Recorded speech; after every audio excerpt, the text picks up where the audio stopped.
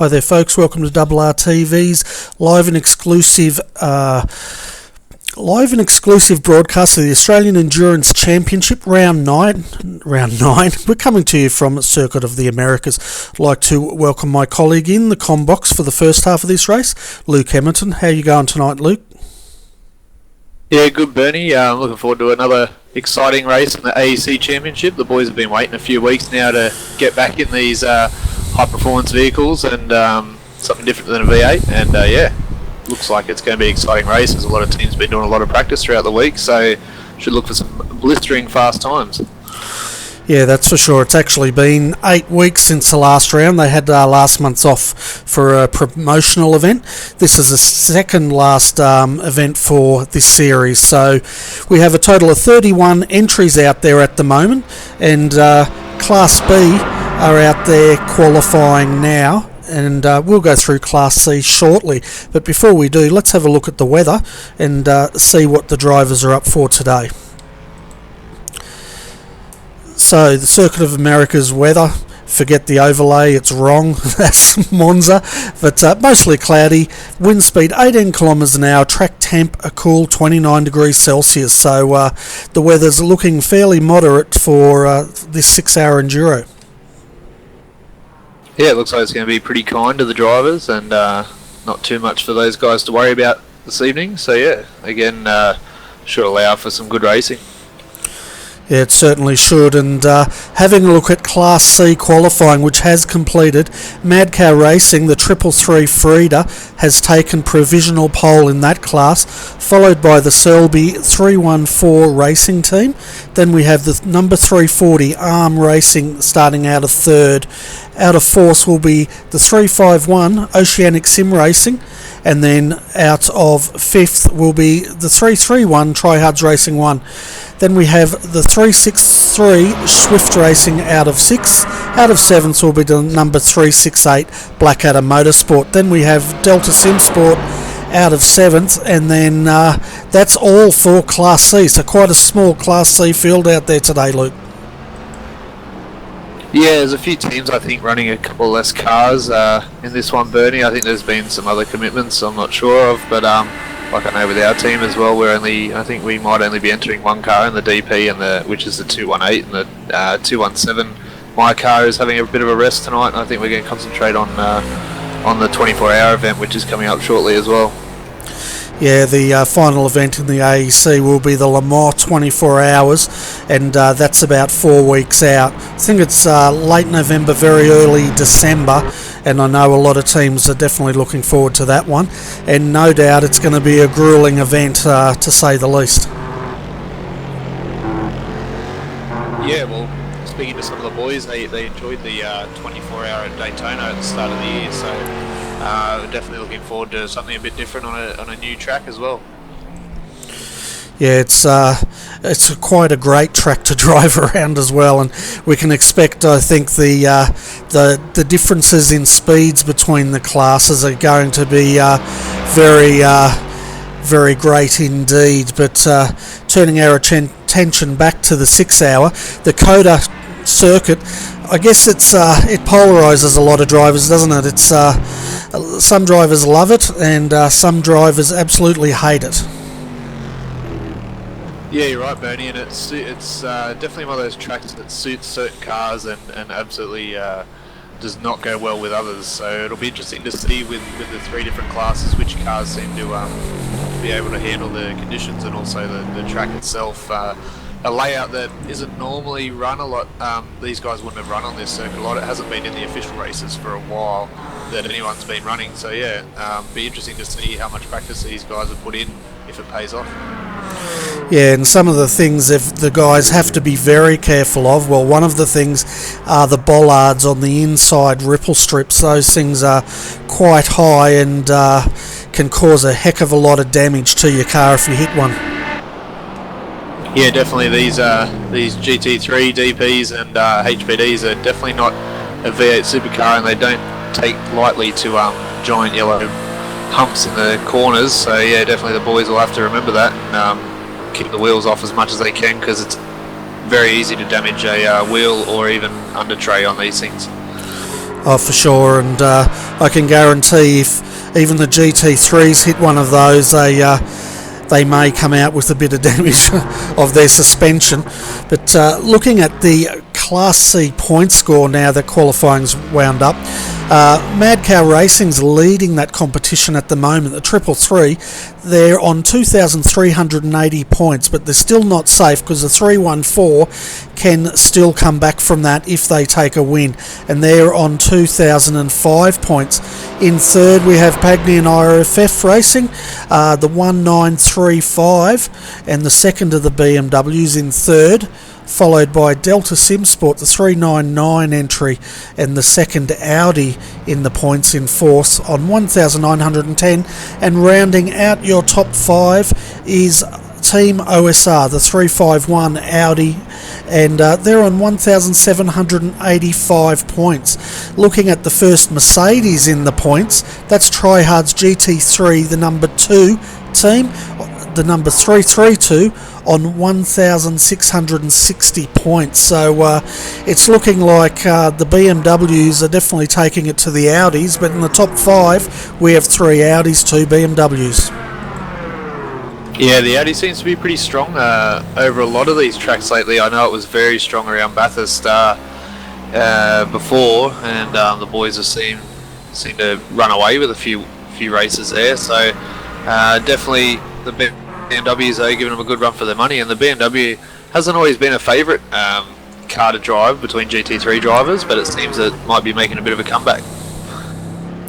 Yeah, well, the thing is with the BMW in these endurance championships, I think they're the most drivable car out of them, and the most forgiving, and I think that is what a lot of the endurance drivers are looking for. Something that's going to be very reliable and going to see them to the end of the race.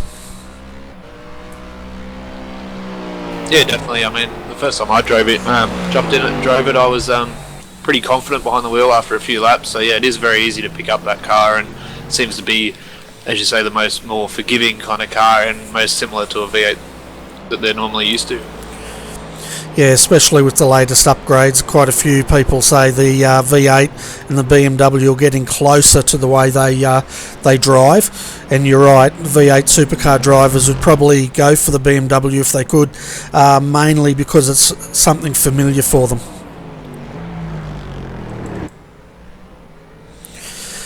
So the guys are out there in Class B qualifying at the moment. We've got ERA, the 228, in provisional pole. Riley Blythe set the fastest lap of a 1:57.823, but Michael Schreier in the Synergy Sim Racing Boost Juice entry, the 200, they're only about 6/10 or 600ths, I should say, of a second behind. So there's not a lot going between those two at the moment. No, and I know that that Synergy Sim Racing car has been very strong over the last few practice sessions, so it should be very interesting to see if they can get one over the ERA car, and yeah, that should be a great battle up front for the whole 6 hours, I reckon. Yeah, I reckon you're right, and right on cue, the 200 goes across the line. Michael Schreier driving it, new fastest lap, a 1:57.740, so he's definitely throwing down the gauntlet to ERA.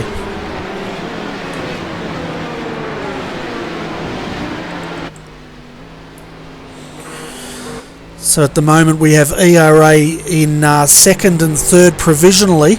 That's a 228.226, and then we have the number 230 at Synergy Sim Racing. So they're currently sitting first and fourth, and then rounding out your top five is Tryhards Racing, the DP2 team, and Stuart Dillon is driving that at the moment.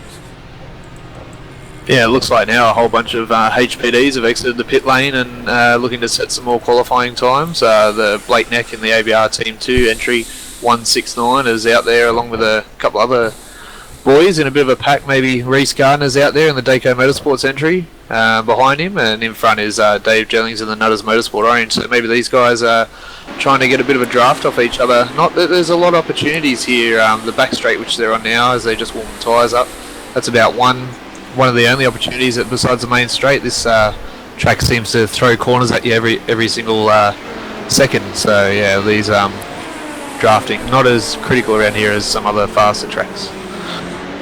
Yeah, it's definitely going to be interesting to see. And so we've had Class C and Class B complete their qualifying. So out of Class B, the 200 Synergy Sim Racing will start from pole in that class, followed by ERA. They're in second and third respectively. Out of fourth will be the 230 Synergy Sim Racing 3 team. Out of fifth is Triads Racing DP2 team. Sixth will be the 221 Thunder Sim Racing team, and then finalising Class B is the 229 LM Entouring International. So another very small field here in Class B of only 7 cars taking to the grid.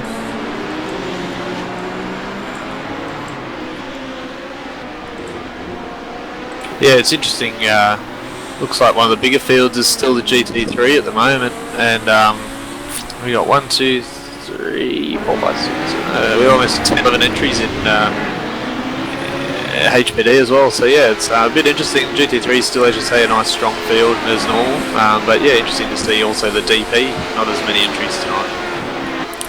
Yeah, so it should make for some good racing though, and we will be bringing this event to you uninterrupted right to the end. It's going to be quite a long day for me, but you'll get the full 6 hours plus interviews at the end.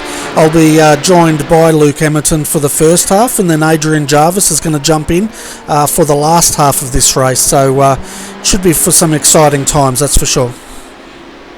Yeah, that's right, and I've stocked up on beverages and nibblies, so it should be right. I won't get caught out like the other night when we had the other enduro that we did, Bernie, and we had to go AFK for a bit. So yeah, it's all set up, ready to go. Fantastic. I'm not prepared at all. I've got some water and some coffee, and that's about it. But anyway, folks, for the viewers at home, you might as well go and get your favourite beverage, your snacks, and settle in for our 6-hour broadcast of the COTA 6 Hour. I'm sure it's going to be quite exciting.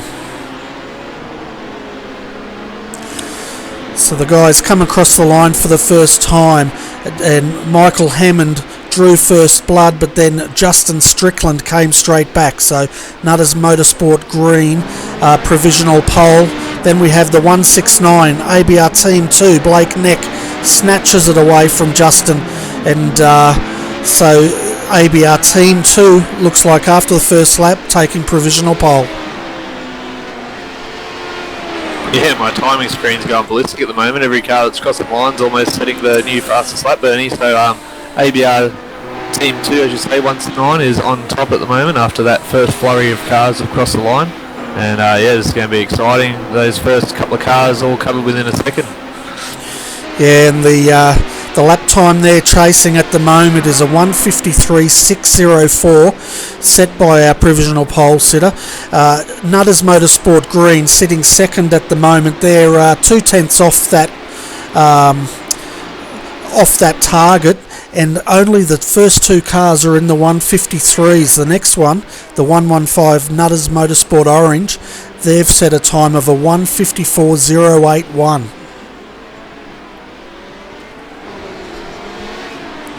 Yeah, only just outside the 53s there, so those boys will be looking to get the next hot lap in and break into that 53 bracket, but that 53.6 seems pretty strong at the moment, Bernie. Yes, it definitely looks strong, doesn't it? And there's quite a lot of guys here that are going to have to up their game if they're going to try to match it. And saying that, the 118 Redback Racing HPD, Aaron Lee driving that car, has set 1:52.130 as the fastest time, and that's a heck of a lot quicker than the other guys. It's about 1.5 seconds faster. Yeah, he has just absolutely blown that time out of the water after we've just finished talking about the ABR team, but now he's looks like he's pretty content with that, Bernie. He's driven the car straight back into the pits. So yeah, it's a good job there, and yeah, blistering fast time. These other boys are going to have to figure something out pretty quickly. There certainly are. FSR Dayco Motorsports, Reese Gardner, he just set a time of a 1:53.437, so he's improved by probably around about 0.8 of a second on that time. So here comes Dayco. Yeah, slowly chipping away at that time now, but brought it within 1.3 seconds of the Redback Racing team. There's still a Synergy car, the 1:30, that hasn't set a qualifying time yet, all the way down in 28, so they might have had some issues with some off tracks as David Jennings in the Nutters Motorsport Orange 115 pulls off the track and escapes. So yes, as we are now, we have Redback Racing 118 in first, 1.3 seconds behind is FSR Dayco Motorsport, and ABR Team 2 that's that early 1:53.6 is now in the third place. Yeah, and they got an off-track last time by, so we'll see what sort of a time they set this time. And it's quite easy to get an off-track around COTA, isn't it?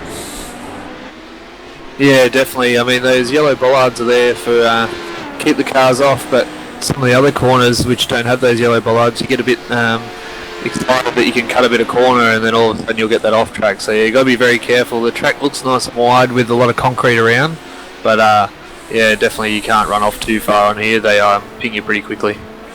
Certainly will, and looks like Blake Nex called it, pulled out of that lap. He's in the pits. We have Aaron Farmer out in Nutters Motorsport Orange. They're sitting in fourth at the moment. Their best time of 1:53.733, so a fair ways off the pace.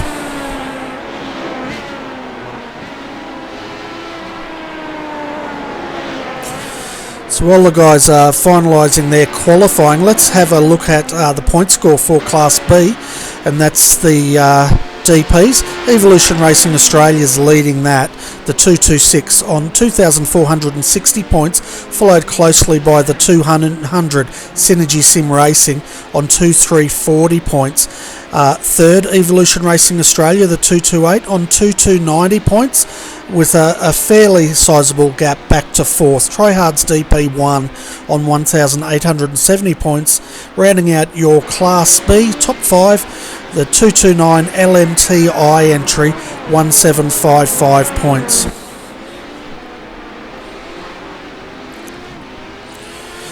So I guess, Luke, with the small amount of DPs out there today, that point score may get a bit shaken up by the end of this round.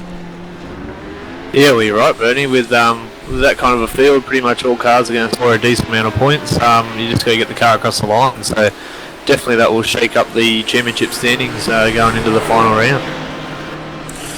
Certainly will, and we can see now Nutters Motorsport Green. They did have provisional pole. They're coming back out to have a last minute go at getting pole position. Probably done a few adjustments to their car, and they will go out. The sister car, the 119 Redback Racing HPD, Dean Briefer driving that car, is currently sitting in sixth. Their best time, a 1:53.958. Yeah, it still looks like we've got one of the Synergy cars not setting a time yet as well, so not sure what's up with them, but yeah, and looks like pretty much the entire field of HPDs are out there now with about 9 minutes to go in the qualifying session to try and get or improve on their time. I mean, if you're second through to, or pretty much third through to about 6th or 7th, then you only need to improve by about 0.3 or 4 of a second, even 0.2, and you'll gain a spot. Yeah, they're extremely close back there, aren't they? If we have a look, number 4, the 4th place, 115, 153.733. 5th position, 153.868. 6th position, 153.958. So that cluster's extremely close, and even the 104. We haven't seen much of FSR GT Omega. Scott Connors, he's known as quite a fast driver out there. 154.040.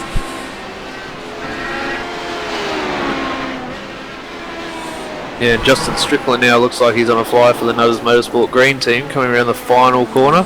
in the 116 car. Looks like he's about to set a time, and that time is not counted. No, he hasn't. He must have an off-track that lap. So no time there recorded for Justin Strickland. So he's off now to try to better that time.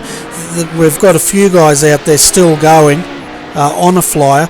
Michael Hammond down in 9th position for JFF Racing, Laser Racing entry.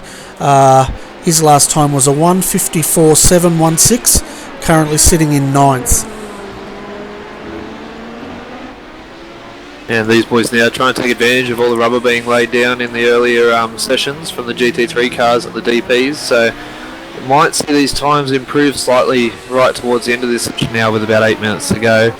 And yeah, but still that Redback Racing car looking quite strong up there, still in P1. Yeah, that's the only car in the 152s at the moment. Their last time, a 152.635, but what's got them provisional pole is a time of a 152.130.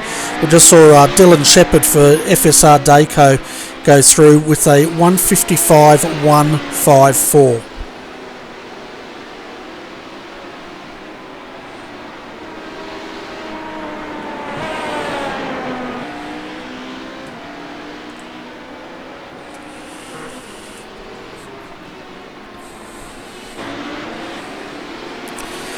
So at the moment we have all 11 of the HPDs out there.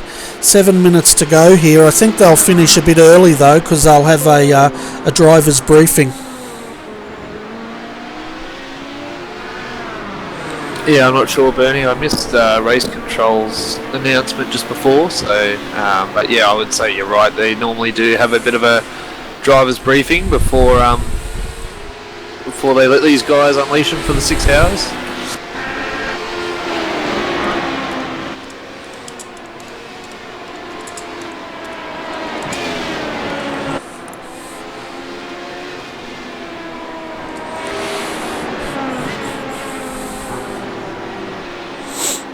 You can just see there Scott Connors coming through, sitting in 7th. He had a spin a lap or so ago and trying to recover.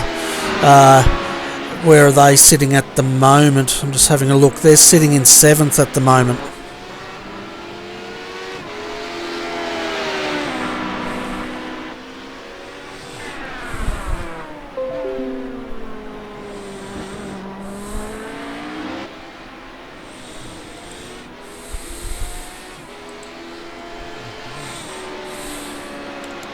Yeah, so Nutters Motorsports managed to go a bit faster. They're up to a 52.5, but they're currently in pit lane at the moment. So your top 5, you've got Redback Racing with a 151.7, which is still a time to beat. Nutters Motorsport is in the second one with a 152.5. FSR Dayco Motorsports is in 3rd place, car 100. Car 169 ABR Team 2 is in 4th, and Carnet TDR car 137 is rounding out our top 5.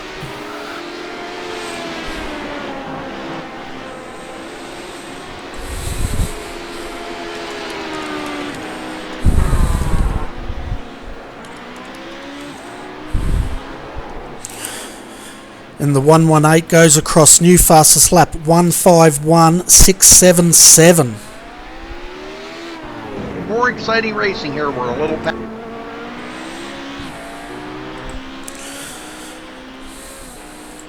So that's the first and only car in the 151s now. 4 minutes to go. It's looking pretty good for the 118. Yeah, it sure is, Bernie. There's the next car behind's almost back out to a second. They were at about 0.8. Now they're at 0.92 with the Nutters Motorsport entry. So yeah, that Redback Racing have really got their setups down pat by the look of it in that 118 vehicle. Oh, they certainly are.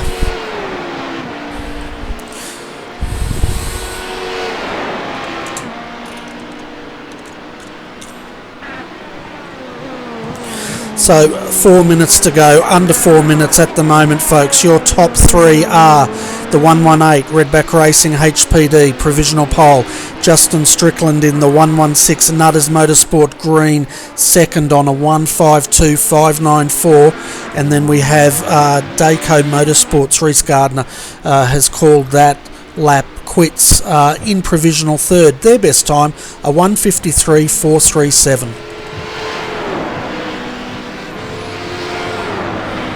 Yeah, and just having a look down the bottom end of the field, Bernie, so there's a couple of cars here that have opted not to set times. So in this class we got the 131 of Tryhards Racing. They haven't set a competitive time, and the 103 of ANZ Motorsport HPD has not set a time. I'm not sure if they may have a penalty for this race from the last event. And there's also a GT3 car, I think, in there as well. So just have to wait and see when the race starts, Bernie. We might have a couple of cars coming out of pit lane as well. Yeah, we definitely will. We'll cover that in a moment.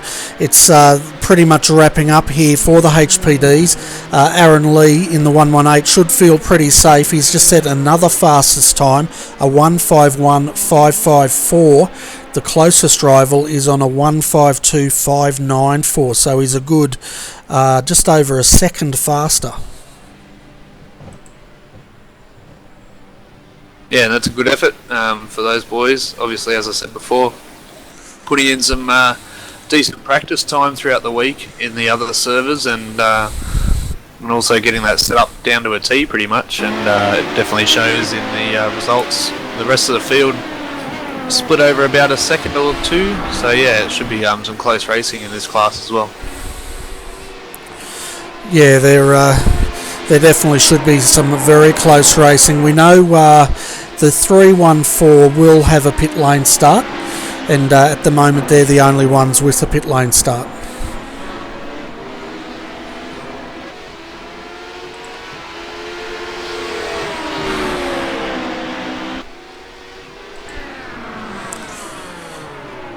So 1 minute 34 to go. Aaron Lee's still out there circulating, so he must still feel a little unsafe. Justin Strickland at the moment sitting in second.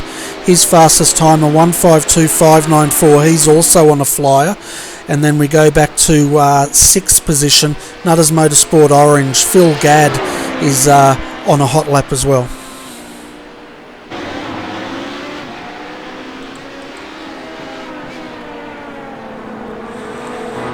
Yeah, a bit of a late charge we might see here with 6th and 7th place, and also 9th and 10th out on track, and those times are pretty close together, so if they can, as I said, find a few tenths on these laps, they might find themselves up a bit in qualifying, which in a 6-hour event isn't as competitive, but any position that you can make up before the start of the race is obviously an advantage.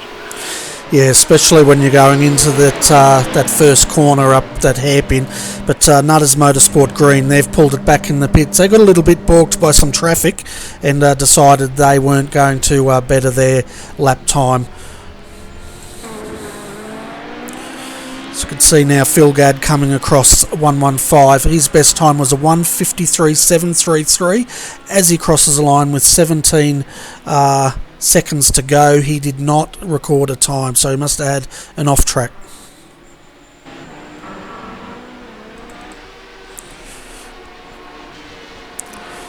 We've got Scott Connors in 7th, also on a flyer.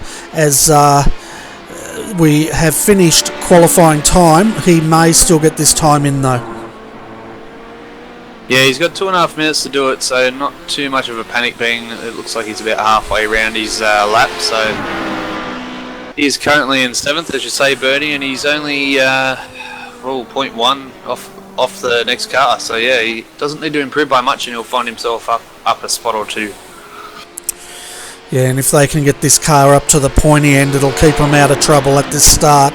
And no doubt that's what they're trying to do, is, like all the drivers, get up as far as they can in the field here for that start.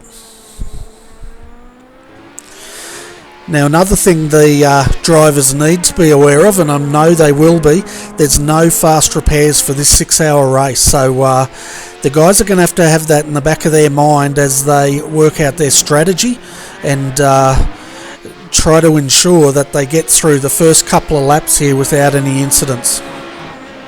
Yeah, definitely. And as you mentioned before, Bernie, that top hairpin at the top of the hill, that is absolute monster of a corner for first lap incidents, and Scott Connors has looped it on the second last corner, and that time will not count. But yeah, that is going to be a big bottleneck for all these cars, and we might see the boys actually spread out the classes as we normally do. So yeah, we'll see how that turns out, but they've definitely got to watch out, especially if you're in a GT3 car, if anyone gets tangled in the first corner. Yeah, for sure, and it's going to be a rolling start here tonight, folks. So let's take you through the full grid of Class A, B and C. So Redback Racing HPD, Aaron Lee in the 118 will start from pole, followed by the 116 Nutters Motorsport Green out of second. Third will be the 137 Carnet TDR, Aaron Osborne set that time, and then the 100 FSR Dayco Motorsports will start out of fourth. Out of fifth, the 169 ABR Team 2. Out of sorry, Bernie. Out of sixth place, we're up to 115 Nutters Motorsports. Seventh is FSR GT Omega. 112 Laser Racing is out of eighth. Redback Racing HPD's ninth. FSR Dayco Motorsport is in 10th, and VPR is in 11th. 116. Then out of 12th will be the 130 Synergy Sim Racing, followed by 13th Synergy Sim Racing, the 200. Quite a long ways down. Oh, sorry, they're the first in Class B, so that makes sense. The 228, second out of Class B, and then the 226 Evolution Racing Australia will start out of 15th and third in class.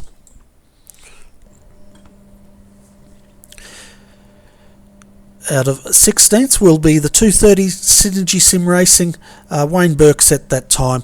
Then 17th Tryhards Racing, the 232. 18th will be the 131 Tryhards Racing HPD 1 team. In Class A, they're a long way down.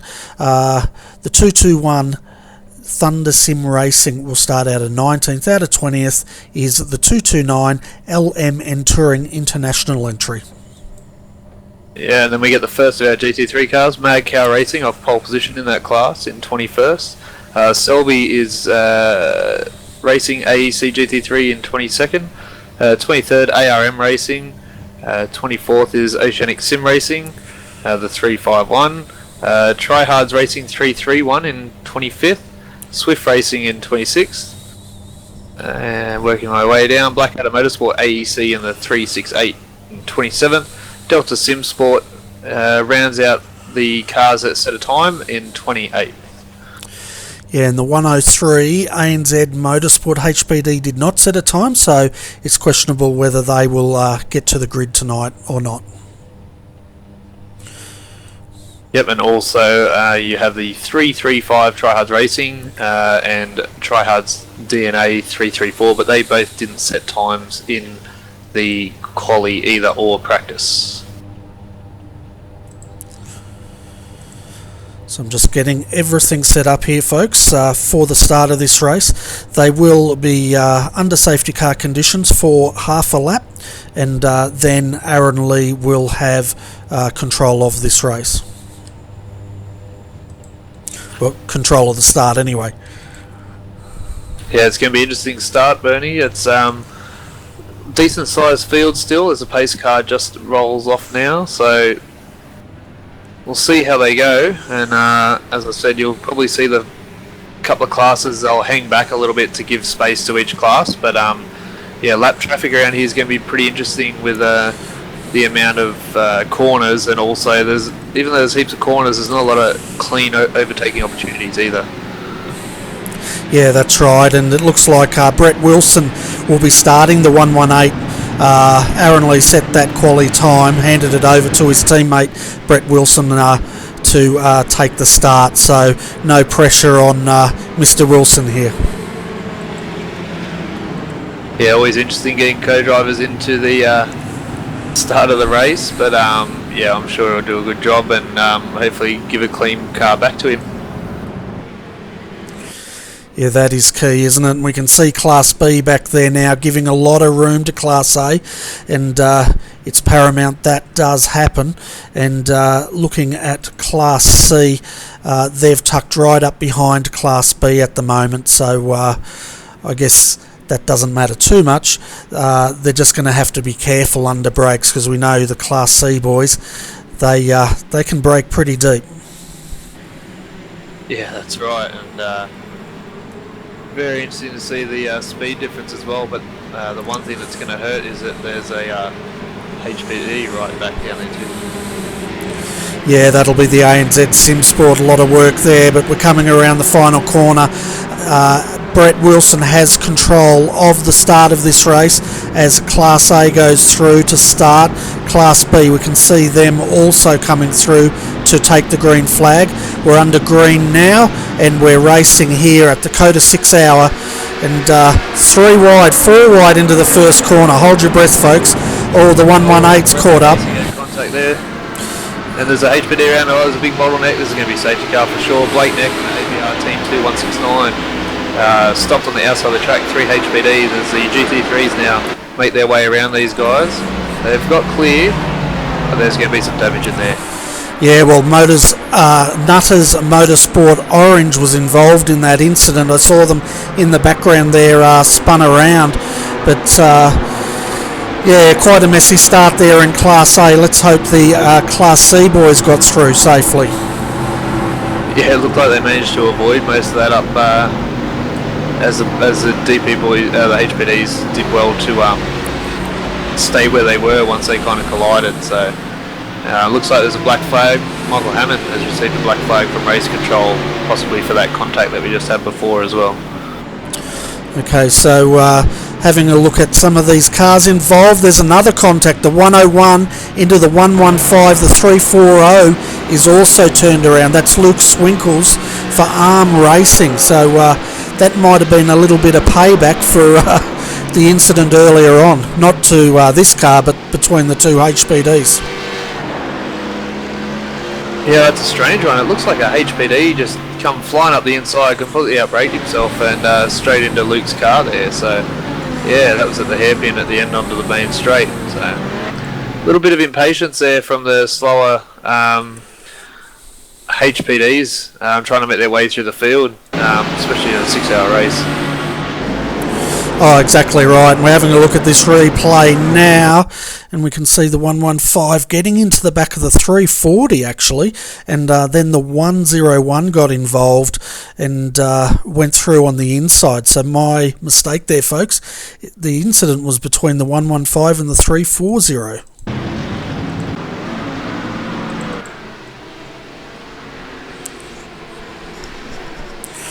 Yeah, so up in front now you've got Justin Strickland in the Nutters Motorsport green entry. He's now a little bit up on the Scott Connors in the GT Omega Racing for second place, followed by Brett Wilson in the Redback Racing car, which set that fastest time but had a bit of contact into that first corner and dropped a couple of spots. Yeah, well, we had the two GT Omega entries going up the inside, and I think they went 4 wide into that first corner, and it got very messy very quickly. But Nutters Motorsport Green, they've pulled out quite a gap at the moment. 2.3 seconds is that gap back to the 104, and then third is Redback Racing HPD. So I think they got out of it fairly cleanly. Looking at Class B, Synergy Sim Racing's leading that class, followed by the 228 or 226 and the 228, both with damage here in second and third. And then we have Wayne Burke in fourth position. Yeah, and Wayne Burke now just making a move on the ERA car for that position there. Bernie has come into the last couple of sections of corners. That was a good move actually, and he's got a bit of damage on the rear of that Corvette, so have to see how his aero handles that. But obviously a bit of contact earlier on in that Eaton Synergy Sim Racing sponsored car. Yeah, and we can see that 228, it's dropped about 2 positions in the last probably 6 corners. Having a look down at Class C, the Mad Cowboys will be happy. Frida is leading that class again. This car has been very dominant throughout the whole season in the AEC, and they're doing it again. The 363, Swift Racing is in second. These guys have been improving a heck of a lot for a young team. And then third is Delta Sim Sport with Alex Pole behind the wheel, third in Class C at the moment.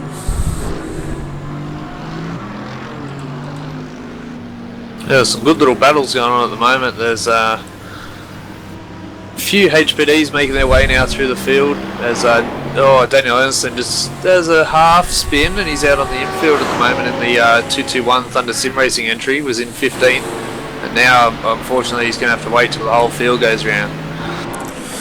Yeah, and he's hasn't beached it, fortunately. Now, this series, folks, they run the no escape rule here, so if their car's involved in an incident and either they can't recover it or it's undrivable, they do have to wait for permission from race control to exit, and if race control deems it in a dangerous position, they will call a safety car. Yeah, and just have a look, Bernie, that Wayne Burke in the Synergy Sim Racing car is now caught up to the back of the 226, the sister car Evolution Racing Australia, and is looking to make a move shortly for the lead of that class at the moment, or sorry, for second place of that class. Yeah, you can see him now. We're riding in gyrocam here. You can see him hard at work here, tucked under the 226. Blake Coppo's driving that car for ERA at the moment, and it just really shows you how tight some of these corners are. Yeah, definitely, and some of the sections as well that are nice and flowing as they'll come up round the top of the hill here into turn 1, and as it comes back down the hill and they flow down through the left right, it's amazing piece of track, but that's where you'll see the bollards that they are going to be trying to avoid for the next 6 hours. Yeah, and as they go through these series of S's, they actually do tighten up, don't they, as they get deeper into them. Yeah, that's right, Bernie, and just over to the left there, that's normally where you'd turn off for the shorter course, but as we're running the GP circuit configuration, then you're up through the top of the hill here, and yeah, it's very, very technical. There's no rest for the drivers at all until really they come down into this left-hand hairpin, which is an extremely tight corner, and back onto the back straight. You can see there, Wayne was thinking about making a move there. You can just see how easily under acceleration in the DP that back end started to step out a little bit on him.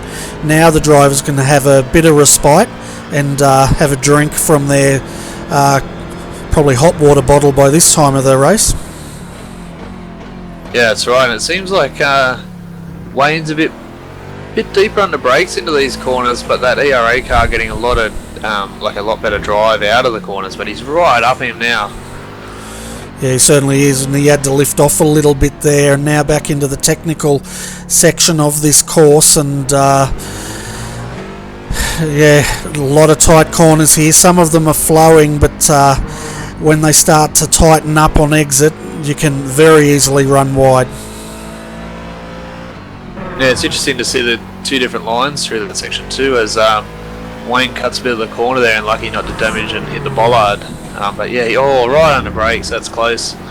And power out. It's very easy around some of these tighter corners too, Bernie, to get on the throttle too early, get a bit eager and loop the car as well.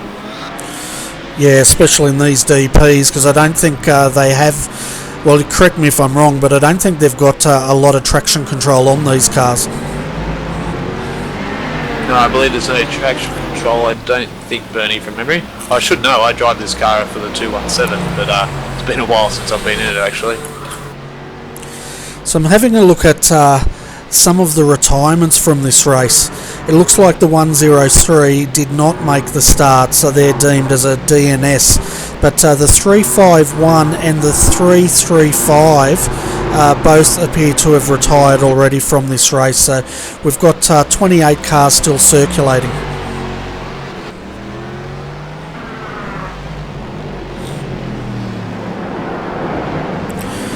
looking at the cars that are in trouble at the moment out there. The 314 that had a pit lane start, they are sitting down in 24th position at the moment as they just go past the 340 that was involved in that incident with the 115 earlier. The other cars that have had to make a pit stop, Synergy Sim Racing 2, the 130 has had to come in for repairs already. The 112 Michael Hammond entry, they had a stop and go, and the 334 Tryhards Racing 3, Rick Burke driving that car, has also had to, they were also in the pits for quite a long time. Yeah, that's right. Just back up the front, Bernie, we've got a couple of little battles here for second and third. Scott Connors and Brett Wilson getting a little bit close, and then a couple of cars back from that, Aaron Osborne in the Cadet TDR 137, and it's going to be a bit of a battle with Dean Briffer there in the Redback Racing HPD 2. Yeah, it's good to see Dean having a good drive out there. He's talking about coming up and joining us throughout this race, no doubt after his driving stint, to say hello to us, so that'll be great. Yeah, always good to hear some insight from the drivers who are competing and see how their mind is ticking and how they're viewing the race currently. Those who watched the endurance race, the SDRT V8s on the last Friday night, and know that we had a driver interview while he was driving around, and while one of the boys was driving around, and that was very interesting. So we'll try not to do that again. Yeah, that makes me very nervous when that happens, and we can see just up ahead, looks like Scott Connors has run wide, and he's let Reese Gardner through. Aaron Osborne right on his hammer now.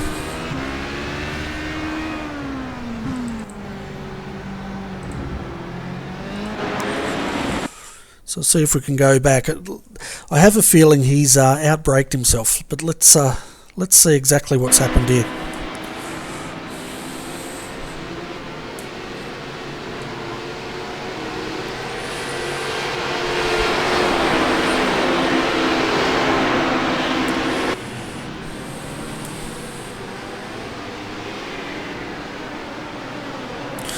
Yeah, that's exactly what happened. He's outbraked himself, having to go to the apron and flashing his lights there at Brett Wilson as he rejoins. So maybe he wasn't too happy. Didn't appear to be contact though. Yeah, maybe just balked him out a bit of a turn in there or something like that, and it's put him off a bit. Yeah, one of the cars to keep an eye on tonight, folks, is the FSR Dayco Motorsports entry. Reese Gardner driving that car. This team, they are known to be extremely fast, and on top of that, they normally have very good pit strategies. So this is one car that's definite favourite to take out Class A.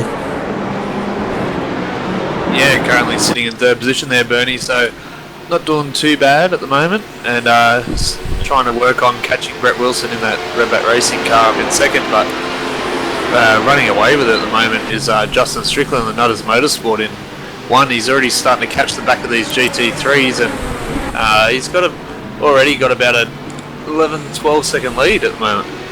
Yeah, he's got a huge lead, doesn't he? But that can all evaporate if a safety car does get called. But it also means these guys have to make sure they don't make any mistakes and have to go to the pits, because if they do, it's going to spell disaster for their campaign. Now, we do know the 118, it's had a fairly mixed run this season. Quite a fair bit of bad luck and different incidents that this car's been involved in. So they're looking at this round to try to recover and get some well-needed points. Yeah, and endurance racing can be a cool sport, Bernie. There's you can either have a lot of luck or you can have absolutely none at all, and it's unfortunate when it happens. A lot of people just say that's racing, but yeah, so hopefully their luck changes around and they get a good result. Oh yeah, it can be absolutely gutting, because like real world racing, these guys put a heck of a lot of time into making sure their drivers are fit and that car is set up perfectly for the race. And I'm not talking days, some of these guys spend weeks doing it. So to come to a race and find yourself in trouble in the first couple of laps, it can be gutting to a lot of the teammates.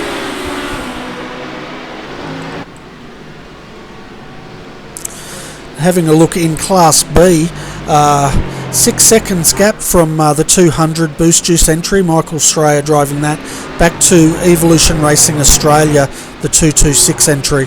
And we can see as one of the HPDs goes through, side by side, yep, Blake's led him through now, and the 101 is just behind him as well. So a few of the HPDs, Luke, are still making their way through the field. Yeah, and some of those were some of the cars involved in that first corner incident there, Bernie, where there was 3 of them that just had to sit there and wait, and pretty much all the GT3s went past them. So yeah, they're going to have a lot of work to get back through all these other classes. Yeah, for sure. And I'm just having a look at all the off tracks we've had since the start of this race. Let's jump back to the start anyway and see if we can work out exactly what happened to these guys.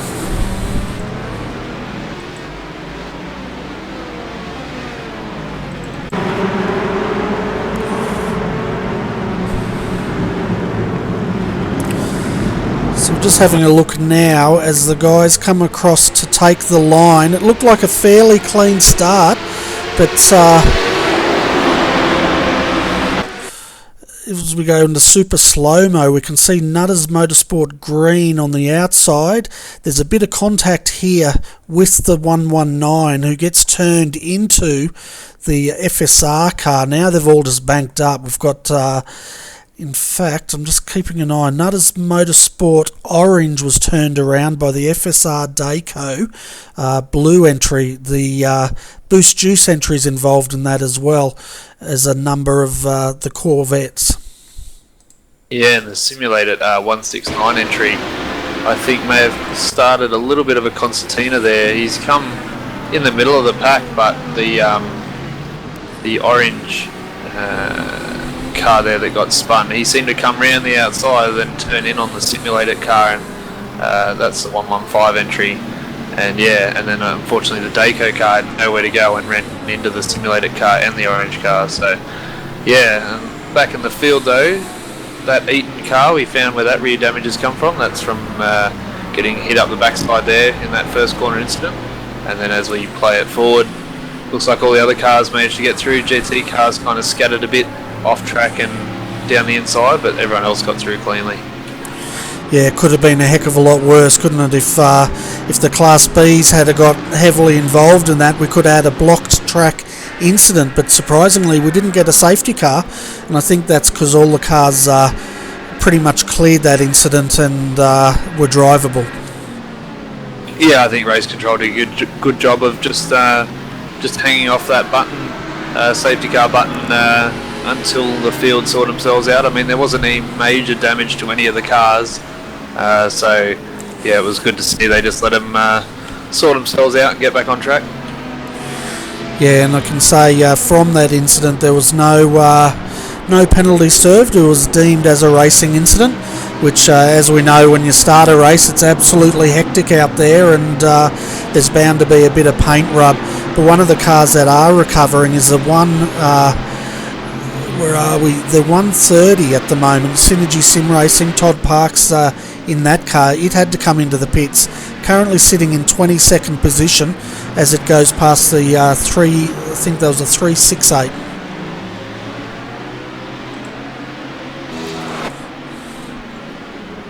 Yeah, that's right, and yeah, a lot of work for these boys to get through all these GT3 cars with being able to outbrake them by a long time. And he's got to be careful because the leaders are coming through now as well. So yeah, these GT3 cars are going to have to keep one eye in the mirror and one eye in the road ahead at the moment, with the traffic starting to build up very quickly. Yeah, well, looking at Class C, the only car that hasn't gone down a lap is a 333 Mad Cow Racing entry, and they've got a substantial gap back to the 363, and we'll see if we can get you exact timing on that. 15.9 seconds is the gap from first to second in Class C, so they're spread out quite a lot as well.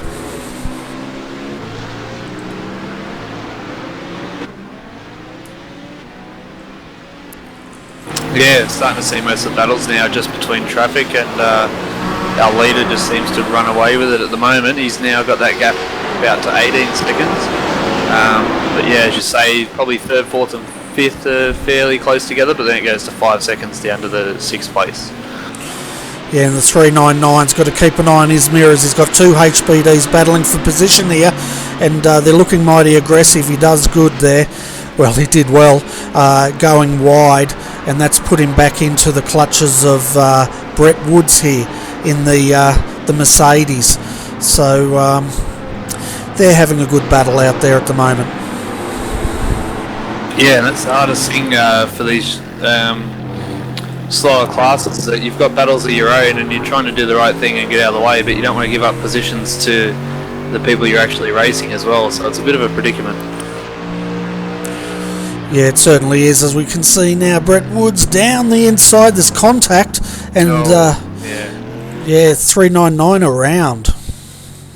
And I would dare say I'd put my house on that's going to be a drive-through penalty for that Mercedes, unfortunately. As I said, that hairpin is a bit deceiving. Like, it's a very, very wide entry, but yeah, it's not really a place to have a dive bomb, if you will.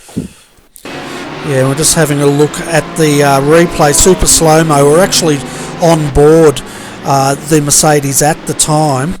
As we bring this into super slow-mo, we can see he was a fair ways down, but where was he? Probably hit him in the 3/4 panel as Delta Sim Sport went for that apex. So it'll be interesting to see what Race Control has to say about that incident. Yeah, not sure, Bernie. As you say, he was up far enough, but like, you're nowhere near the racing line on that when you're that far in, and also being that far across, the Audi wouldn't have been able to see him pretty much in his mirror or anything like that, and just turned in as normal. But it looks like we have got a black flag for 105 for David Jellings, so that's interesting. Okay, I'm just having a look. I can't actually see that, so we'll, yeah.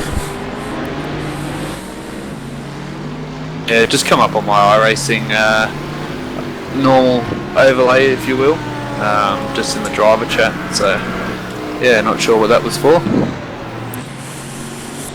Yeah, well, we'll wait and see what if Race Control can let us know what's going on there. And just heard from Mr. Jarvis. He's looking forward to joining us in the Combox this evening, so so that'll be great.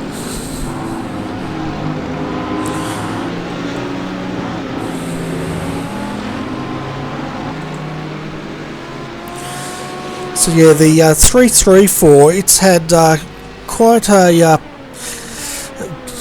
I won't say bad start, well, it's had a bad luck, let's put it that way. This car had to sit in the pits for quite a long time for repairs, and he's come out 5 laps down, so that'll be 4 laps behind the Class C leader, so probably not the start these guys wanted to the COTA 6 hour. No, that's interesting. Maybe they nobody could get on to actually race it or something like that, Bernie. A few computer issues possibly, which always tend to arise just before you've got a big race normally. So yeah, that's definitely unfortunate, but hopefully they can keep it rotating and see what happens. Yeah, and I'm just having a look. He had jump back to lap 2 for this car, and because that looks like when all the action took place. It's either lap 2 or lap 5. So let's jump back to lap 2 and see if we can work out what's happened to this entry.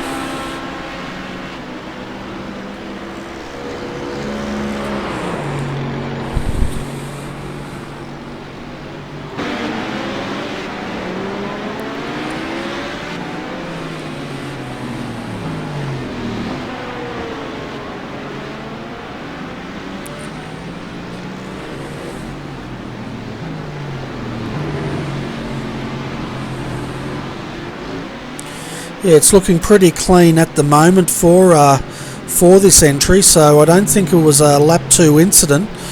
And we can just see how he's getting the off tracks going wide. We'll jump back to lap 5 and see if that can tell us what's going on.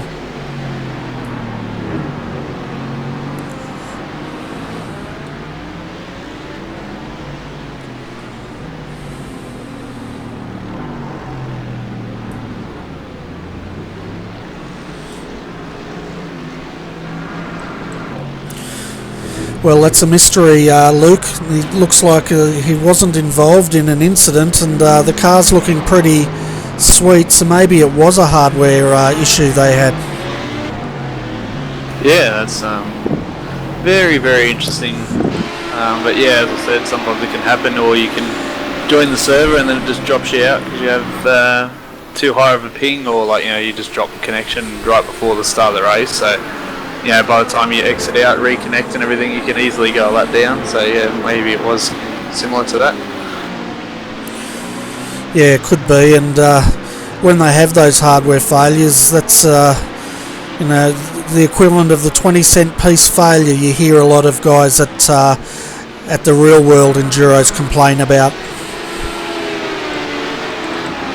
Yeah, that's right. We've got a bit of a battle here. We've got Blake Neck in the 169 HPD ABR Team 2.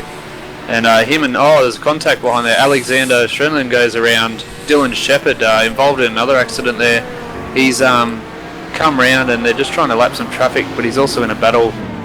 And he's just tried to follow the other HPD through, and the Mercedes of the 368 car has turned in on him, and the Blackadder Motorsport, and turned them both around, so that's unfortunate there. Yeah, and we're having a look at the replay now, and just to see what happened. He was going wide to get around the Delta Sim Sport entry. Yeah, he's dived in on the inside of the, the 368, and the 368's turned in, and they've got contact. Yeah, it looks like he just tried to follow the other HPD through, but obviously the 368 wasn't expecting a second HPD to come through and just taking his normal racing line, and unfortunately he spun both of them around. Yeah, and it looks like there was a bit of contact there with the Alex Pole's car, and the Synergy Sim Racing Boost Juice managed to thread the needle, so shouldn't be too much damage for all concerned. Looks like they got away pretty cleanly and back to it pretty much.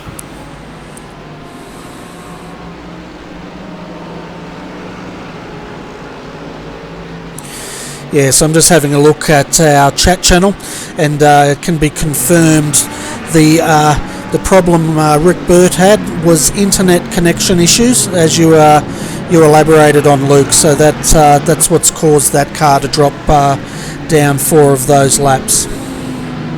Yeah, it's unfortunate, and looks like Brett Woods and Alex Pole in the GT3 class in the 399 having a bit of a battle here as the Synergy Sim Racing Daytona prototype tries to get past them as well. So again, what we're saying, there's 2 cars in a battle and a faster car trying to get around them. Yeah, and for the viewers just joining us, the Turn 1 incident was involved with a number of HPDs, 4 wide into the first corner. Race Control did have a close look at the Class A, and it was deemed a racing incident. But most of those cars are still out there circulating. Some did have to make pits, and that was the 112, Michael Hammond, and the 115, David Jellings entry, did have to take to the pits for some repairs. Yeah, now all back out on track trying to make their way back through this field of GT3 cars and DPs as well, so interesting to see if they can get through cleanly. We've already seen a few incidents with lap cars, so see how we go. But Blake Coppo as well down in 11th in the ERA 226. And Justin Strickland in the lead car for Nutters Motorsport Green just set a faster lap, a 1:53.731. So that's getting into some of the qualifying. But keep an eye, folks, on the 118. This was our provisional pole sitter. Aaron Lee set a scorching time in this car. He set a high 1:51s, and they elected for Brett Wilson to start. So once the first pit stops or driver changes come in, keep an eye on this and see if Aaron can start closing that gap and moving forward again. Yeah, and just received confirmation that Dylan Shepherd, for that incident we just saw before with the 336, I think, Merc, has been given a black flag for contact. Avoidable contact, if you will. Yeah, and he's now coming in to serve that penalty. What he's been issued with is a drive-through plus a maximum pit time hold, as well as a 60-second hold. So that's going to be quite devastating for that team. Yeah, that's a big penalty, and I think race control maybe set an example, and don't want to tolerate any of the faster cars getting involved in accidents with anyone, especially the GT3 cars. So yeah, that's very interesting. As Reece Gardner now under a little bit of pressure from that 118 that you were talking about, Bernie, as they're coming up to lap one of the DP cars, which is Neil De Bruyn, as Neil pulls around and lets both those cars through.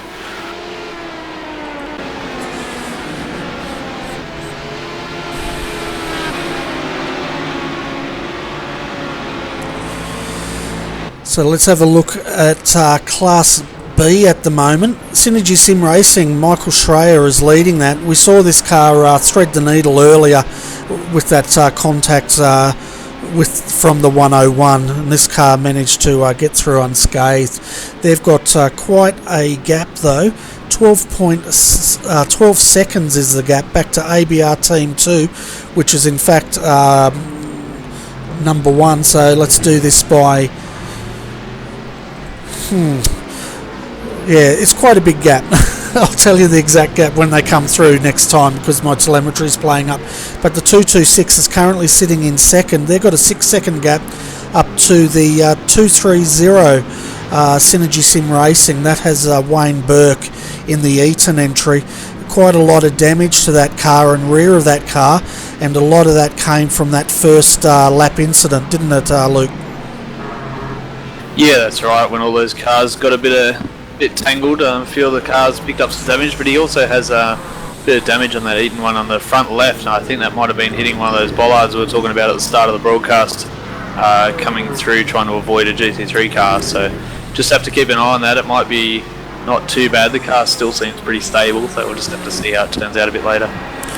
Yeah, and we'll jump back to turn 1 incident again, having a look from Wayne Burke's point of view, and just see what he came up against. As we can see now, the guy's going around, and of course I went too quick through that, but you can just see the tangle there in the back, and Wayne's had to go to the outside to get through there. So did the 228. So good driving by both of those cars. But you can see also, folks, the damage there on the 130 from that turn 1 incident.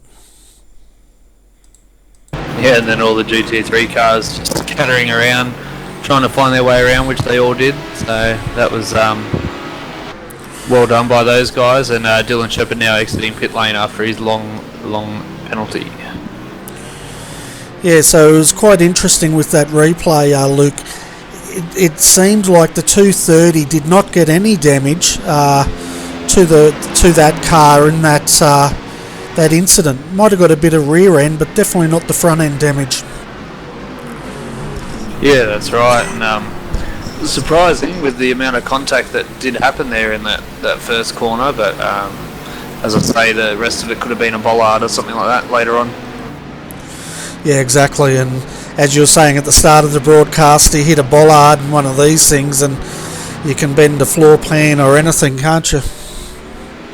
Yeah, you'll notice a lot of the cars, if they do hit one of those pretty hard, they'll have a front left or front right guard kind of crumple up, and yeah, that can even be as harsh as bending steering. So just have to keep an eye on that as well. But as I said, the car doesn't seem too crippled or down on power or anything like that. So yeah, we'll see how it goes.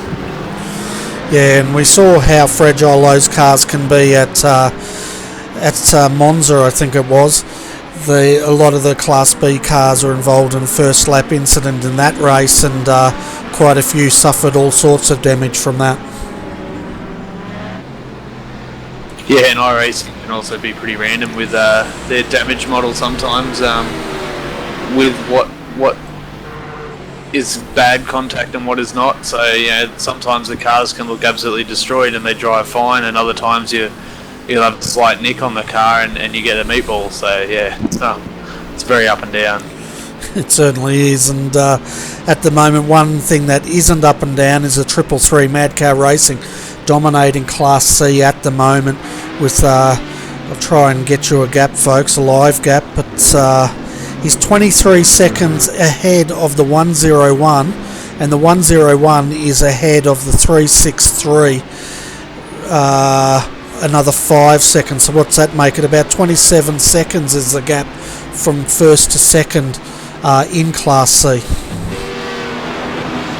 Yeah, and it looks like those gaps are fairly large from most of the field at the moment, Bernie, in their individual classes. The closest one seems to be the Synergy Sim Racing and Evolution Racing cars in the DP class. But as you say, like the Nutters Motorsport 116 and the 100 car of Daco Motorsport, that's 23 second gap as well. So yeah, it's field already starting to spread out. 40 minutes into this race. Yeah, it's definitely spread out a lot, hasn't it? And in third at the moment, the 314 Selby Racing Team, Nathan Hapat's driving that. This car had a pit lane start, which could have been a bit of a mixed blessing considering the way the first corner went.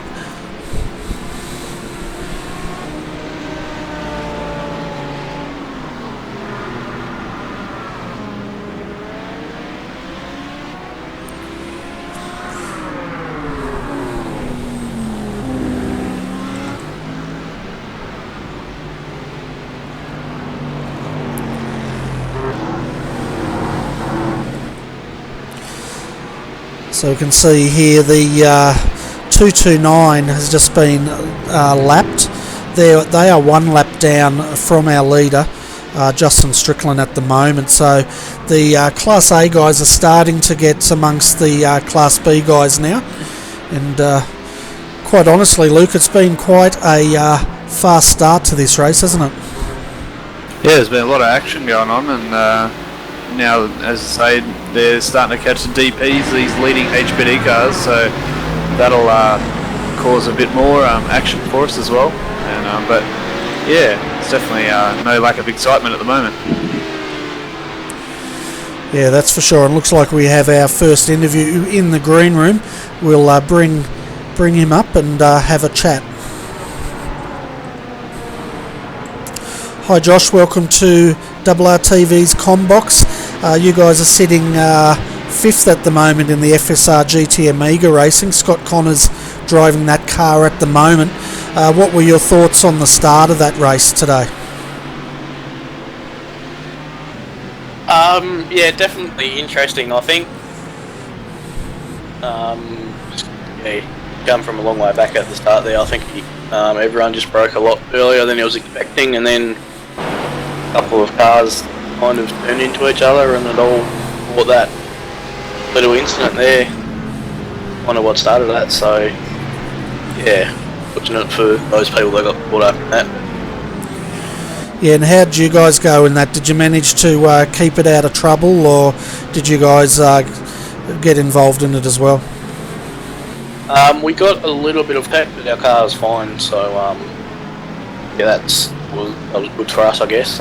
Scott's having a couple of screen freezes at the moment. That's not ideal. I'll jump in next stint and take over while he tries to sort that out. Yeah, your car was just involved in a bit of an incident there, getting caught up with one of the Class B cars. We'll just have a quick look at that replay. but he's going again, which is a good thing. Yeah, it was it looked like one of those incidents where two cars were trying to get around the same car at once and just a bit of contact happened. Yeah, this track can be pretty unforgiving, can't it? Oh yeah, sure can. It's not one of the easiest tracks to learn, so looking at that, I'd probably suspect we'll get a penalty for that. But yeah, anyway, long race, so if we get a penalty, that's what happens. We'll just have to try and bounce back. Yeah, it looked like Scott probably didn't see that DP in his mirrors because he was right up beside him at the time. But we'll have to see what race control has to say. Fortunately, it looks like your car doesn't have a lot of damage to it, so that's some good news. Yeah, it is. There's been a fair bit of carnage so far, so hopefully it settles down a bit later on in the race. Yeah, the pace has been quite quick, hasn't it? Like, we've only been racing, 40 minutes, and the field in all three classes are very well spread out, and it's almost like a sprint race. Yeah, absolutely. I'm very impressed with the Nutters. I just bought green pace in the HPD.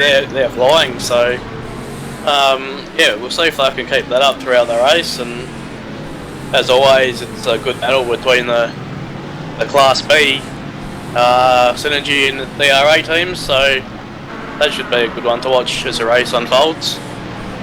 Yeah, it certainly should. The gap at the moment is 31 seconds from the 116 back to FSR Dayco, so yeah, Nutters Motorsport Green definitely throwing down the gauntlet here, and we can see your car now coming through. It's in 6th position, so that's not too bad. But anyway, Josh, we should let you give a shout out to your sponsors and get you back to the pit lane in case you have to jump into that car. Yeah, absolutely. First of all, GT Omega Racing and Dayco for their support. Powerbond, New Lex Constructions. There's a couple more. Got a bit of a brain fade here. But yeah, thanks to those guys and GTI as well. So yeah, I think that's it. Yeah, thanks. And for you guys for doing the broadcast. Yeah, no worries. Well, best of luck for the rest of the race. Let Scott know when he's not driving. He's more than welcome to pop up and have a chat with us. No worries. Thanks, guys. Alright, see you, Josh. So that was Josh Burden in the 104, driving with Scott Connors at the moment. And as Josh said, Luke, Scott's been experiencing a bit of screen blanking issues, so that must be really off-putting. Yeah, you're not wrong. You got to turn into a corner and all of a sudden you got a blank screen in front of you. It's it wouldn't be the easiest thing to do, but hopefully he's be able to get the car through long enough to be able to get the driver swap done and maybe give a reset to his computer or something to try and sort that out. Yeah, he'll need to. He's probably using the ripple strips as braille, trying to listen to the left and the right to know where he is on the track. Yeah, that's it. So just having a look here, it's quite interesting. The 119 Dean Briffer in the redback car, they've actually passed their sister car, the 118.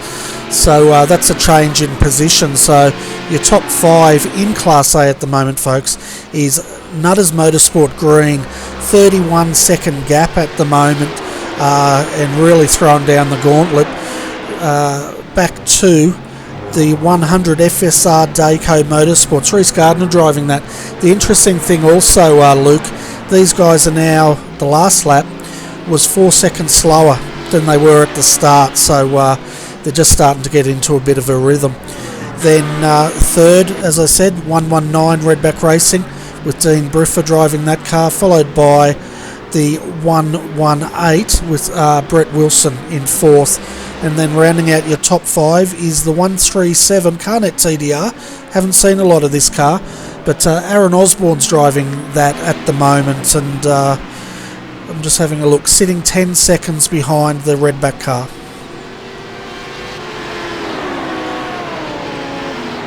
Yeah, so that's interesting there that the HPD's swapping a few positions around Bernie, and yeah, once these pit stops start happening, this is going to really test the teams and the drivers out for strategy wise. And yeah, I don't know how long these cars can run. I'm guessing maybe about an hour or so on a full tank, so we should be able to see some stops happening soon, maybe. Yeah, in the next 10 minutes we should start seeing these guys come in.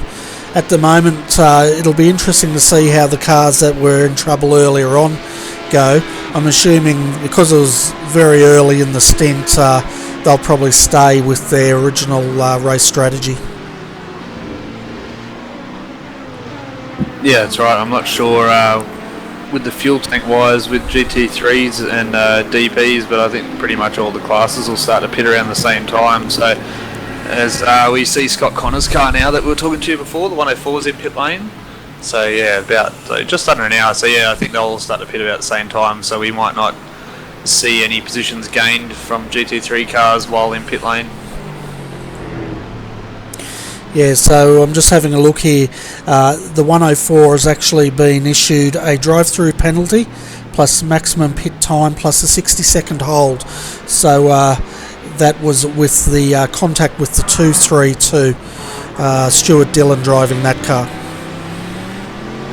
That explains it then.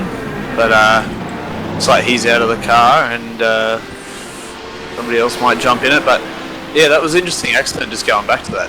Bernie, I was looking from Chopper Cam at one of the replays, and looked like, as you say, he didn't really know that DP was there on his left, but he turned like hard left to try and go around him, and that's what brought him into there. It was just a real kind of snap left, almost like he wasn't expecting how slow the GT3 was going.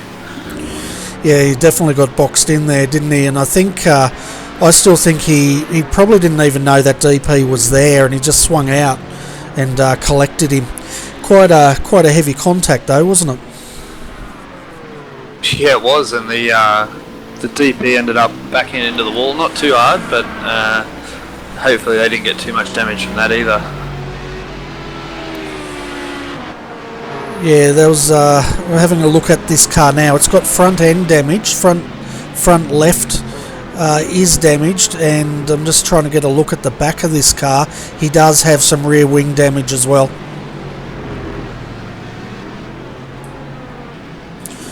So looking at Class B at the moment, folks, we have the Boost Juice entry leading. It's the last car on the lead lap in Class B. Then we've got the 226, the first of the ERA cars in second, followed by Synergy Sim Racing. Wayne Burke driving that car, the Eaton sponsored entry, in third. Then we have fourth, Jake Blackhall in the ERA entry, doing a great job in the 228. And then rounding out your top five is Daniel Aitchison in the Thunder Sim Racing 221. Yeah, there's big gaps now in that DP starting to happen as well there, Bernie. Yeah, it certainly is, and I'd like to welcome to the Combox Brenton O'Brien from Evolution Racing Australia. Well, Brenton, it's looking good for your team in Class B, second and I think fourth at the moment. Bernard, Luke, how are you? It's been a long weekend. It's all the bigger picture today for us. Look, the SSR guys, gee, they're in red hot form, aren't they? Mick and Brenton are in. They've done an exceptional job the last couple of rounds, but yeah, the big picture to us isn't winning the battle, it's winning the war, and there's this round to go, and Le Mans obviously in the last round, and that's what we're looking to. If we can get a pair of threes without penalty, or a pair of twos would be even better, well, yeah, that's a championship in the pocket. So we're driving very, very conservatively with a very, very conservative setup, shall we say. Yeah, well, it's probably a wise move around COTA, because we know COTA's probably one of the more unforgiving circuits around here, and the other thing is it just takes one safety car, and that huge gap up to the 200 will evaporate anyway. Yeah, there's not a lot of expectation for a lot of safety cars. There's so much runoff area, isn't there? And unless, I think Scotty said it in the pre-race briefing, unless you put the car on its lid or it pops an engine or you might get stuck in a fence. The chances of a safety car are certainly a lot less. But where we are at the moment, we're fairly decently off the pace of the 200 car, and we're okay with that. We just got to keep our noses clean. There's a few HPDs, some Olympic diving, but they'll settle down as well. It's early days. It's a tough track, isn't it? A really technical track, and there's a bit of keenness with a couple of cars to get past the slower cars. Yeah, I was going to say a bit of Olympic diving finished with a few somersaults or pirouettes at the end of it. But yeah, can you tell us the driver lineup firstly in the 226 today? Yeah, we've got Blake Coppo, who's going to be leading out, and Tom Jones. I'm going to give a bit of a shout out to Tom Jones. He's now a iRacing 2-time Bathurst 1000 winner. I know I couldn't do it at my age, Bernie, but yesterday he did the Australian, what we call it the main Australian race, where he had a win in the MPMS Racing Simulators Commodore with Mark Pickett, and then last night at stupid o'clock, at 11 o'clock last night, he doubled up again and with Benny Smith, and got up at 2 or 3 o'clock this morning, whatever it was, and had a convincing win again. What was an ERA 1, 2 and a 5 actually in Bathurst 1000. So Jonesy, by the end of this weekend, is going to be involved with 18 hours of racing. Good thing he's on holidays. And the 228's got Jake Blackwell, who's going to be running fairly short because he's heavy commitment with university assignments and things at the moment. And then Riley Blythe, who Riley's such talent in these things. He loves them, and he's going to be able to run long and pretty fast as well. Actually, by saying that, it looks like there's a car off the track now, a 229, so that could bring out a safety car if he applies for it. Yeah, well, he's just parked there, isn't he? And we might have a look at what has happened there.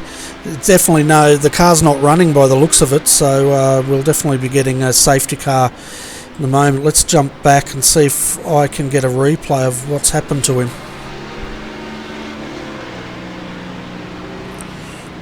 Oh, well, so there you go. Here we are saying not much need, and the fact that there's only 7 C7s, just 2 sets. The fact that there's only 7 C7s it's an advantage to our team. I'm sorry, Bernie, I'm listening to this. Actually, I'll be back in a sec. That's all right. Yeah, no worries. I think we're good. No, I think we're good. I think our car's pitting like it should be, hopefully. Yeah. Yes, it is. Yep. So that's entering the pit. So that's good. Oh, hang on. I'm not sure. They were actually in pit lane. Well, they were actually a car length and a half short of the yellow cones. I'm not sure what happens there. Yeah, so just having a look at this replay with the LMTI entry, he got a little bit balked, and just having a look, heavy hits by one of the HPDs, and that's the Synergy Sim Racing Boost Juice entry without a nose, but more importantly, the LMTI is looking like toast because it's crabbing sideways, and it looks like he's had to park that car. Yeah, it's a shame for him. It's such a long race, but these bollards, if you tap one of those, you're going to know about it, that's for sure. And especially in the C7s. Mate, I'm just going to drop off. I'll be back later on, Bernie, if that's all right. Yeah, no worries. Thanks for joining us, Brenton. Cheers, Bernie. I'll come back later on, Bernie and Luke. So we are under safety car conditions here, folks. The 119 is also stopped at the top of the hill, Luke, and I'm not sure what's happened to that car, but it's stationary. Yeah, I'm not sure, Bernie. There's been a car that had a huge accident on the top of the the first corner there, and it looks like it's crabbing really bad. So maybe he's just pulled that over just because he can't make it back to the pits. I'm not sure, but. Yeah, it's strange for a car just to be sitting there. You'd think if he got permission to get towed back, then he'd tow it back. Yeah, we're having a look at the replay. He crawled up the top of the hill and now he's trying to get it down, and he's just parked on the inside of the circuit. It's almost like he's run out of petrol or something. Yeah, quite possibly, Bernie. As we said, we're not... I think he's running now, so maybe he was just waiting for the safety car or something, but he looks okay now. I'm just having a look to see if we can work out what did bring out that safety car. Yeah, there was a massive accident up the first corner. I think it was a DP that had a massive incident, almost went on its lid, did a couple of 360s in the air, and landed back down and was driving at about 45-degree angle and pulled it over just after in between turn 1 and 2. Okay, that was Neil de Bruyn. We saw that that incident on the replay, and he got collected by the HPD, the boost juice entry. Yeah, and I think he ended up not being able to get that car into a safe enough position behind the fence, so they've called it, I think.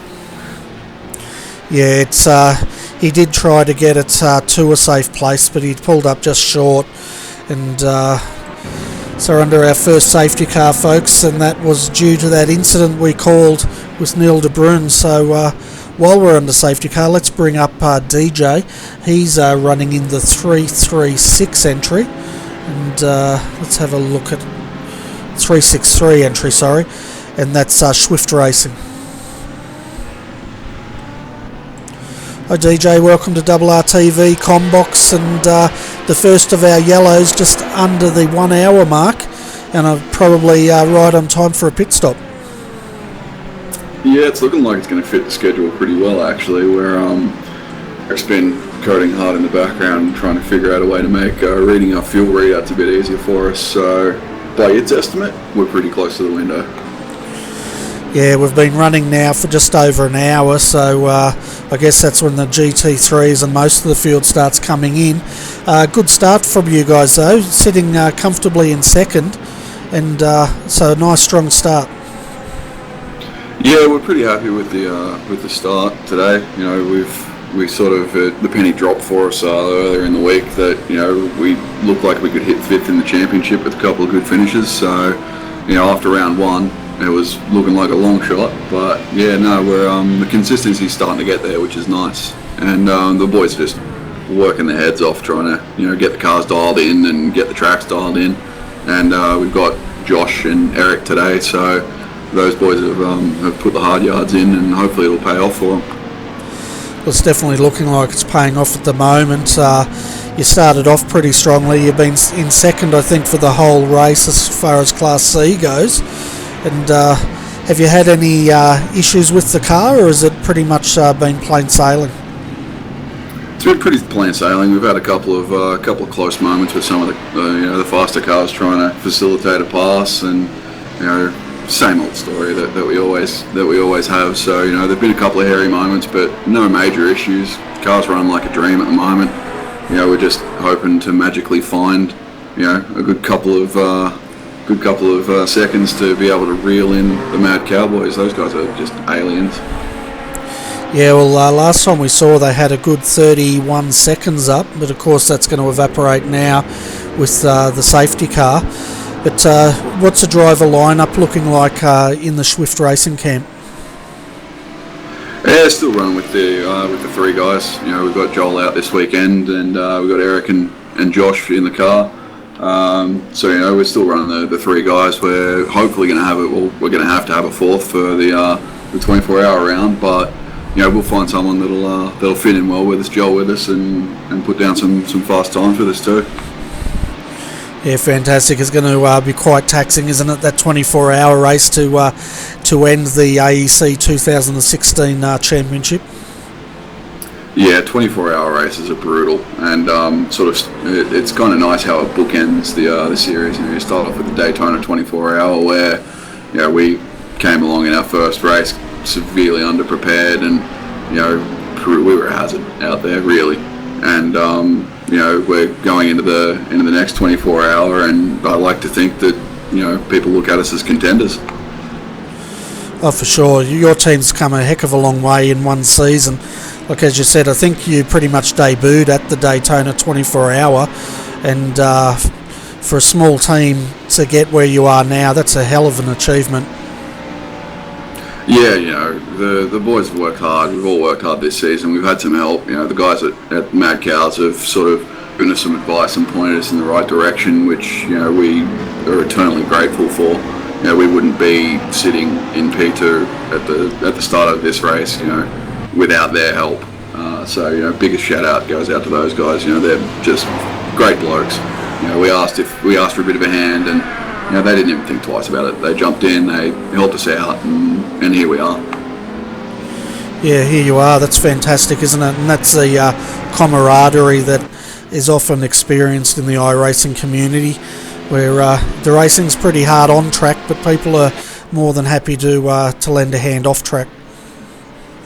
Oh, exactly right. And we just hope that one day we'll be in a position where someone will come to us for help, and we'll do the exact same thing, because it's a community that we're in, and we all have our moments, and on track it gets heated.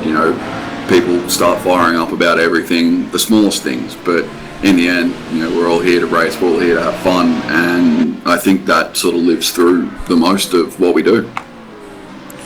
Yeah, I'd have to agree with that. And as far as sponsors go, do you have any sponsors you want to give a shout out to before we let you go?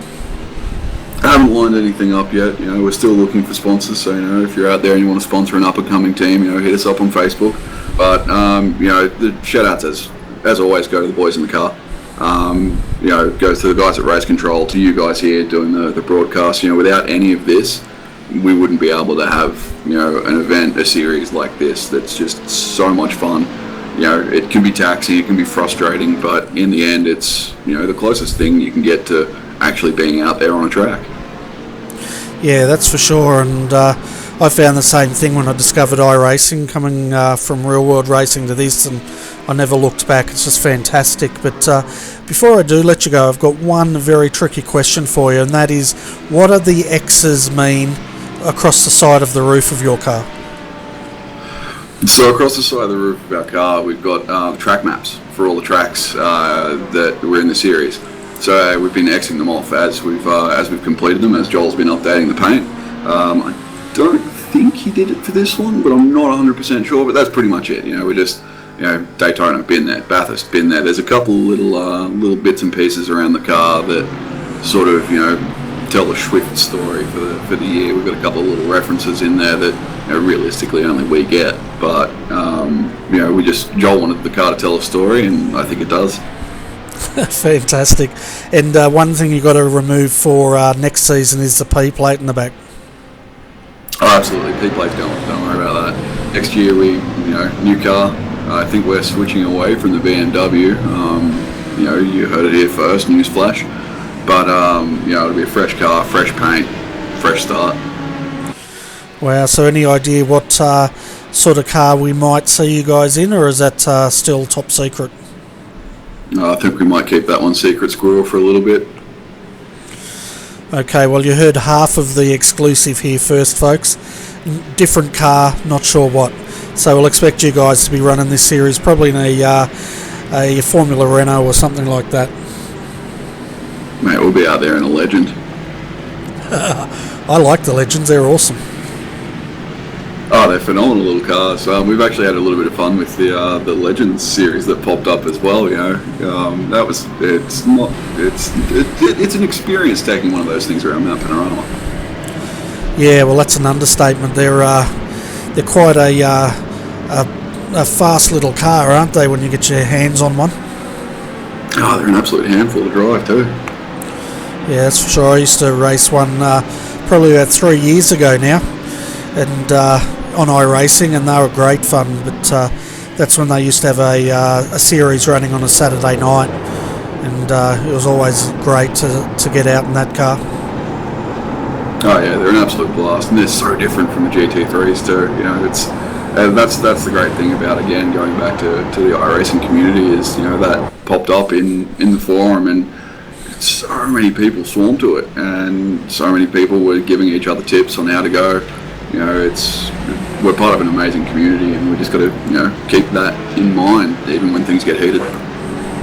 Yeah, well, that's exactly right, and as you said, it does get heated out there on track, but the friendly community always shines through at the end of the day, and which is good to see. Safety lights are still on at the moment, folks, as basically the way it works here is cars get a wave through, depending where they're positioned in the field behind the race leader, and we can just see that's what's going on at the moment. Serves two purposes. It cleanses the field a bit, and it also helps guys get back on that lead lap. But anyway, DJ, thanks for popping in, mate, and best of luck for the rest of the race. And yeah, we should let you go. No worries at all. Thanks again, guys, for the broadcast. You know, it's nice to be able to get a different view on what's going on, and we'll hopefully see you at the pointy end. Yeah, that'd be great, and tell your other drivers they're welcome to come up for a chat through the day if they want to. No worries at all, Bernie. You'll see one of us soon. No worries. See you, mate. Well, Luke, we're just past the 1 hour mark now, and to summarise, I guess, a bit of a crazy start, but once they let loose, they were treating this a bit like a sprint race, weren't they? Yeah, it's surprising. They say the race can't be won in the first corner, but it can be lost, and I think a few of the boys might have forgotten that old saying in this race, and it'll be interesting now. It did seem to spread out a lot in that after about 20 minutes or so, and now obviously we've got the safety car pretty much just after an hour, so it may bring us another hour of excitement just like the first hour, being that the restart's going to be another rolling start, etc., into turn one. So we'll have to wait and see as there's still another lap under caution to get this field sorted. Yeah, so we'll be back racing very shortly, folks, but some of the cars that are still working their way through the field from that first incident. If we go through having a look, the 112 was one of those cars, I think, that was involved, possibly. They're down in 14th at the moment, and the 101, it got involved in another incident, and I think it was involved in the first one as well. They're sitting in 15th, but what brought out the safety car for the people that have just joined us, that was the 229, I think it was. The LMTI entry, Neil de Bruin, that car's still in the pits and still trying to get all those repairs done. It basically had very hard contact with the boost juice entry, HPD. Yeah, the pit time I think currently for that car, Bernie's at about 14 minutes. There's major repairs going on in that garage, and the team working hard to try and get that car back out, but definitely are going to be a few laps down, and just get out there to try and circulate to get some points, I think, by the end of that. Yeah, that's what they'd be looking at. And the FSR GT Amiga racing entry, that car did get a penalty. Josh Burden's jumped in that car. We also know that Scott Connors had screen problems, as in the screen going blank during his stint, so they're sitting down there in 26th at the moment. Yeah, I found out someone in the chat was just saying earlier too, Bernie, the reason for that, I think it was the redback, one of the redback HPDs going slow during or just before the safety car. He actually had a pit limiter that stuck on, so that's why he was rolling so slow and trying to stop and trying to figure out why his config wouldn't let him release the pit limiter on that car. Well, that's quite interesting, isn't it? Hopefully they got that pit limiter sorted. I'm assuming if they didn't, they would have pulled that car into the pits by now to throw another driver in. Yeah, it looks to be circulating okay at the moment, so we'll jump on board with him, and yeah, it sounds like the pit limiter's definitely off on that car. Yeah, and just had a message from race control then. I just missed the end of it, but it was something about once the pace car comes in or something, so yeah, I'm not sure. I just missed the end of that transmission. No worries. Well, I'm going to have a swig of coffee while we're under safety car here, folks, and hopefully you've got your favourite beverage in your hand and you're enjoying this coverage of the COTA 6 Hour on RRTV. Yeah, so currently that Reece Gardner is in first place with that boost juice entry, not up there at the moment. So Reece in the number 100 car, Dayco Motorsports entry. Daniel Atkinson behind him, which is actually showing in 12th, but is second in line in the DP. Then we've got the two Redback Racing cars in second and third, so those guys have done well after qualifying that car on position 1 and having a small contact into turn 1 on lap 1 and getting back now. I think they were as low as 5th or so and now work their way back up. But our top 5 cars I'm showing I don't think have pitted yet, so look out for pit stops coming shortly, maybe from these top teams. Yeah, it's quite interesting they chose not to pit under the safety car because it means once they go green they're going to lose a lot more time, aren't they? Yeah, definitely. The only thing I can think of, Bernie, is now, just as I say that, they're all coming in. So now all our leaders are coming through pit lane to make the first of their necessary stops, possibly driver changes, an hour and 14 minutes in. So this will be interesting to see what these guys do, and we'll keep an eye on their times and update you. But looks like 3/4 of the field are coming in, Bernie.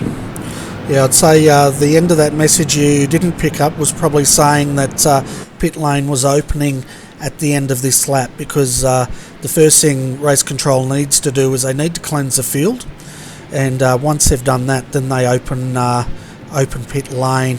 The safety car lights are out now on the safety car. I'll repeat myself, but we'll see if race control turns that on or whether we will be going green this time by.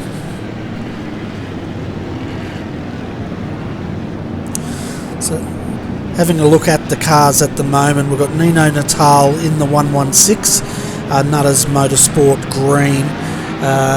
They're leading the race at the moment because all the other cars have pitted. Wayne Burke in the 230 leading Class B in the Eaton car, and it looks like they've had that car repaired as well. It was carrying quite a bit of damage, but it's looking nice and clean now. And a reminder, folks, they don't have any fast repairs on these cars for this event. The Boost Juice Entry 200 has Brenton Hobson driving that car. Then in the 169, Daniel Leet is driving the ABR Team 2 car at the moment. Yeah, so that Boost Juice entry is now resumed, I would say, the lead of the race with Todd Parks at the wheel. After the lead cars have all made their pit stops. So once this field sorts itself out and our overlays update, we should see everything back to normal. Yeah, and I think this Boost Juice HPD was the one involved in the incident with the 334, and they've had to replace the nose on that car, so not a bad effort by that team.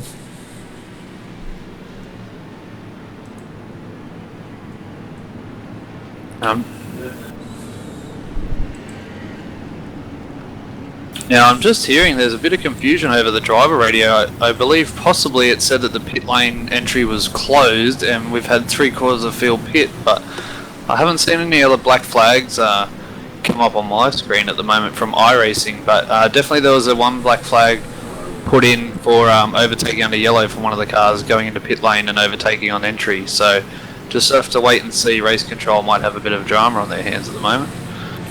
Yeah, possibly, and it could be that old NASCAR rule that comes in when you go into pit lane, you're not allowed to overtake the car in front of you, and they might have not realised that and come in and cop that penalty.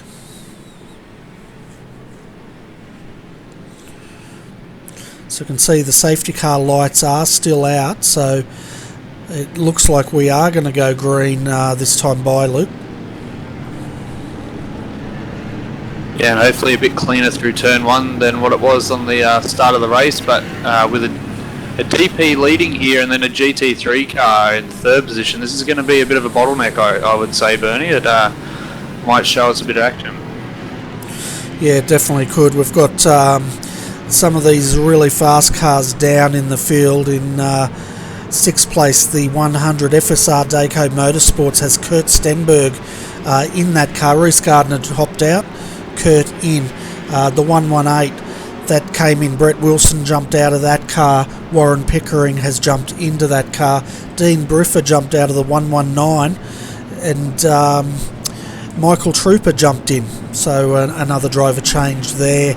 And then the 166 has Trevor Forster in that car, and they're sitting in 9th position at the moment. Yeah, and at the moment too, we've just had the lights come back on the safety car, so the official's not happy with proceedings at the moment, and we're going to go a couple more laps behind the bright gold Mustang.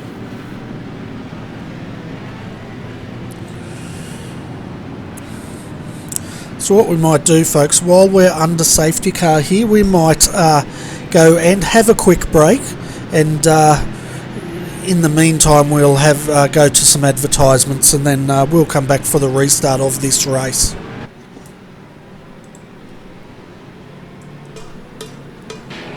Selby Acoustics is one of Australia's largest online retailers of home theatre and hi-fi accessories. Our website and showrooms in Hallam and Geelong offer over 2,000 quality products and the best prices guaranteed for all your audio and video needs.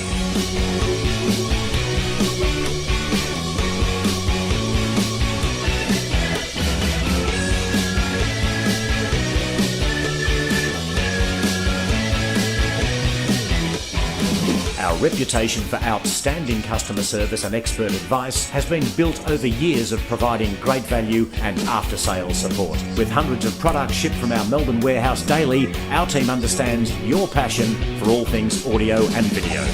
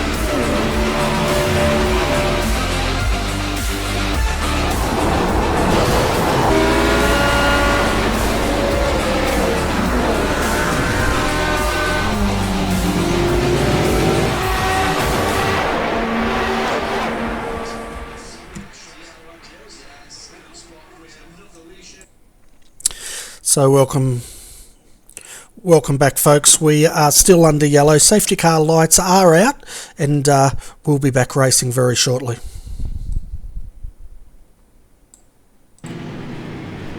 Yeah, so once the field again goes green and we get a couple of laps in, we'll update our viewers on the positions, but at the moment they're still a little bit mumbo jumbo due to the order in which they're sitting behind the pace car.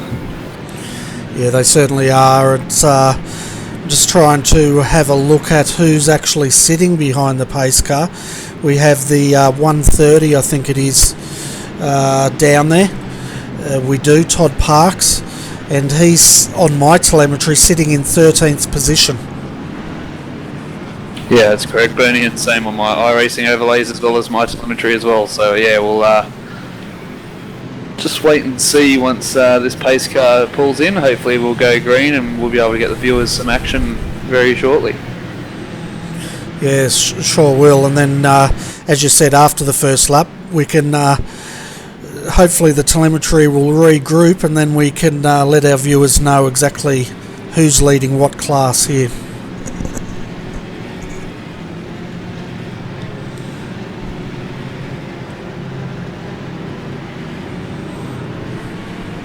So safety car is in, and we will be resuming racing here for the COTA 6 hour momentarily.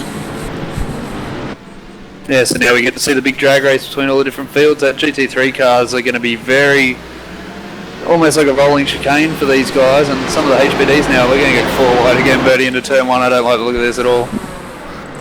No, we'll have a look from blimp view. That's we're going 3 wide in there. Looking back, let's have a look. It's looking fairly clean. Most of the guys have got through there without incident, and yeah, the whole field's through without incident. Yeah, and at the moment we got DP right up front holding up this field at the moment, Bernie, as the HPDs try and make their way past Joshua Burton, and he's in there as well. That's Daniel Atkinson in the Thunder Sim Racing 221 holding up pretty much 3/4 or all of the HPDs that managed to find each other at the moment. So the GT3 cars were cleared pretty quick, but the speed difference between the DP and the HPD is not a lot, as we'll see now coming onto the main back straight. Yeah, that's right, and this is multi-class racing, folks, so Daniel Atkinson does not have to move over for the HPDs. It's really up to the HPDs to make a clean and safe pass. As we can see now, the 130 going through on the inside, as well as the 101 Daco goes with him. We've got Nutters Motorsport Green, the next one coming through. Yeah, that's Dylan Shepherd there in the Daco Motorsport, making a nice pass after being involved in a couple of incidents earlier on, but he's now managed to make his way up through the field. Yeah, so that's pretty much got most of those HPDs through without incident, which is great to see. You can see Daniel Leit's also got a good start.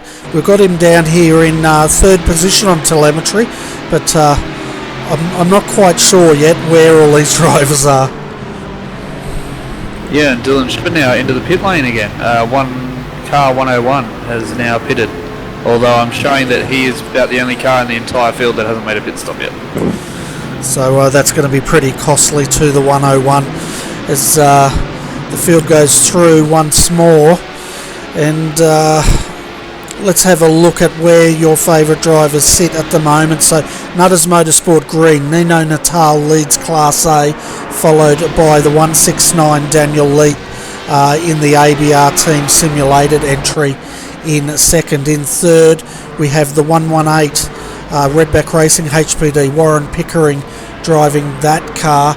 4th Kurt Stenberg in the 100 FSR Daco, and then rounding out your top 5 is the 166 Trevor Forster. One car that has dropped a long way back at the start is the 119 Redback Racing HPD team.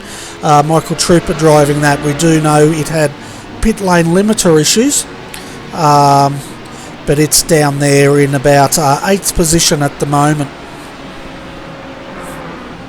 Yeah, it's unfortunate for them, but also was good in a way that safety car came out. It actually minimised the kind of damage that that had on him, or effect that pit limiter incident had. So, yeah, a bit of a lucky break for them, I guess, if you can look at it that way. With when it happened, at least it didn't happen during actual race conditions, because he would have been in a lot of trouble with cars trying to go past left, right, and centre at full speed while he was sitting on his limiter. Yeah, well, he would have almost have had to get that car towed if that was the case, because it would have been way too dangerous to try to drive that back to the pits in that state. Class B at the moment is being led by Synergy Sim Racing, the 200 Boost Juice entry, with Brenton Hobson driving that car. 2nd in class is the 230 Synergy Sim Racing Eaton entry, Wayne Burke driving that car, and a good 36 seconds down from their sister car at the moment. Third in Class B is Thunder Sim Racing, the 221. Daniel Akerson's driving that car, and we saw that car being mobbed by the HPDs earlier. Fourth in Class B, Jeffrey Glisson in the Tryhards Racing DP2, and rounding out your top 5 in Class B is Riley Blythe in the Evolution Racing Australia Logitech entry. Yeah, and down in the GT3 class, we've got the Madcar Racing BMW with Scott Gray at the wheel in first place, down in 19th in class, running first in class and 19th overall. Just behind him now on the road is Jason Scully in the Selby Racing AEC GT3 car, which we saw involved in an incident a little bit earlier, but that Audi looking strong in second place in class and 20th overall on the track. And just behind him for third in class is a 363 of Swift Racing, and then behind him fourth in class is a 331 Tryhards Racing. And to round out the top 5 in GT3, we got the Delta Sim Sport entry. Yeah, and they're sitting right behind Brett Hender in the 331 at the moment. So these guys are racing position, as well as a DP trying to get past the two of them. Yeah, and that DP is the Wayne Burke, and he's actually dropped down a bit. He's showing in position 10 overall, so not sure what's happened to the Synergy Sim Racing car, but on the actual track itself, he's third in class. Yeah, it's very shuffled at the moment, isn't it, as far as where they are in actual track position to where they are in their class positioning. Yeah, that's right. Normally our overlays would have reset completely by now and shown everyone in the correct positions, but at the moment it's still on mine showing them in actual track position as well, even though there's lap cars, etc. Amongst it. Yeah, that's right. And looking at some of the cars that have had lengthy pit stops to repair damage. First one, the 169 ABR Team 2. Daniel Leach driving that at the moment. That car did have to come in for some repairs. The 399 Alex Pole is driving that. Delta Sim Sport also had to get a number of repairs done to that car. Rick Burt in the 334, they're back out running. They had quite a lengthy stop as well as the 104 FSR GT Omega. Josh Burden is driving that car. Riley Blythe in Evolution Racing Australia has also had a very long pit stop in that car, as well as the 229 LMN Touring. Neil de Bruyn still in that car, and that's what brought out our safety car. Yeah, and they're running down now. They had 15 minutes in the pit lane and running down in 27th, so yeah, that was unfortunate, but that car had some serious damage. Yeah, it certainly did. And looking at some of the cars that have had drive-through penalties, we had a pit lane start for the 314. ABR Team Simulated 1 had a drive-through penalty as well earlier on today. The other one, just got to get this right, Nutters Motorsport Orange also had to serve a pit lane penalty, as well as the 101 and 104. So that's FSR Dayco Motorsport had a serve a pit lane penalty. The 104 also did. That's FSR GT Omega Racing. The Nutters Motorsport Green had a drive-through penalty issued as well. And then the latest ones is Thunder Sim Racing, the 221. They had a drive-through plus a one-lap hold for entering a closed pit. And Arm Racing, contact with the 229, also got a drive-through penalty issued on that car. Yeah, so Race Control being fairly consistent with their drive-through for any kind of contact. There's been a couple of racing incidents that we've seen as well, so yeah, it's hard for these guys to look over everything in such quick time to try and act on it, but yeah, doing a good job at the moment. And Yeah, for the extra caution, I think someone was asking in the chat. The extra lap was just to let those cars that got a wave round to catch back up to the field, so they weren't disadvantaged for the restart. Yeah, so at the moment, folks, Nutters Motorsport Green are back to their fast pace. The gap now 8.9 seconds back to Redback Racing HPD. That's the 118 Warren Pickering driving that car. And then 13 seconds down's Daniel Leet. Daniel, though, he's under a lot of pressure at the moment by Kurt Stenberg, and the 137's also trying to get involved in this action.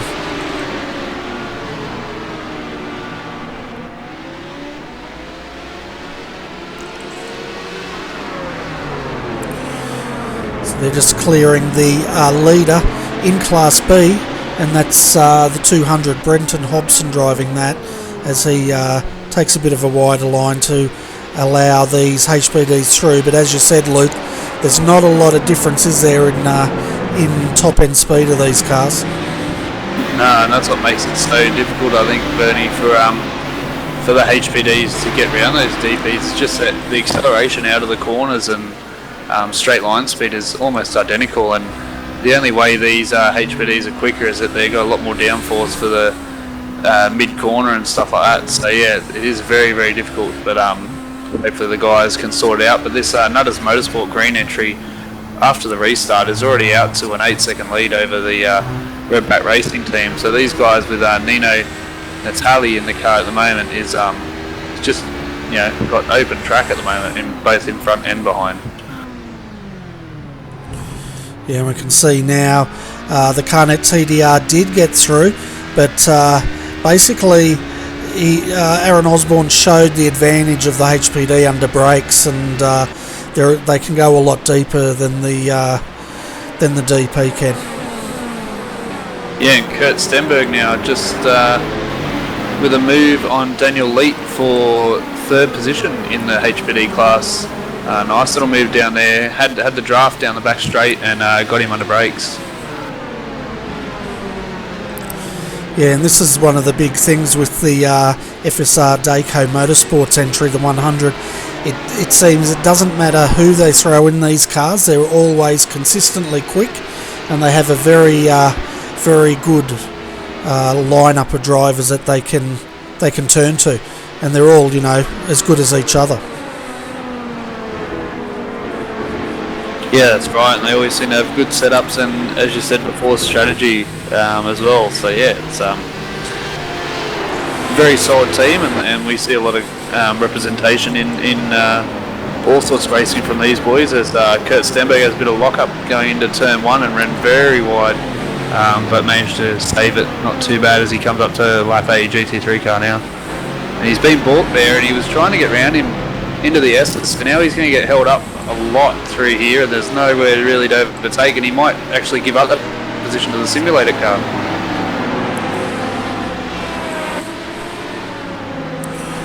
Which he does. The ABR team too, simulated sponsored 169 of Daniel Leet at the wheel. Managed to take advantage of that and go around the other side of the GT3, and got that position back on the Dayco Motorsports entry. Yeah, we can see Carnet TDR now. He had to clear that GT3, which he has. Trevor Forster right behind him also has cleared him. So, yeah, a bit of a shuffle up there with the ABR Team Simulator coming back. For the viewers out there, if you're wondering what happened to the 116, they had to serve that drive-through penalty, which they have now. They're come back out in 7th position.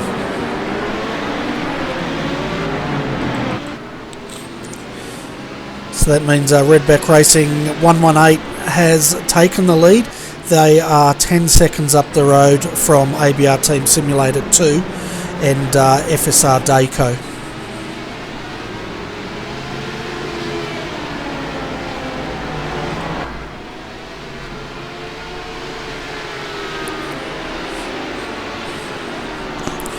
Don't know about you, Luke, but I'm starting to get a bit hungry.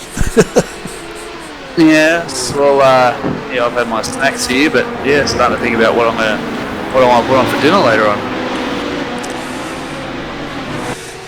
Yes. So we've still got 4.5 hours of this race to go, folks, so hopefully you're enjoying this coverage, and it's still anyone's race though, isn't it, Luke? Yeah, that's right, and as we've seen, one safety car can really make everything tighten up, and it's giving us some good racing at the moment, all the way through the field once again, and especially in this HPD class, there's a lot of action going on at the moment with it's like Phil Gadd in the Nutters Motorsport Orange entry, showing in position 17, is maybe trying to get a lap back on Kurt Stenberg here at the moment. With also behind him, you've got Aaron Osborne in the Carnet TDR getting in on the action. He's actually running in fourth, so yeah, interesting to see that little battle there as well. Yeah, Nutters Motorsport Orange have definitely been on the pace, but I think they've pretty much been recovering from that first lap incident, haven't they? And they got the pace. They just haven't had the luck today. Yeah, that's right. It's very hard with a bit of poor track position, really, to be able to come back from an incident like that, especially with this quality of field. Very hard to make your time back up. Yeah, exactly, and I'm not sure what the ruling is. He would have been showing the blue flags and, to get out of the way of these guys coming through, but he was matching them on pace. So I don't know whether the ruling is if he's pulling away, he can stay there, or not holding them up. But he's now relinquished where he was and let those guys through. Yeah, that's right, and a bit further back from that, it's car number 200, which is Brett Hobson in the leader of the DPs. He's got a bit of room around him as well. He's got that battle in front, but he shouldn't be too worried about that, as they're not in his class. So he's just trying to get some laps done at the moment, and still looking strong after his first round of pit stops. With the next car of Blake Coppo only just coming onto the main straight now in the ERA 226. Yeah, well, he's built that gap, and it's over 13 seconds now, back to second place, which is the 226. So he's got a nice handy lead over that car. The 230 Wayne Burke entry, well, he's driving the Synergy Sim Racing entry, Eaton sponsored. They're sitting in third, but they're a good 30 seconds off, as something just occurred there, and him and the ABR Team Simulated car both backed off a lot. Yeah, I didn't see what happened there, as Blake Coppo now under a bit of pressure from Michael Trooper in the Redback Racing Team HPD.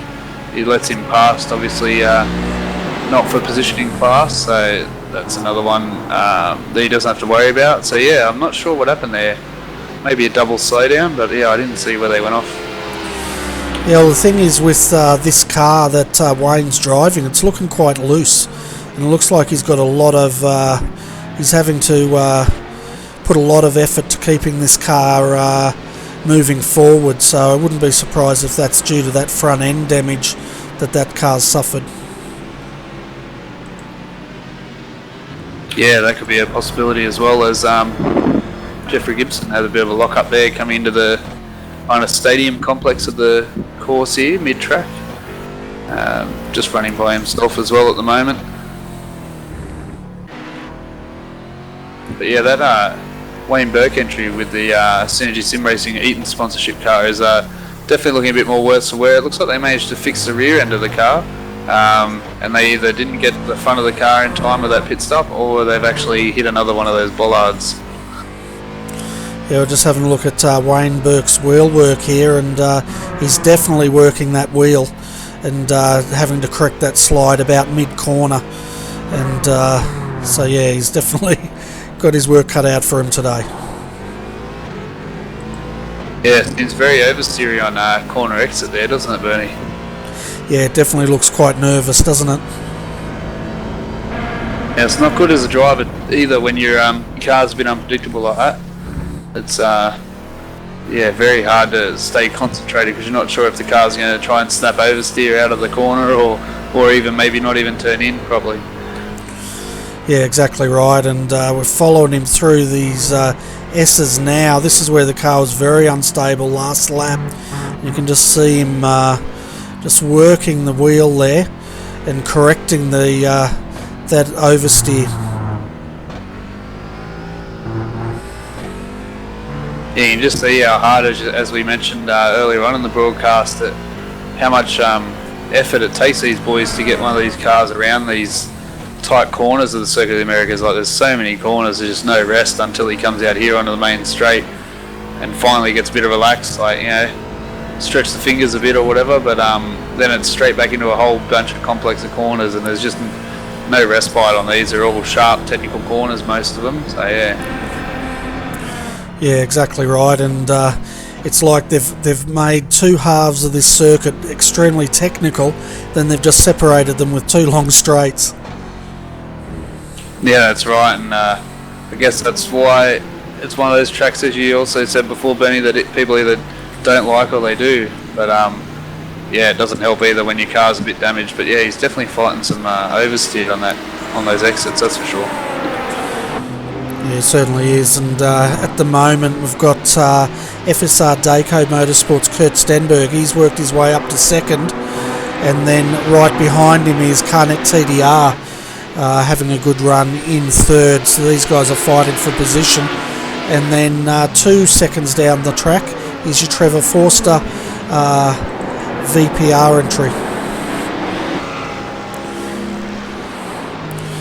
So it looks like the HPD guys have closed up as far as second, third, fourth and fifth goes. Yeah, that's right, and there's a pesky HPD in the middle of them there, but yeah, the Synergy Sim Racing and ERA cars are definitely going to have a good little battle here.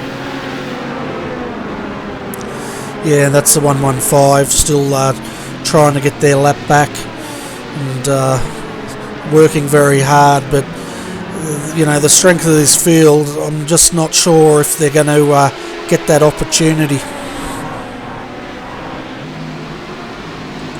Yeah, that's right, and as we said, with the speed being so similar, it's almost with that kind of a gap takes a mistake from a DP for the HPD to actually be able to get round.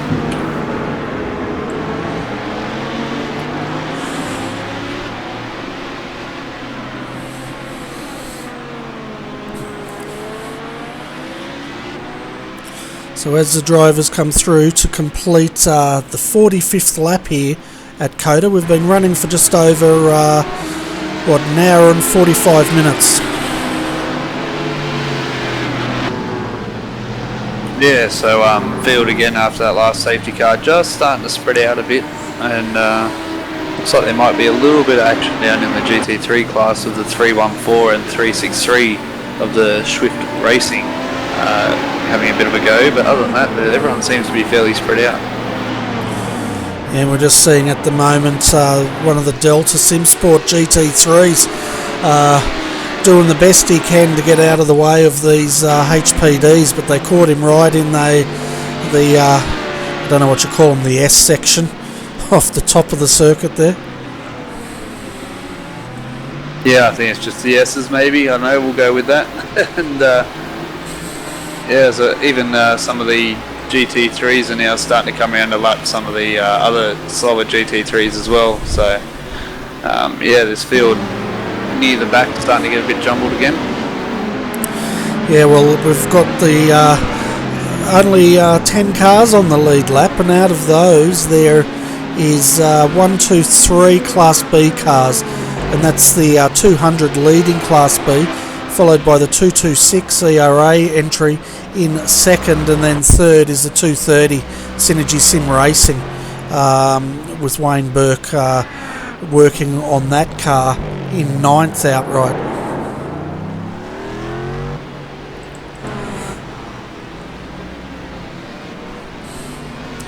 So it's definitely a strong showing here for Class B. We've got Synergy Sim Racing in first and third at the moment, so yeah, very strong run from those teams. Yeah, definitely, that's right, Bernie, and Tryhard's car, I was just watching before, just ran a bit wide around turn 1, but it looks like he's letting a few of the other cars go through that are on a lead lap, or obviously not a lap down like he is. So yeah, that was Aaron Osborne getting through there as well in the Carnet TDR 137 HPD as they're just going around another GT3 car. So yeah, it's just really mixed up at the moment, and those cars on the lead lap doing a good job to be on the lead lap after almost 2 hours. Yeah, exactly right. And this the 115, he's actually 2 laps down now, so he's definitely not going to get that car back on the lead lap with 4 hours 15 minutes to go.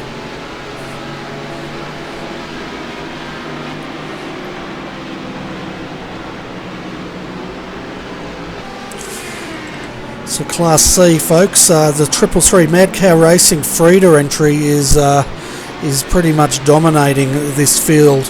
It's pretty much led from the start of the race. The 314 is trying to take it to them, but they just don't seem to have the speed, and we just saw it get a bit balked there by some HPDs coming through. Very close. I thought he was going to contact the 115, and then third is the 363 Swift Racing. Josh Nowak is driving that car at the moment.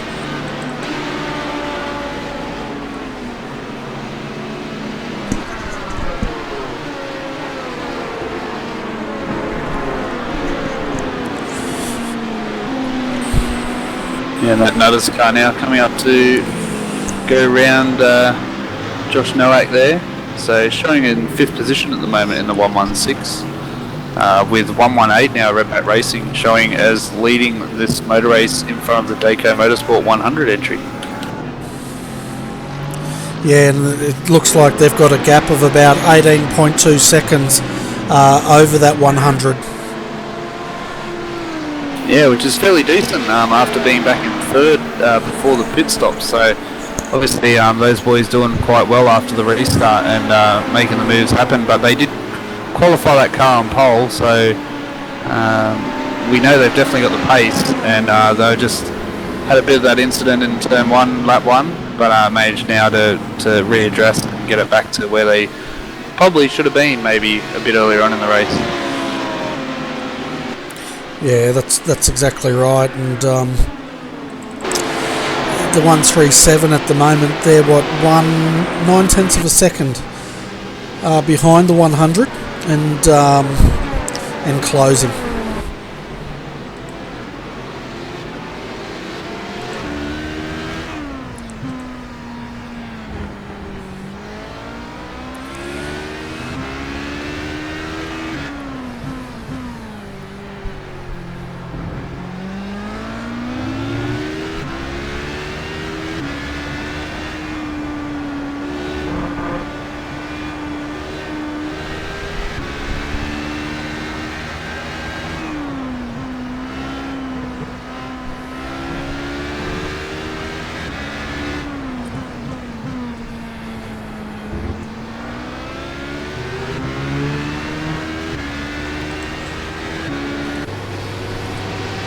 Just riding there with Aaron Osborne, having a look at the wheel work that he has to do on these HPDs. And tell you what, Luke, this track definitely keeps all 3 class drivers busy.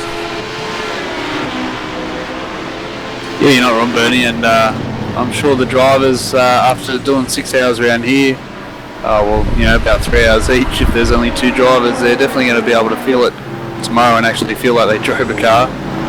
Compared to some other circuits, that's for sure. Yeah, that's right. And some of these guys also use the VR headset. I know a few guys in Redback Racing do, and they definitely feel it after doing their stints with the VR headset on. Yeah, I'd love to try that. I've been looking into the VR headsets lately, and yeah, that I found out I'll probably need to upgrade a GPU before that happens, but yeah, definitely be willing to try that. But I mean, I run triple monitors, but yeah, it'd be good to be able to look around as you do while you're driving. That'd be excellent. Yeah, I think as far as sim racing goes, that's probably the future, especially once they start to improve the resolution on the VR headsets. It'll be definitely something a lot of guys will be wanting. But as you said, you need a pretty beefy GPU to run them. Yeah, that's right. Now, I just had Ray Minor in the ARM Racing Mercedes into the wall, car number 340, just in front of the car that we were just watching before, mate. So yeah, and he's blowing his motor. So if he can't get that car back to the pits, we will be under safety car here once more. yeah, and fortunate for him, he's got a bit of a downhill run into the pits, but yeah, that's gone in hard. He's so unfortunate. There's a bit of fence there that's exposed metal, and then there's a safer barrier only about 5 metres from where he hit the wall, and he managed to hit the harder barrier of the two and blown his motor. So I dare say that's going to be it for that car this evening, Bernie, unfortunately. Yeah, I'd say so. No fast repairs, blown motor. I don't know if they can actually replace the motor without a fast repair. Yeah, I'm not sure either, but that car now has made it back to the pits, so we probably won't have a caution. But yeah, that car was not looking too well for wear. No, he went in deep into that fence too, didn't he? The whole nose went through, and as we see the replay, and as we said, blew the motor of that car. Yeah, he took a really interesting line through that corner and just seemed to get on the gas a bit early and yeah, just shot it off. It was almost like slow motion the way it tended to hit into that fence. Yeah, we'll jump on board here and see if he did actually blow that motor. It did stop smoking, but yeah, you can just hear it dying out there. I don't think it's actually blowing though, so he might actually get this thing repaired. But saying that, I reckon that's a lot of repair work they're going to have to do.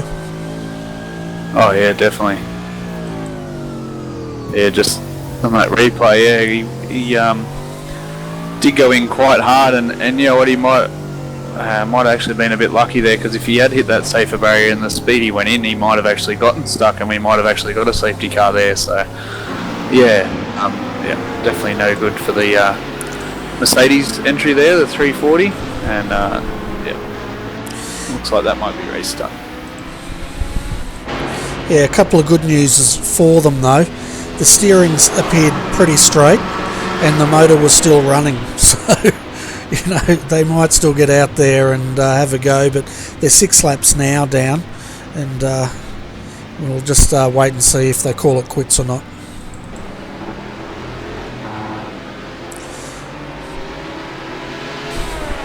So we've been on board a DP and a HPD. I think it's time we jump on board the Mad Cow entry, so our viewers can experience what it's like in a GT3 around COTA.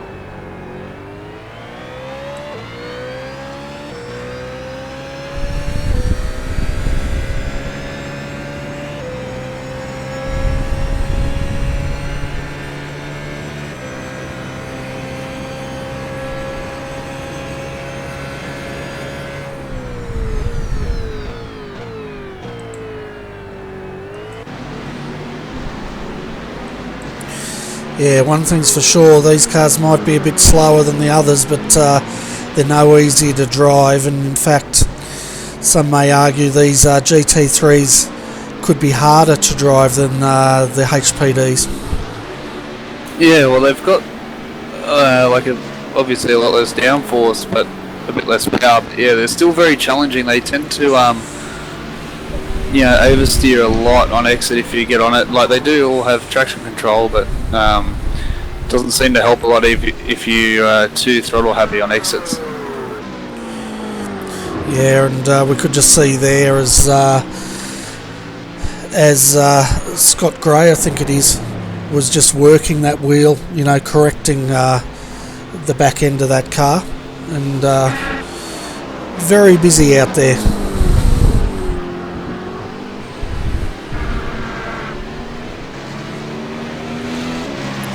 Just trying to get a live gap for our viewers out there.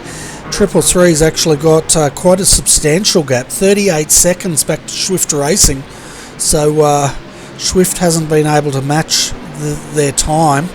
Looking at the fastest time of the 333, it's lapping in its fastest lap was a 2:04.976, last lap 2:05.656. The 363's fastest lap was a 2:06.870, but they had a very slow last lap of a 2:09.890, so they've had to correct something in that last lap. Yeah, that's right, Bernie, and with about a 2 to 3 second lead per lap, that's why that gap can open so quickly. And yeah, it looks like our front runners now are getting a bit closer though, the FSR Daco 100 and the Carnet 137 entry, they're only about a second apart. That should make it a bit interesting soon, coming into our next lot of pit stops at the 2 hour mark where we are now. Yeah, well, they won't be too far out. They had a few laps under the safety car. Oh, as we can see there, the Carnet guy, Aaron Osborne from Carnet, having a dive there, but Kurt took a different line and hung on. Yeah, it's interesting. There's like a couple of alternate lines through turn 1, and depending on your exit, it can either work out really well for you or not too bad. And you don't really want to defend there because it wipes off so much speed, like if you take that corner too narrow. So yeah, it's a bit of a difficult one to figure out what you want to do when you're under attack like Kurt is at the moment, as he got really squabbly out of there, and he's going to be under pressure coming into the hairpin. He'll look for a dive here. Yeah, he's having a look on the inside, thinks better of it. We've seen a few cars come undone with that move, but if you can get a draft, it might be on at the next corner. Yeah, it looks like Kurt got a bit of a better exit there out of that hairpin, and we won't be close enough on this this time by, I don't think, as he closes in under brakes, but nowhere near close enough. No, that's right, and the 100 definitely had a better exit there, and you could just see that gap grow. But now the TDR entry is starting to close in on these twisty sections again. Yeah, it's interesting. It seemed like they might be on a little bit fresher tyres or something like that. And really, as you say, Aaron Osborne there in the Carnet entry, really able to close up on that car in the mid-corners as well. Yeah, they might also be carrying a bit more higher downforce, which would explain how they're catching them on those technical sections, but dropping back on the on those big straights. Yeah, and this is going to be interesting now. They got GT3 car to contend with coming into turn 1, but he's not going to have a look there again. But he closed up again there, Aaron did, and we'll have to see. They're going to catch this GT3. Oh yeah, he's pulled out of the way. That's alright. I was going to say they might get held up again through the S section, like we saw in the restart. But no, it looks like it's all good. Yeah, the GT3 driver there doing a good job keeping an eye on his mirrors, and as a GT3 driver, if you're not battling for position, you don't exactly want to get involved with these two, do you? No, definitely not. I mean, these things are that quick. You just want to make it as easy as possible for them to get out of the way as they head down now into that left-hand hairpin again, coming to the back straight. Aaron doesn't want to stick the nose in again, but see, he's compromised and he's exit speed there a little bit because he's a bit undecided what he wants to do, but he's in a better position now for the draft coming down into the next corner. Yeah, and we're riding on board with him, but you can just see, even though he's in the draft, Kurt Stenberg just runs away from him on this big long straight, and it's only until they get under brakes and back into the technical section that he can fight. It looks like he's gone through. Yeah, and Kurt had a massive lock up there coming into that corner. Bernie, he's obviously maybe watching his mirror and slightly missed his braking mark. Had a big lock up at the fronts, and that's allowed Aaron Osborne to get through there and take the position. Now it'll be interesting to see if Aaron can actually pull away from Kurt. I'd expect him to pull away in this technical section because his car just handles so much better. But it's going to be those long straights to see if Kurt can actually pull him back in again. You can see some smoke, but I can't see a car, so obviously someone's had a bit of an issue but continued on. Yeah, it might have been that GT3 car, the Mercedes that they're just passing now, Bernie, but good to see they navigated that. And just creeping up in the background there, I think, is one of the Redback Racing. No, it's not. It's the VPR of Trevor Forrester, same coloured car, closing in on these guys on this battle, which is currently in 4th in the 166. So he'll be hoping that these two keep battling for a few more laps, and that'll give him a chance to catch up to this group. Yeah, well, at the moment, Aaron Osborne's clearing out. They've both cleared this GT3, and just having a look, what's this live gap now? It's only 0.8 of a second. We're coming up to this long back straight, and this will be telling on whether Kurt can pull him back up through here.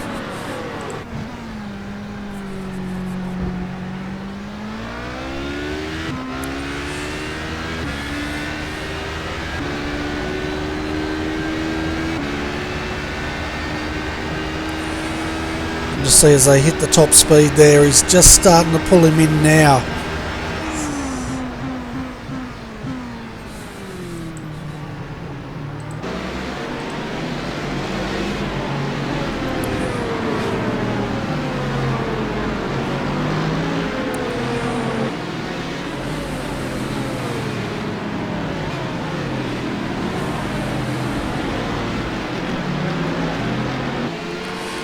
So it looks like the TDR entry is clearing out.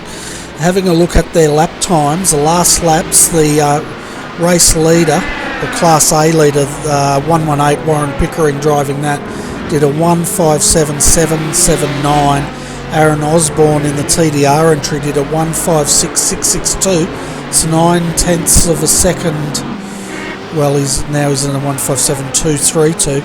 Kurt Stenberg's last lap, a 158.599. So at the moment, TDR starting to close in on the Class A leader. Yeah, so it should be some good battle coming in once the pit stops are made, if they can close this gap up now just before pit stops, and then when they're all on fresh tyres, then really start to make a move. Yeah, he's got a long way to go though, 20 seconds he's got to close up here.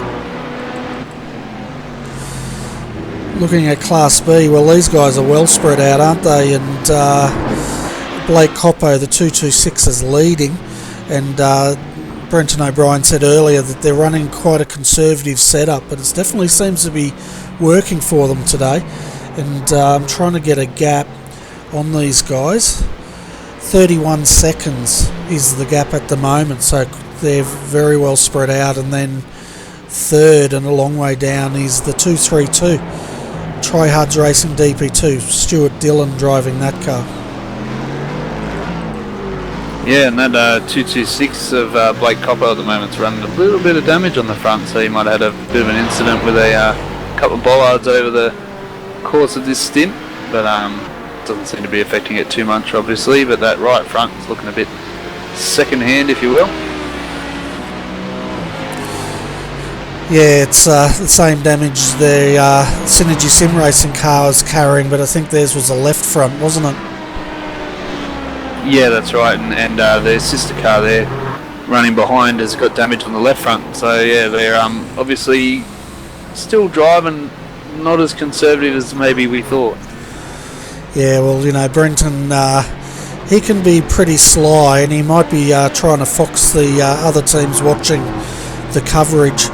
But at the moment, looking at your Class B, it's ERA, then Synergy Sim Racing second, third is Synergy Sim Racing third with Boost Juice Brenton Hobson driving that car at the moment, then fourth a long way down Stuart Dillon, and rounding out your top five is a 228 Evolution Racing Australia, Riley Blythe. And again, looking at Class C, well boy, have they got a gap now. It's 51 seconds from first to second. Yeah, that's a big margin. That's pretty much you could pit and come back out and not lose a position. So, yeah, it's interesting to see that gap can widen out so much. Yeah, and this car's actually a lap ahead of all its competitors, and it's probably due to where the HPDs are. But 52 seconds, and then we've got Josh Nowick. He's 3 seconds from the Selby team in third, and then they've got a 19-second gap back to Alex Pole in fourth, and he's got a 4-second gap, 4.6 seconds, back to the 331 of Brian Hender. Or Brett Hender, sorry.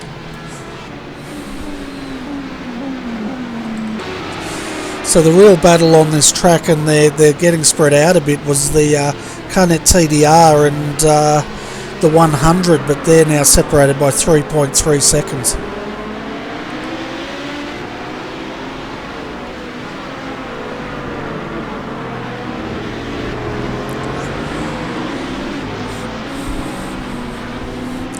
I think I'm almost due for a nap. I reckon if I started snoring, most people wouldn't notice, would they? No, maybe not. I might join you if we just put the onboard on and have it loud enough. We might be able to get away with it. Yeah, awesome. Actually, just as we say that, we've had a HPD just go around with my camera, Bernie, quick. Where is that? Who was it? Saw it. It was a red car. There it is. It was Scott Connors in the FSR GT Amiga Racing 104 entry. Currently in 23rd. Had a bit of a moment. I think it was coming out of the hairpin, actually. Yeah, all by himself. Alright, we'll jump back and have a look at that and see Mr. Connors in action as we go back to the selby.com.au replay here.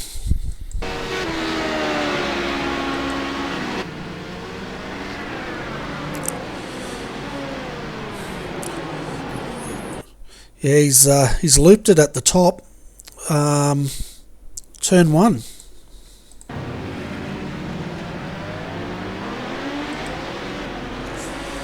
Yeah, turn 1, and he's done the same thing at the bottom of the hairpin after the straight as well. Yeah, so that might be the car might be telling him he needs fresh tyres on that car. Yeah, definitely, and also getting really light in the fuel load, I would say. So wait to see if these cars, that might be the signal. They would have got a few extra laps, obviously, because of the extra safety car laps that we had, so a few extra laps of running there, but yeah, I reckon they might all be coming in shortly. Oh, he's done it again, and he spun it again. This is live down in the S's. And that's an interesting lose there. He didn't even really take any curve, Bernie. The car just snapped out on him. There might be even technical issues with the equipment there, maybe a wheel or something strange like that, or he might have double downshifted, I'm not sure. Yeah, we'll jump on board with him and see if we can work this out. We know he did have screen issues, but the way that car's snapping at the moment, you can see him correcting it, it's just very unpredictable. It's even with worn tyres, I wouldn't expect the car to snap like that.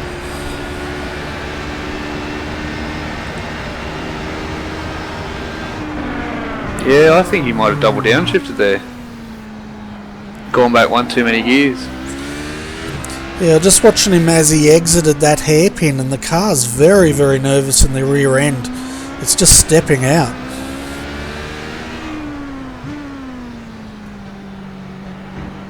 Yeah, I think if I were him, if it was getting close to pit stops, I might come in and get a fresh set of boots and some fuel and see if that can settle the problem down a bit. Yeah, because this is his second stint, isn't it? I think they had Josh Burton in it earlier, but it's definitely the way it's going. That car looks quite nervous to me.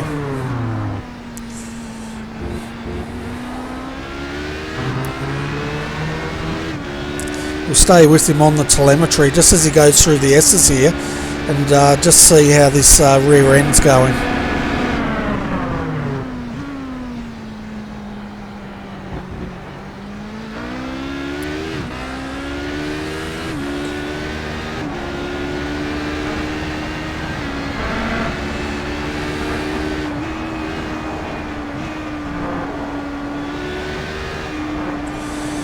Because he's had 3 spins in the last 2 laps, he just about loses it again. It's going to take him a while to try to get back into the groove, if he can, with the way this car's handling. Yeah, that's right, and as you said, with one of the other cars we were watching, Bernie, that was a bit loose. It's hard to drive it with confidence when it's a bit unpredictable as it is. Yeah, well, I think this car's a lot looser than the DP was, even the way he's having to manhandle this car through the corners.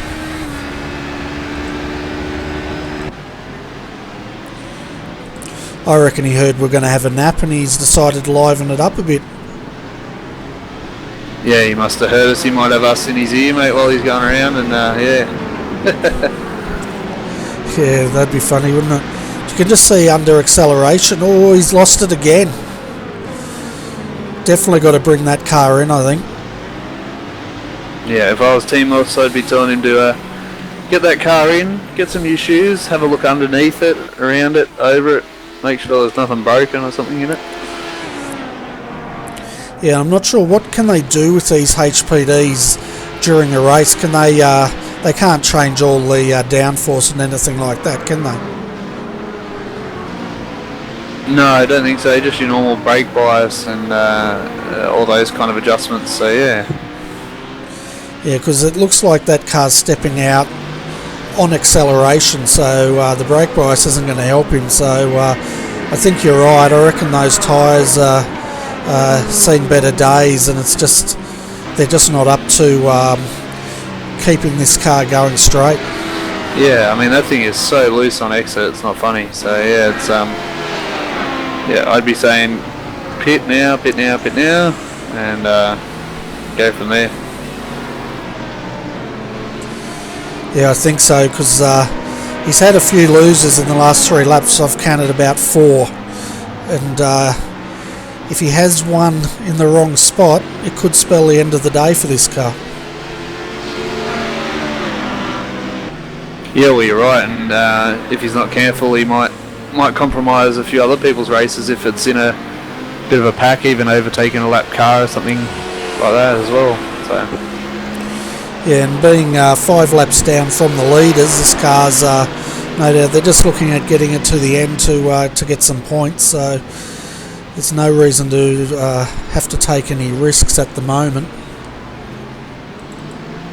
We've also had a change for the lead, and I think that's could have been the Redback Racing car coming in for its second stop. Yeah, so we've had the 166 car coming in with Trevor Forrest at the wheel, and that's now left with David Mutton back at the wheel. Justin Strickland has also taken over the driving duties in the 166 from David Mutton as well. Actually, that was a overtake for P5 in class. Yes, I can confirm the Redback Racing HPD has stopped again. Warren Pickering stayed in that car, and so the 100 is yet to take its second stop. We've also got Blake Coppo, the 226, in taking service as we speak in Class B.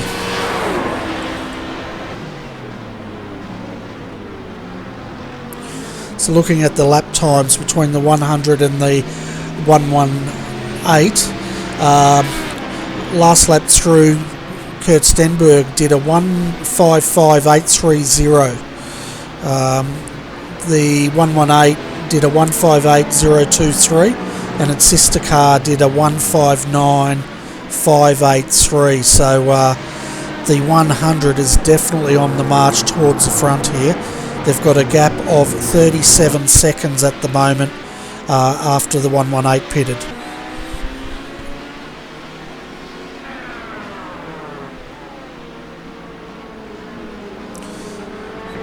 So just heard from one of our viewers there, he was saying with the 104 they've also got tyre pressures that they can work with to help settle that car down as well.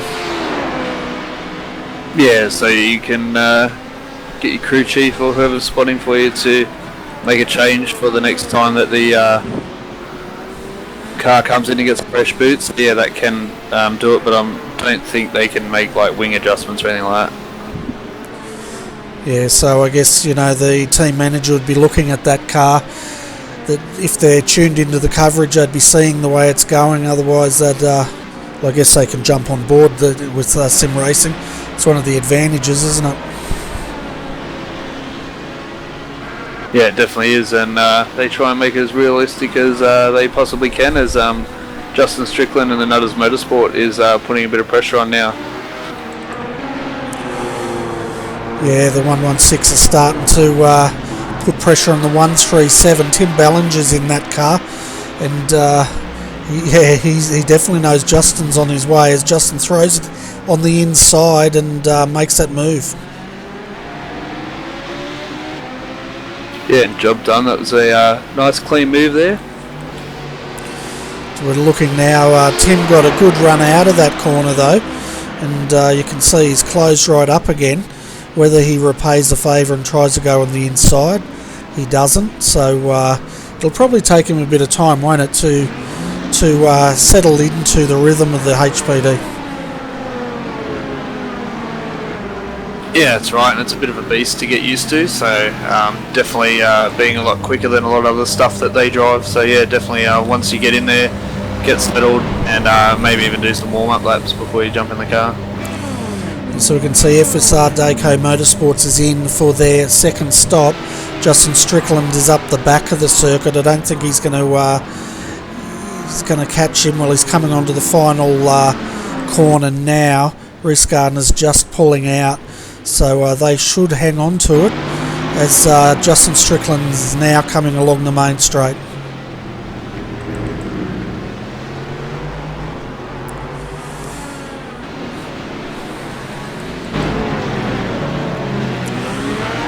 So it looks like that 116 has closed up quite a bit on the 100, and next time through we'll get a live gap for our viewers.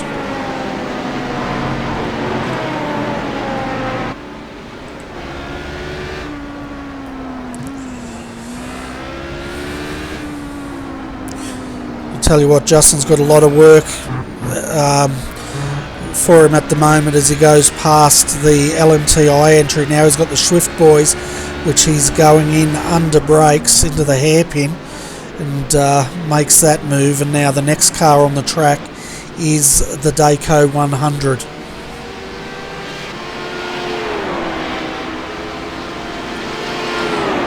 Yeah, so he's got a little bit of gap now, but he's got him in his sights. So we'll just have to see how quickly he can catch that Reese Gardner in front in the Dayco entry.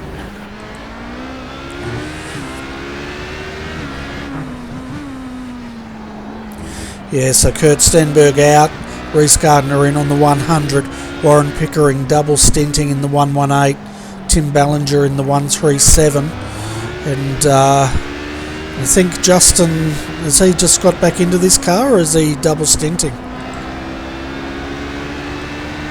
I can have a look for you, Bernie. Where are we? 116.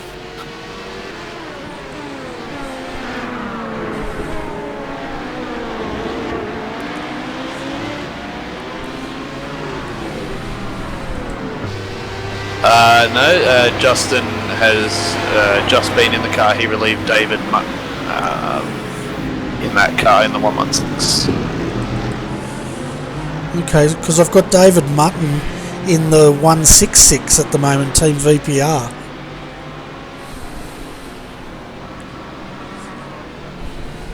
Maybe he's doing a Brocky. I don't think he can he? I don't think so. Am I reading that right? I'm sure. Car 116, Justin Strickland. That was a move. Sorry, for David Mutton in 166. Sorry, there's too many sixes and ones. So that was an overtake that's on my thing. Driver swap in car number 166. Alright. I'll get to the bottom of this, Bernie, for you. Yeah, no worries, but I'll tell you what, the 116 is all over the back of the Dayco 100 now, and closing quite quickly. Looking at the fastest time of this car was a 153.731, and the 100's fastest time was a 154.691. Yeah, so the 116, Justin took over from Nino Natali. Oh, okay. Glad I got that sorted. I wouldn't be able to sleep tonight unless I figured that one out for you. Oh, right, okay. Well, I tell you what, I think we're going to have a change for position very shortly, because Nutters Motorsport Green is looking very racy. It's definitely the fastest HPD on the track for the race, as he looks on the inside and thinks twice of it, but I guess where can you make this move? Can you do it up the top of the straight here, or would you be risking too much? Yeah, the turn one's still a bit difficult for a move. As I said, you compromise your exit speed a lot if you try up the inside there, but I think once you may have a look into the second hairpin after the back kind of little straight, or into the left-hander after the main big straight there. So we'll just see how close he is once they exit this complex of corners up the hill. Well, what might work to his advantage is they've got two HPDs on cold tyres ahead of them that have just come out of the pits that they're closing in on, and that might just balk Reese, but saying that, Justin's got a great run here.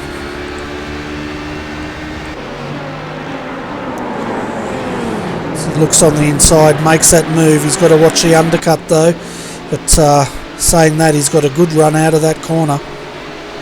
Yeah, he had a very good run out of there and didn't lose much speed at all, as the two cars in front now look like they're having a bit of a battle as well. Yeah, that's the Dayco car, the 104 I think it is, and I'm just trying to work out the other car. I think that's GT Omega entry. Warming his tyres up. Probably not the time to do it when you've got all these cars breathing down your neck. Oh, and he's had a spin. Oh, that's the same car I think that we were watching before, Bernie, was it, that was having issues? Yeah, I think it was. I'm just trying to see who's in that car now. It's Josh Bird in that one, mate.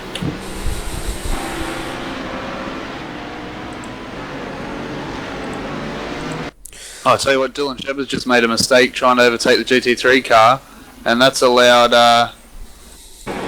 Justin Strickland up the inside,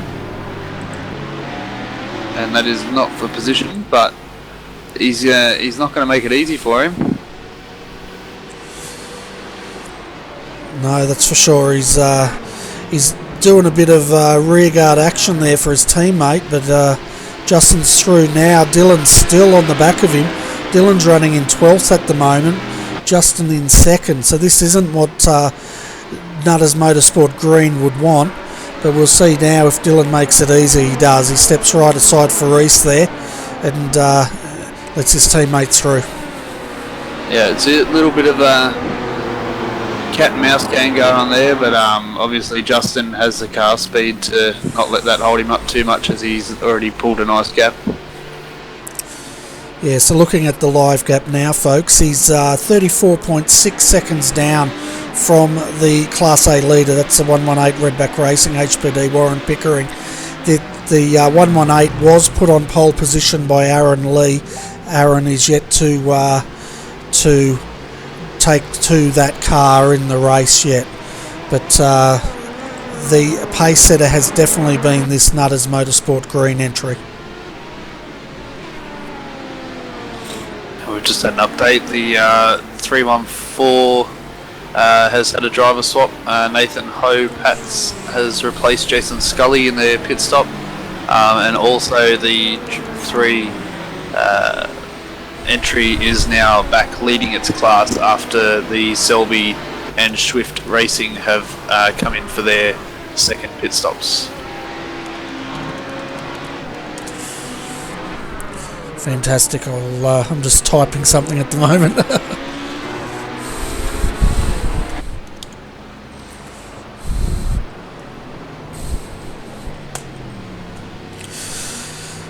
Oh dear.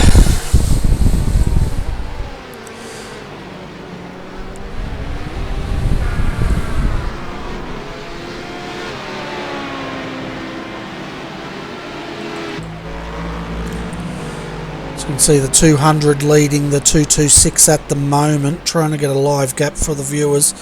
1.3 seconds, so the 226 is definitely closing in on the 200, and they've closed in 1.1 seconds the last lap. Yeah, this battle really starting to heat up in the DP class between ERA vehicle with Brett and Hobson at the wheel. Synergy Sim Racing and the ERA. Brett Hobson driving for Synergy Sim Racing, getting all my cars mixed up today. And yeah, this battle's very, very close at the moment. Certainly is, and we've got about 27 minutes, folks, until we hit the halfway mark and of this race, the COTA 6 hour. And there's a lot to play for. We know Evolution Racing Australia, they're looking at the big picture and building that points gap to take out the Class B championship in the AEC.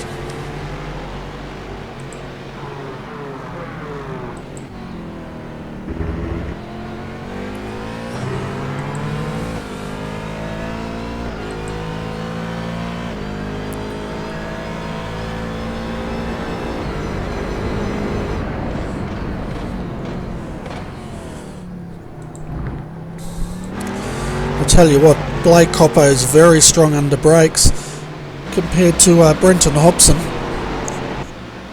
Yeah, he does tend to that ERA car pull up a lot better, and I think we saw that in the first lot of stints too. He really, really closed in under brakes. Oh, as he gets real close there, like, that's amazing mid quarter speed. Yeah, well, he's pulled that gap right into 1/10 of a second, and he was out 1.1 seconds, I think, when I noticed it. So if he can get past Brenton here, we can expect him to run away and create a huge gap.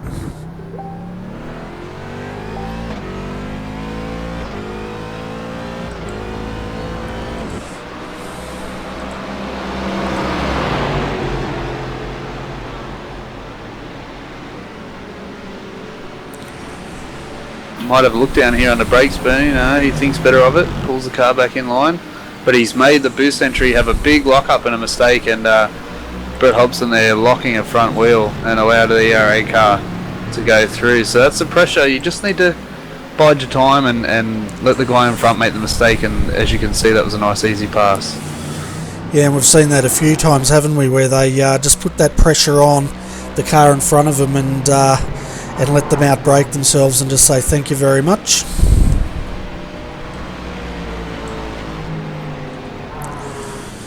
So we've also got up here with us at the moment Dean Briffa from driving in the 119. Dean, it looked like you had a very good first stint in the 119. How's it been tracking? Hi Bernie, hi Luke. Yeah, I had a decent first stint there, moved up into third place with the 118 car just behind us. We were not too far off second place, and yeah, it was a really hard stint, got a bit sweaty there, mate. Yeah, it looked like you were working pretty hard there, and looks like Warren might get a little bit sweaty as well, because Justin Strickland, he's in Nutters Motorsport Green, just set a fastest lap of a 1:53.672.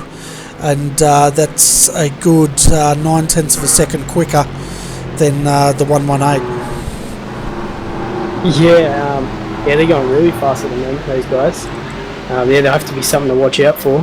I think Warren's holding back a little bit, but I think later on he'll have quite a bit in the tank to really push.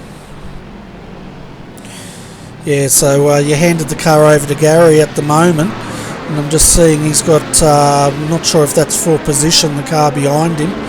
But how is that 119 handling for you guys today? Yeah, no, it's been good. It's been really good. A bit understeery certain parts of the stint, but apart from that, the car's been really nice. We're just trying to get it to the finish at the moment. The off-track limit is quite small, so we're just trying to not lose any points from that. Yeah, it's quite unforgiving here at COTA, isn't it? And some of these you can just put a wheel off and you're going to cop at an off-track.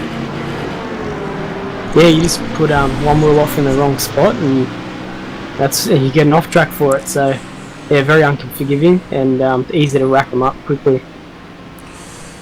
Yeah, it certainly is. And are we going to expect to see you back in this car later on, or is that secret RRT business? Well, we'll just see how it plays out, but hopefully I'll be able to jump in soon. As we see there, Gary, he's got it all wrong there, going through the S's. He got a bit balked there by a GT3 driver, but he'll probably get a slowdown from this.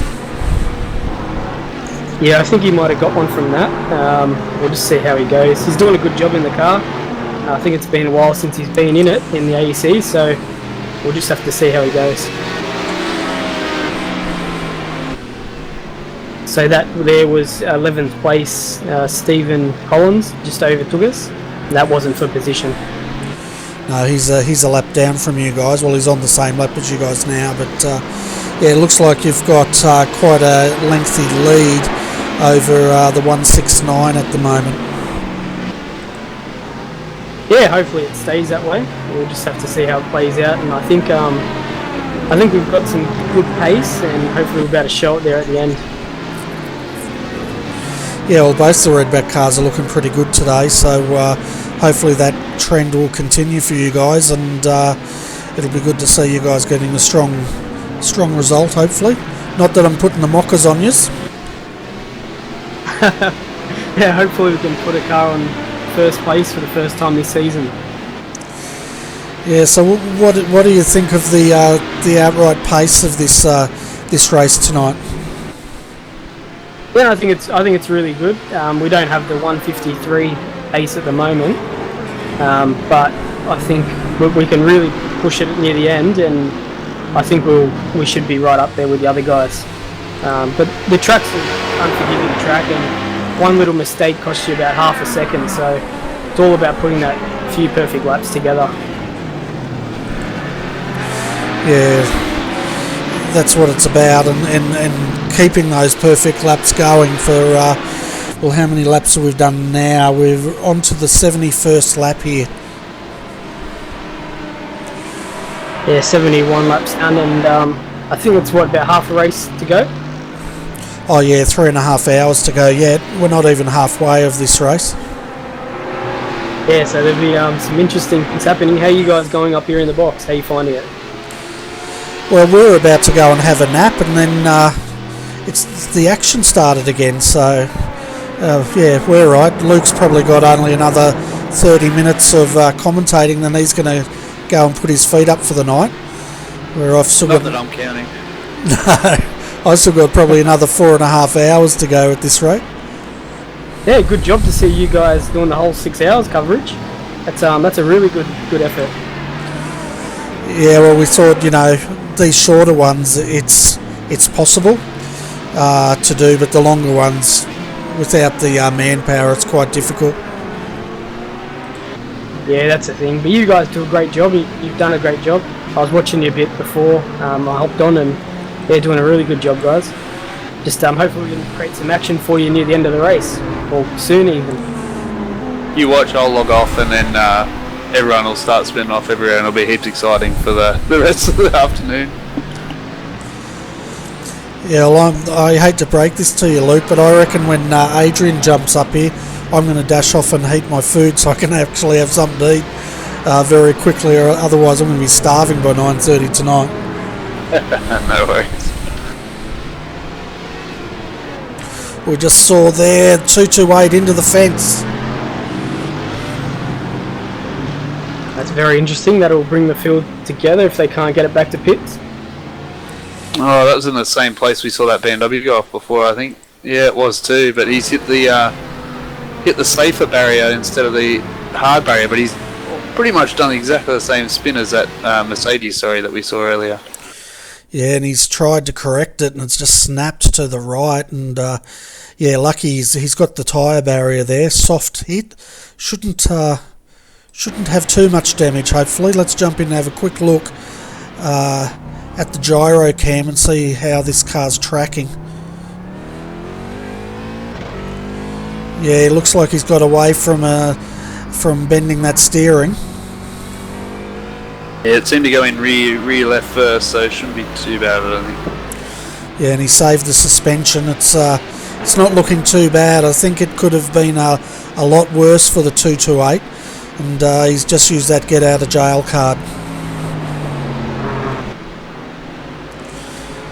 It's a good job to them to. That's very lucky they didn't hit the hard barrier there. Yeah, it certainly was, and I know Mr. O'Brien's watching our broadcast, so check your pulse there, Mr. O'Brien. All is looking good for the 228 at the moment.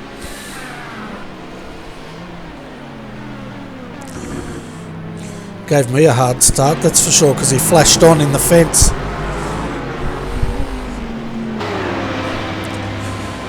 At the moment, a bit of an update, Class B folks, 226, Evolution Racing Australia leading the 200.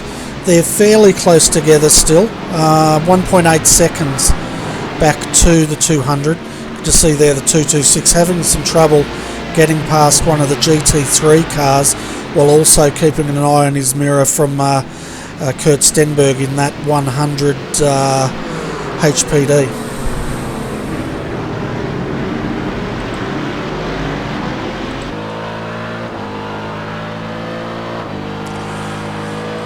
Just riding on the gearbox cam here to see how strong the HPD is under brakes compared to the DP, and you could just see them all over the back of him under brakes here.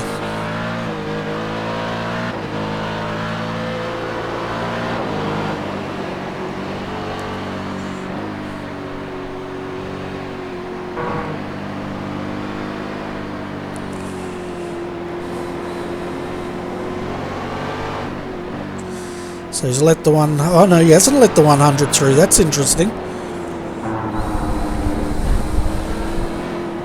Yeah, a bit of a gaggle of cars now, this little group here. Yeah, we're looking at the gearbox cam, and he's got the 333 on the inside. That's our Class C leader. Don't hit him. And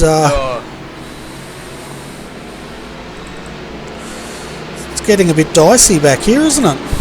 Yeah, it is. If I was that mad car, I'd just pull that car out of the way and hit the brakes and just let it run through. Yeah, well, he's got a huge lead, and he doesn't need to be taking risks as he lets them through. The 226 also has a substantial... Well, he doesn't really, does he? He can't afford to back off, otherwise he's going to have the 200 all over him. Yeah, that Mad car doesn't really give too much room to the faster cars. He likes to hold his line, but I guess that's fine. Just makes it a little bit hard to pass sometimes. Yeah, well, I guess that's the multi-class racing coming in, isn't it? That they're entitled to keep that line, and then the faster cars have to work their way through. There's nearly contact there with the 226. It's definitely getting a bit dicey here. I'm trying to work out which car that is behind them, but I think that's the GT Omega car. Yeah, we ourselves have had some close calls with that Mad Cow car. Yeah, it's nice when it gets dicey, isn't it? Well, nice when it gets dicey. It's good up here. We get to call great action, but not sure if it's good for the drivers. makes all drivers sweat a little bit, I think. So it's good to bring them back to reality.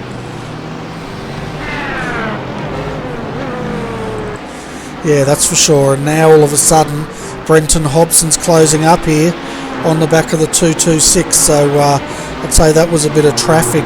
We know the 226 though is normally quicker than the 200.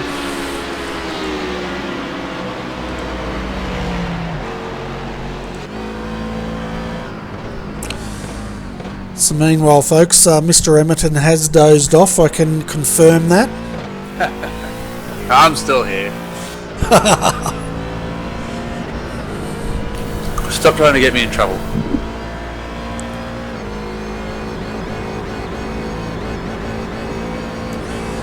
It's interesting. Right. When riding on board with the 200, it almost sounded like he was hitting his engine limiter down there.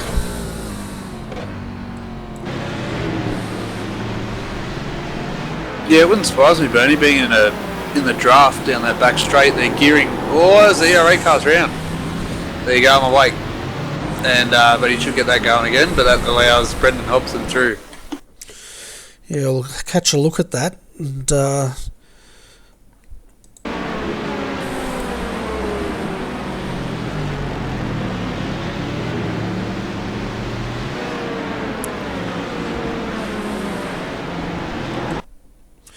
yeah, again, it looked like it snapped loose mid-corner there.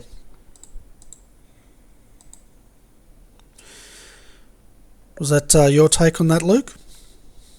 Yeah, that's all it looked like. It just looked like it got a bit loose because it's that little double apex corner.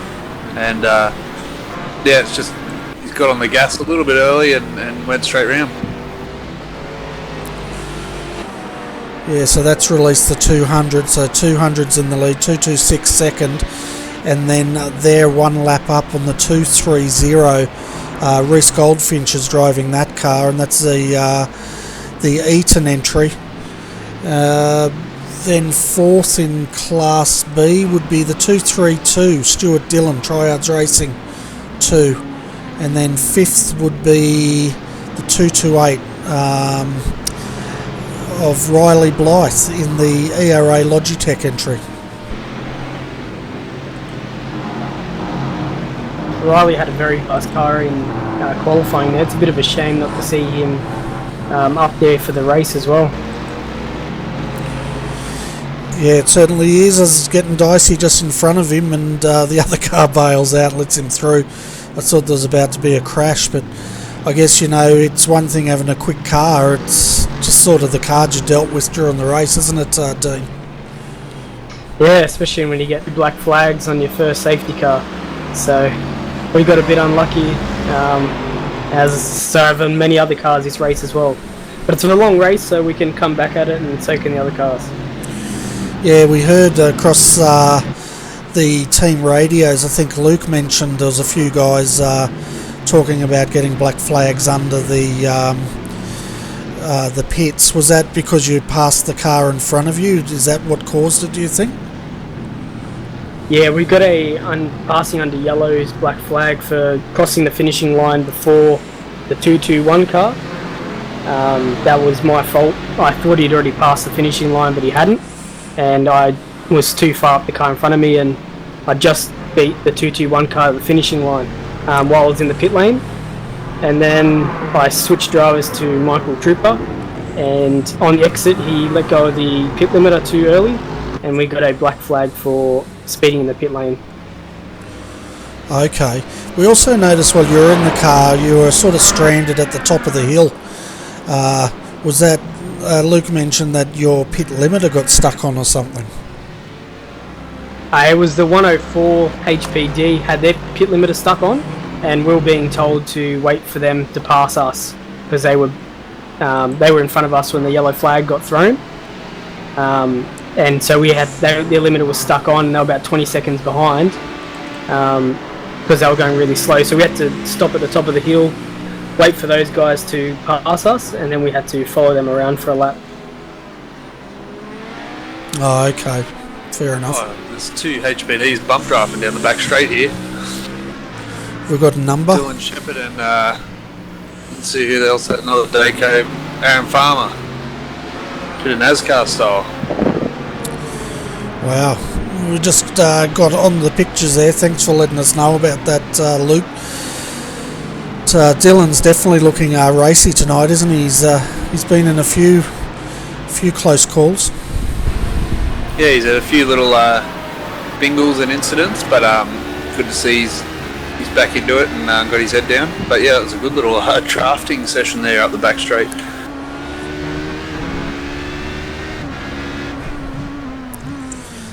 So the racing's definitely settling back into its rhythm now. I'm trying to work out how long we've been under green for since the first safety car, and we're nearly coming up to the halfway mark, so it must be well over an hour at this stage since the last safety car. I think it came out first. I think it came in at about an hour and 20, Bernie. Hour and 20, so we've gone about the same distance once again. Yeah, it was about 26 laps when the first safety car came out. Yeah, so you can just see as Dylan just threads his way through. It got out of the rhythm a bit as he's chasing down Aaron Farmer again, and that is for position.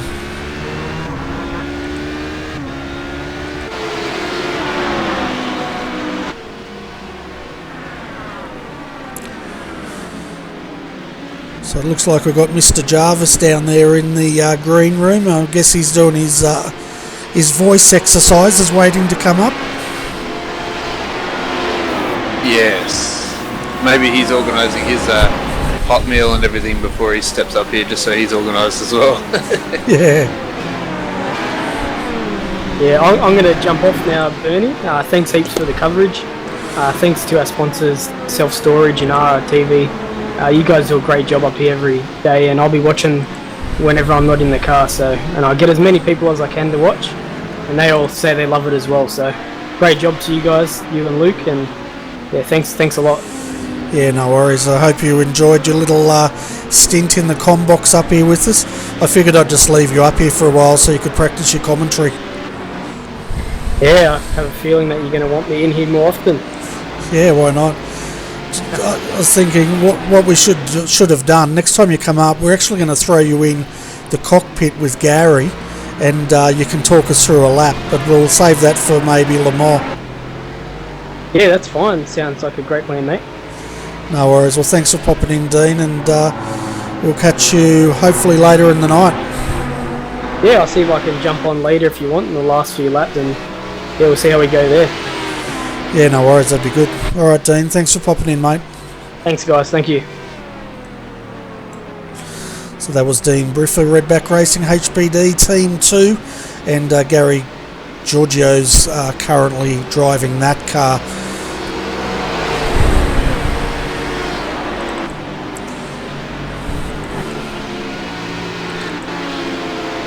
So meanwhile, folks, Dylan is still trying to chase down Aaron Farmer. They have separated a little bit, so we'll see if Dylan can actually pull him back in. Meanwhile, Class C, Mad Cow Racing, Frida, James Stevenson driving that car. Now this car's pretty much led all of Class C for the entire lap, so they've done 73 laps now.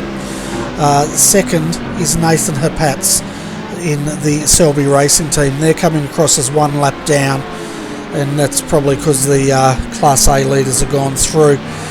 Then third, Eric Thorpe, Swift Racing. So they were second, dropped down to third, but still doing a good job. Fourth is a 399, Matthew Trotman for Delta Simsport is driving that car at the moment. And then rounding out your top five is the 331 Triads Racing 1, and Sam Young's driving that. We haven't really seen much of that car today, Luke.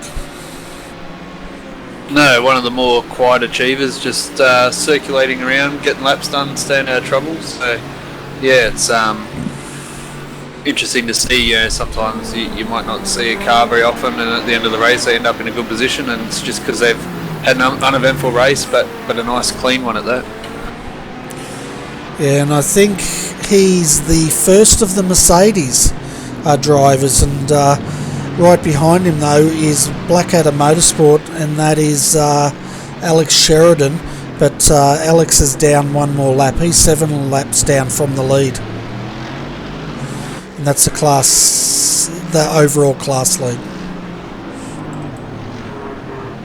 Yeah, so now we've only got the top 5 cars in HBD on the lead lap now.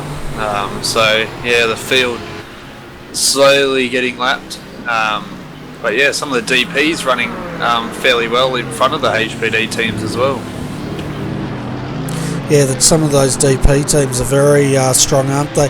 We're just going to jump up to Blimp Cam, folks, and give you a look at how this track is rubbering in. And you can see quite a bit of a groove now just appearing in turn 1, but I'd expect up through the S's here to be getting quite a dark groove. Yeah, and could explain too, Bernie, why some of the teams are struggling a little bit with rear grip, just with the way the track's heating up and also marbles, etc. off track.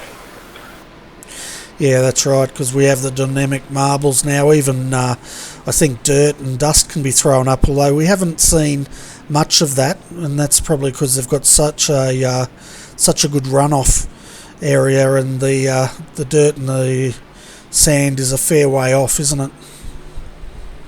Yeah, that's right. It looked like there was a little bit on the inside of turn 1, which may have already been there from practice or something like that, because I don't recall anyone running off in the middle of turn 1 or before turn 1 actually. But yeah, you're right. Other than that, there's not a lot, being the fact that there's a lot of runoff area here at Circuit of the Americas.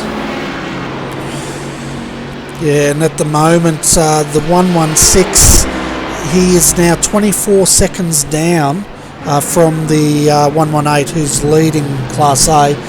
The gap, the times, last time by, the 118 did a 154.686 compared to the 116 of a 153.895. So that gap has closed by about 6 seconds since the last time we looked at them. Yeah, so that's a pretty big change, 6 seconds, so yeah, it's not too bad. So you might be able to tell me this, Luke. The Circuit of Americas was pretty much built, wasn't it, for I think it was Formula 1, the American Grand Prix, but are they still going here, or has that been wiped off the schedule? No, I believe they're over there shortly, I think, Bernie, and I think there's only 5 rounds left in the Formula 1 Championship this year, and I'm sure they still go there.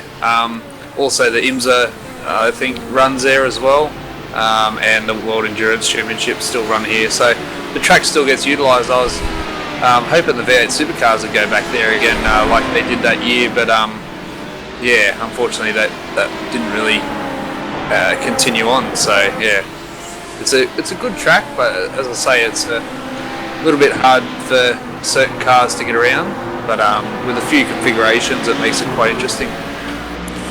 Yeah, and what about MotoGP? I'm not really big on the bikes, but I thought they came here as well. Yeah, quite possibly. I don't watch a lot of bikes either, but yeah, they may do. I can't remember from off the top of my head. Yeah, well, if any of the viewers know that answer, just let us know in the chat. But yeah, it was a shame about the V8 supercars. I thought out of all the overseas events that they tried to run, that the Texas event was probably the most compatible, considering they're very similar to their NASCARs and big V8s, and the Texans love their steak, which so do Australians, but just didn't seem to be, did it? No, I tell you what, I wouldn't mind seeing the V8 supercars do something silly like a Daytona road oval kind of track or something like that. That'd be where it's at. That'd be very interesting. Yeah, take them down to Melbourne and put them on the old NASCAR track. Although last time I drove past that place, it was full of weeds. Looks very sad. Yeah, it's I did see that they've had some problem down there with some of the cyclones and that going through. So yeah, I think they were using part of that NASCAR circuit down there for rallying at one point, where they had a dirt section outside and then they went in onto the embankment or something. Yeah, I did see that as well. It's yeah, that was the Australian Rally Championship, something like that. I think they did a bit of that. Yeah, so one of our viewers have let us know the next round of Formula 1 will be held here. So thanks for that that piece of information. I was close. I knew. I'm sure they were there. I just didn't know when.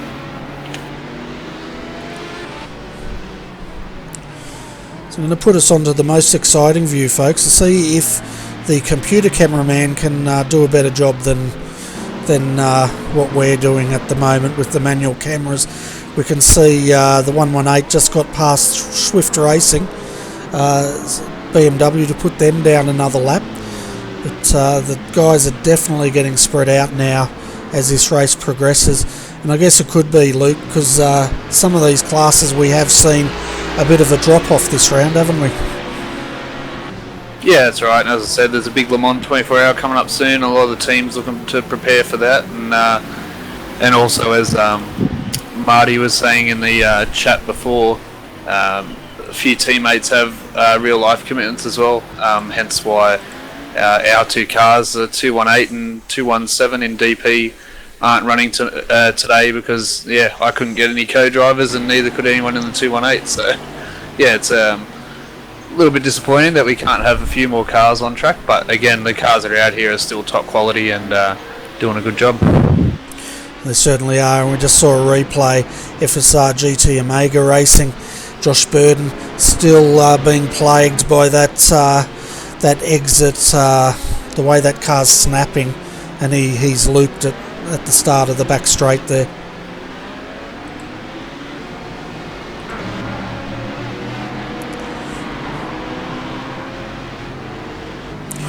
Yeah, and the same viewers just let us know the MotoGP does run at COTA. They also run at Laguna and Indy as well. Yeah, it's a world-class venue, and I remember when they first built it, and I think they had one of the F1 cars or something go around when it was almost still dirt. So yeah, it was good to see, and yeah, it's good to see this back on the calendar for in the sim racing world as well. As I said, like the official V8s had run here a few times, but hasn't been on the calendar for a while in many official series for a few seasons. So yeah, it's good to see it back here, and yeah. It certainly is, and as I was saying earlier, some guys love this track, most guys don't. So in the iRacing community, but it's quite interesting.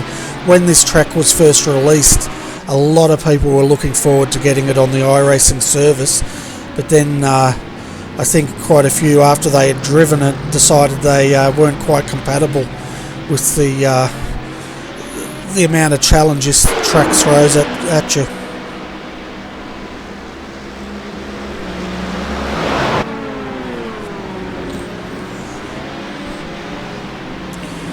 can just see Reece Goldfinch there going on the inside of the GT3, and oh, there goes the 104 again. He got through, but that car's very nervous. I think they need possibly to get a setup guy in there to try to iron that car out a bit to make it a bit more stable. Yeah, even as they said in the chat before, like maybe just to tinker with the tyre pressures a bit. Obviously, maybe running too high a tyre pressure, maybe getting mid-stint and getting too much pressure, tyres too hard, too hot, and you know, losing rear grip. So yeah, maybe just need to adjust something there a bit as well. Yeah, that could definitely be it. I'm not much of a setup person, but the person in the chat that did mention that is very good at car setups, as we see the Swift Racing car going around.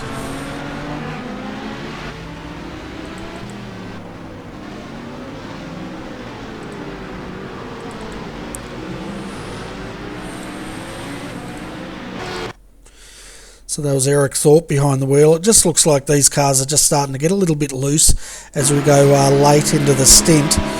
And we'll have a look at how this car's been turned. Could also be driver fatigue. Yeah, he was also a bit wide going in there, Bernie, to try and let some of the quicker cars past. He could have picked up some crap on the tyres as well. And then as he's turned in, it's just kind of looped on him a bit, but pretty harmless kind of spin by the look of it. Yeah, he kept it off the fence, and he'll survive for another day. Left his mark on the track literally with those tyre marks. You can see now Nutters Motorsport Green are back in the pits. This will be their serviced pit. They're actually coming in before the 118 this time. So it'll be interesting to see if they're trying an undercut. They're 23 seconds behind. Maybe they did come in first last time. Yeah, I'm not sure. I just got word that Blake Coppo was has just been issued a black flag for contact on lap 76. Okay, so that's 226 Evolution Racing Australia entry. Contact at lap 226.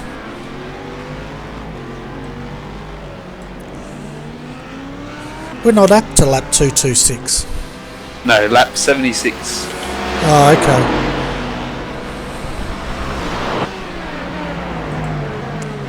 It is sporting a bit of damage on that left front, but I thought that was already there from before.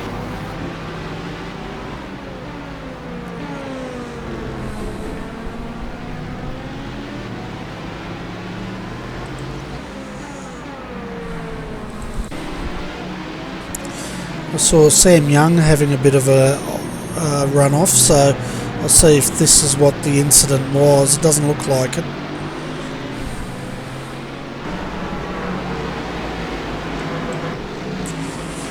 Yeah, we missed that, didn't we? Yeah, I don't see any contact in that lap. Maybe it was around that kind of lap, but yeah, it said he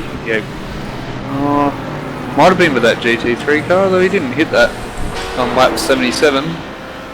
He had a big lock-up, but yeah, not sure, Bernie. We can see now the 226 is coming in, whether this is a scheduled stop or not.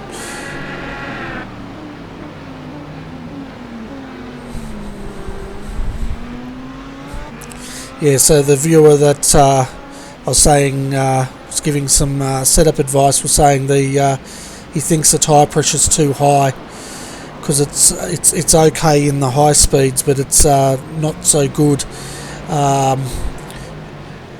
in the slow speed corners. Race controls also let us know that the incident was on lap 78 for the car 226. So it looks like that was that battle we were watching before, and they've come through the S's fairly close together, and that might be down at the hairpin. Yeah, it was, Bernie. He's turned him round coming through the kink at the hairpin. They've both actually got round, and that HPD nearly got involved in that as well. Yeah, so we're jumping back here and we'll have a look at the replay and see if it tells the story of what's going on here.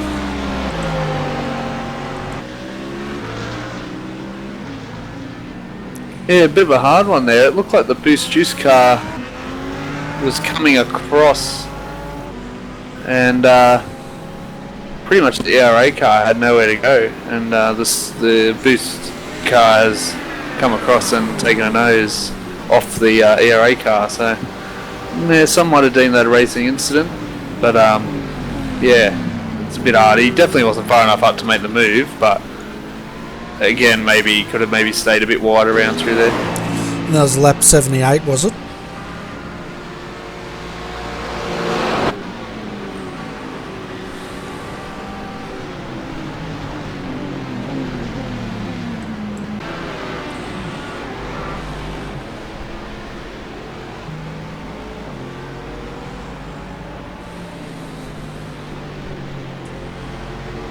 So was that lap 78, Luke? Yep, lap 78. So let's jump back to lap 77 with Blake Coppo and follow this through. Oh yeah, we just saw the end of it there.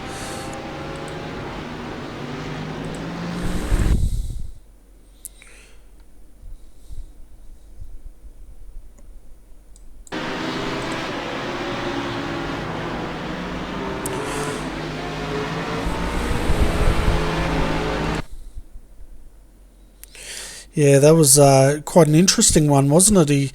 He was on the inside there. It looked almost like the Boost Juice car came across his nose. But, yeah, leave that one to race control.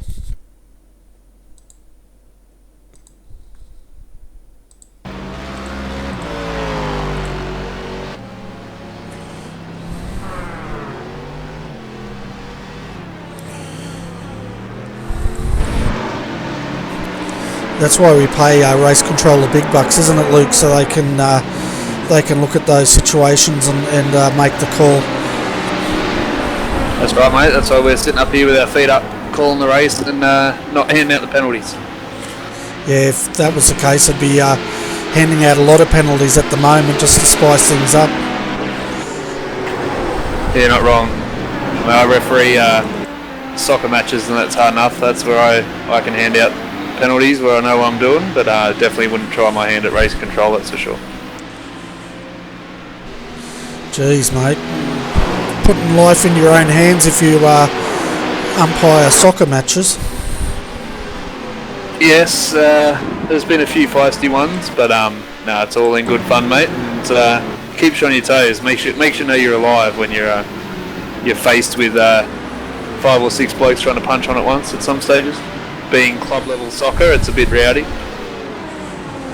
Yeah, my nephew plays. Both nephews play club level soccer, and I think they play for the Croatian team and down here, and no, they play for the Greek team. And when they get up against the Croatians, it's generally on for young and old. Yeah, a few of those up here too. That's always interesting. As we're just seeing Josh Burton now go through on the 333 class leader GT3 car, but there's two cars just behind now. Reece Gardner and James Stephenson doing a good job here, battling it out, I think, for position, possibly. No, James is down a few laps, I think, and he's just got past Reece. He's now going up against the 119, so I think he fancies trying to get a few laps back here. But, no, sorry, James Stevenson's in the 333. Nutters Motorsport Orange, where are they? Yeah, well, Reece now running second in that Daco entry, car number 100, with the Nutters Motorsport car not far behind. Yeah, and that gap has stretched out to 75 seconds between the 118 and the 100, and I think that's because Reece is probably pitted and the 118 hasn't pitted as yet. Yeah, just looking at it now, we've got the Redback Racing pitting from the lead, and also car 137 in the pits as well. Yeah, so you can see them taking service at the moment, and where's Reece? Where's he coming on? He's got a few more.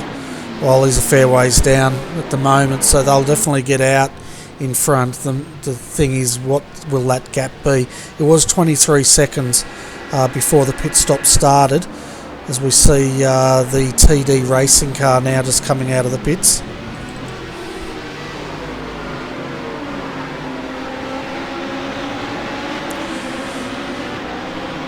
So Reece is now coming on to the main straight here, and Redback Racing is just leaving. Warren Pickering staying in, so he's I think that's his second, possibly third stint.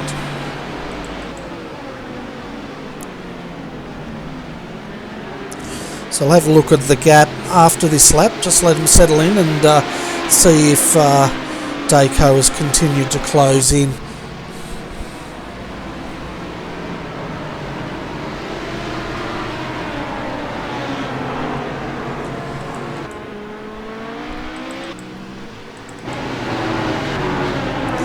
So yeah, that's Aaron Farmer in the 115, just got past the Daco 100. He's 2 laps down from the lead, so he's looking at trying to get back onto 1 lap down, and we have 2 hours and 50 minutes of this race to go.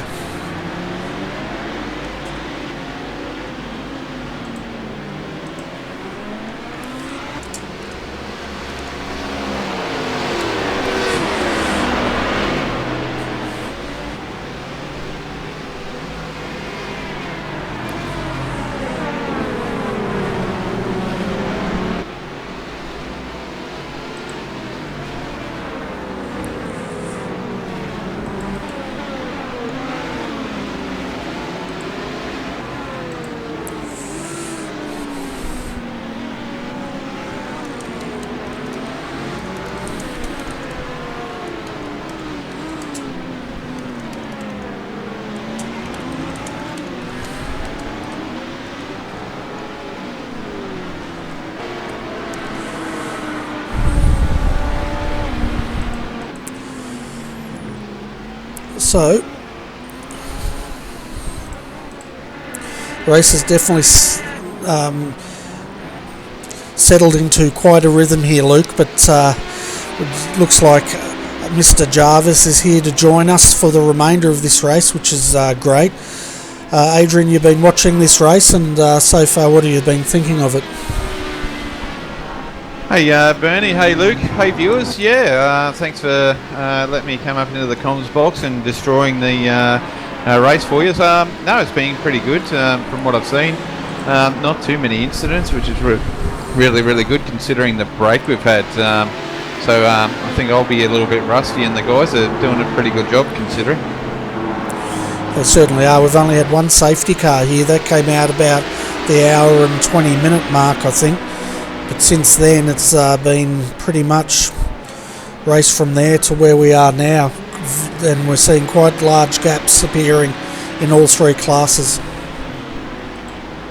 Yeah, it's normal the way when you don't get safety cars, isn't it? The field starts spreading out, and it just seems to be a procession here, and the fast boys are just going to keep gapping everyone. But this is racing; it's interesting. It can be quite interesting sometimes. So no, it's not too bad. It's really good to see the boys behaving. Yeah, it certainly is, and the gap's quite interesting as well. There's been that was let's get that back on replay. It looked like Josh Burden going around again. This time he's collected, he hasn't collected, a few cars got caught up in it. Let's have a look at this replay.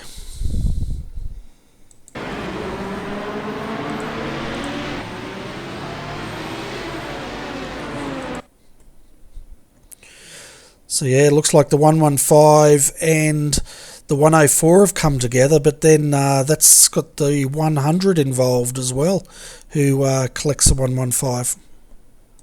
Yeah, and that's some of our top runners as well. Yeah, it certainly is. Well, up until that point, Reece Gardner was actually running in second position. He's actually had to bring that car to the pits, so they've obviously got damage. Before that, though, interestingly, that car was only 12 seconds down from the leader, so that's a very costly accident for them. So we have Justin Strickland now in second for Nutters Motorsport Green, and they're 19.6 seconds down from the 118 Redback Racing.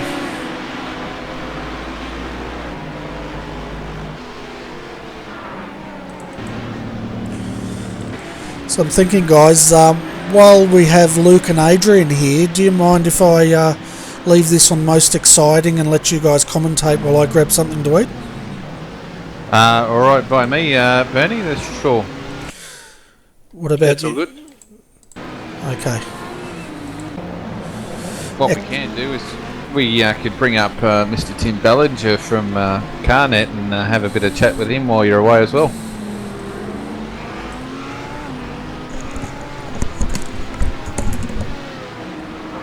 There we go. Tim, welcome to the comms box. Been a while, mate. AEC hasn't been on for a few months, and I see today you're running in the HPD today, so it must be a little bit exciting for you today. Oh yes, I've got the rotten flu, I've got amazing temperature, and the bloke that was meant to be in with Aaron didn't turn up, so I've been thrown in at the last minute. Well, that would make for some interesting lap times and for some racing, mate. It's not the best driving that car at the best of times, and with a rotten old flu, you must be feeling it. Yeah, I've done one stint, and I look like I've been out running the block about 50 laps, but yeah, like I said, I've done about 10 laps in practice, so we're getting there with it. Well, not a bad effort, mate. In fourth at the moment. It's looking pretty good. I see you had a small protest put in earlier on, but it doesn't look like that's gone to fruition, so that's not too bad for you guys at the moment. So putting away there, it's doing okay. So just the two of you today makes it a little bit harder. Yeah, unfortunately Colin and Tim couldn't be with us today, so yeah, we had another driver lined up, but I got thrown in the deep end at the last minute. all the issues of being part of the team, isn't it, mate? Get thrown in at the deep end there because you half decent driver, so yeah, we'll grab Tim. He'll get us through. Yeah, it would have been alright. I've probably done 2 hours of iRacing since the last AC event. I've been having a big break from it, and yeah, so to get the call up with doing nothing was a bit. Yeah, we're getting into it. It's just frustrating out there. You get behind cars that they're a lap or 2 down, and like you said, with the protest, the rules are if you've got a blue flag, you've got to get out of the way. But like I don't mind the GT3 and the Class B cars; they've got to run their own race. But within class, they should be getting out of the way. They're not, and it cost us big time in the last stint there. Yeah, I did see a couple of those incidents there. It's just so hard sometimes, isn't it? Especially on COTA, it seemed really difficult through the S's to try and make a pass cleanly, I suppose. The thing with COTA is you sort of got a couple of long straights and then you got the tight bits, so it comes down to how you've set your car up. We've set ours up to be a really steady car in the corner, so we're probably running a bit more downforce than the other boys. So yeah, I mean, you just can't get it. Like, get behind them in the draft and you just don't go anywhere, so then you get held up through all the corners. So it gets a bit frustrating when the rules state one thing but another thing applies. Yeah, it is a bit of a shame. But hey, look, you're giving it a crack and it's going pretty good there. A bit of a shame that you're struggling with the flu. What I'm going to do, I'll hand you over to Luke, because Luke's been out here watching you boys race for the most of the stint, and I'm sure he's got a few questions there for you. But keep up the good work, putting a solid effort in, and I'll have a chat to you sometime soon. No worries, mate. Thank you. Yeah, Tim, I won't keep you too long. I'll so you don't lose your voice anymore or anything else. But how are you boys finding the track? We see a lot of cars getting a bit loose. Excuse me, mid kind of stint, and also towards the end of the stint. Is it a track issue, or do you think it might just be a bit of a setup change that someone needs to make? I'm probably one of the lucky ones. I don't mind COTA. It's a track I quite enjoy. I enjoy the challenge of it. But like I said, with our setup, we've gone a bit more downforce, and cars just getting quicker as the stint goes on. So we're not having those problems as like we have watched a few of the other cars when we're racing Dayco earlier. Towards the end of the stint, they were getting looser and looser, and yeah, our car was just sticking in there beautifully. So we set ours up for a race car. Plus, me, I haven't driven this thing bugger all, so we sort of had to really compromise the setup to try and accommodate me as well. Yeah, it's it. I suppose it's a good balance between outright pace and actually being able to survive for the 6 hours. So yeah, it's good to see the car still doing well and circulating, and hopefully you get a few more of the boys back for the 24-hour as well, coming up in a few weeks. Yeah, they'll be back for that for sure. And like we're leading the points with this car, so and all season we've done that just by finishing races under the incident limit, and that's all the plan is today. Hopefully a top 4 or 5 under the incident limit, we'll be happy. Yeah, no worries, mate. And before I let you go, I'd like to thank your sponsors and shout out to anyone else who may be watching. No sponsors. A shout out to Colin and Tim if they're watching there on holidays with the family, and big thank you to you guys as always, burning all the work that's put in through RRTV, and also Scott Stevens, Heath Brandon, all the boys that who put on the AEC. They put lots of hours in for nothing, and they should be congratulated for the event they put on. No worries, mate. Well, good luck with the rest of the race, and as Adrian said, we might get you or your teammate up a bit later on to have a chat and see how you travel along towards the end. Yeah, I'll go have a Bex and a lie down. We'll see how we go on the next one. No worries, mate. Have a good one. See you, boys. See you, Tim.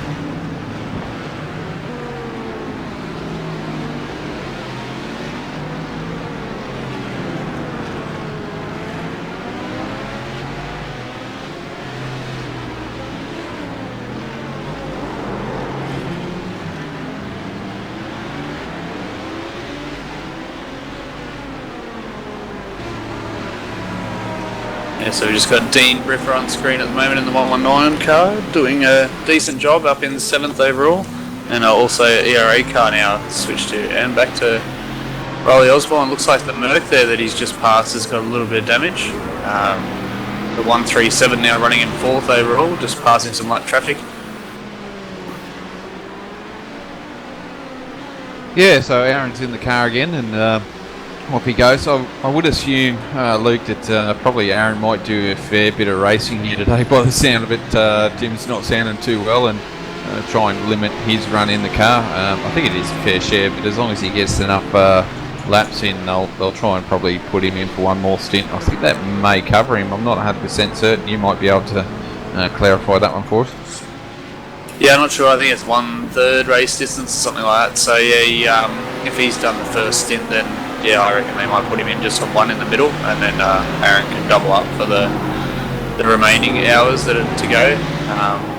But yeah, it should be interesting to see. But yeah, he's definitely doing a good job with the kind of condition that he sounds like he's in. If he looks anything like he sounds, then yeah, he's going to be a poor bloke, and he better have a lie down, I think. Yeah, I think the bonus with Tim is like he's an international truck driver, so you know he's got the pedigree where he's got to drive for many hours feeling sick. So probably he's got a little bit of real world for training for driving trucks. So might pay instead for this sort of stuff. Yeah, that's it. So we'll just give an update to our viewers for your where your favourite drivers are. So in position 1, we have Redback Racing still with a 16-second lead over Nutters Motorsport. Currently in 3rd is the 100 car of the Daco Motorsport entry. 4th is Carnet TDR 137, which is the last car in the lead lap.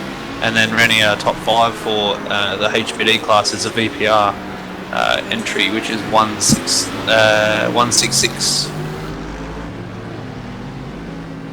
Then when we go down to our DP class, you've got the 200 Synergy Sim Racing still out in front there.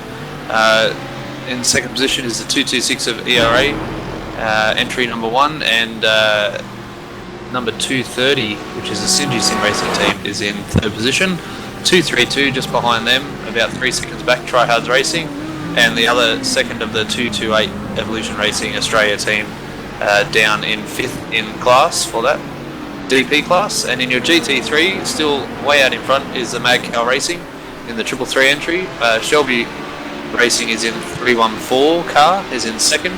Swift Racing in 363 is in 3rd. Tryhards Racing, actually Delta Sim Sport, are in the pits at the moment. So they were in 4th, and they have just exited the pits and are still in 4th, so that's 399.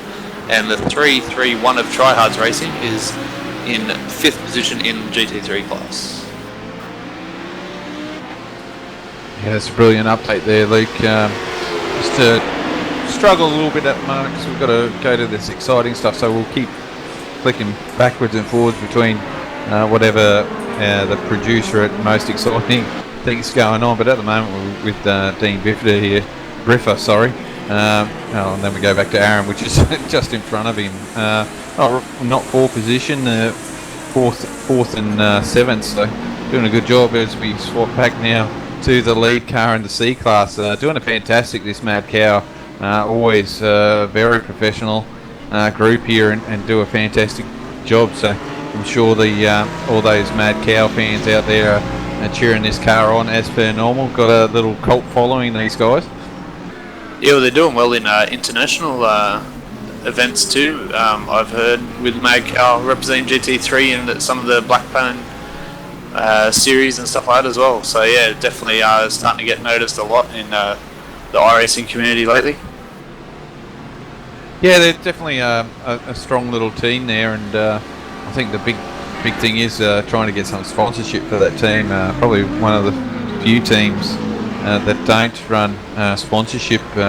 We know ERA, they've got a sponsorship as long as your arm, but good work there from Brenton. Obviously he gets out there and gets that sponsorship sorted, but for Mad Cow, I'm sure with them it's not like they're obviously, I don't think that they're out there desperately chasing it. I think like the way that you go about it, I think Brenton's always about trying to get the deal sorted, and why not? They've got plenty of talent in that team and can get the sponsorship. But with Mad Cow, I'm sure they're just racing for fun and getting noticed that way, and hopefully a sponsorship deal could come about from that. They're just showing their wares, and why wouldn't you? I mean, it's a great little team, and they definitely work hard.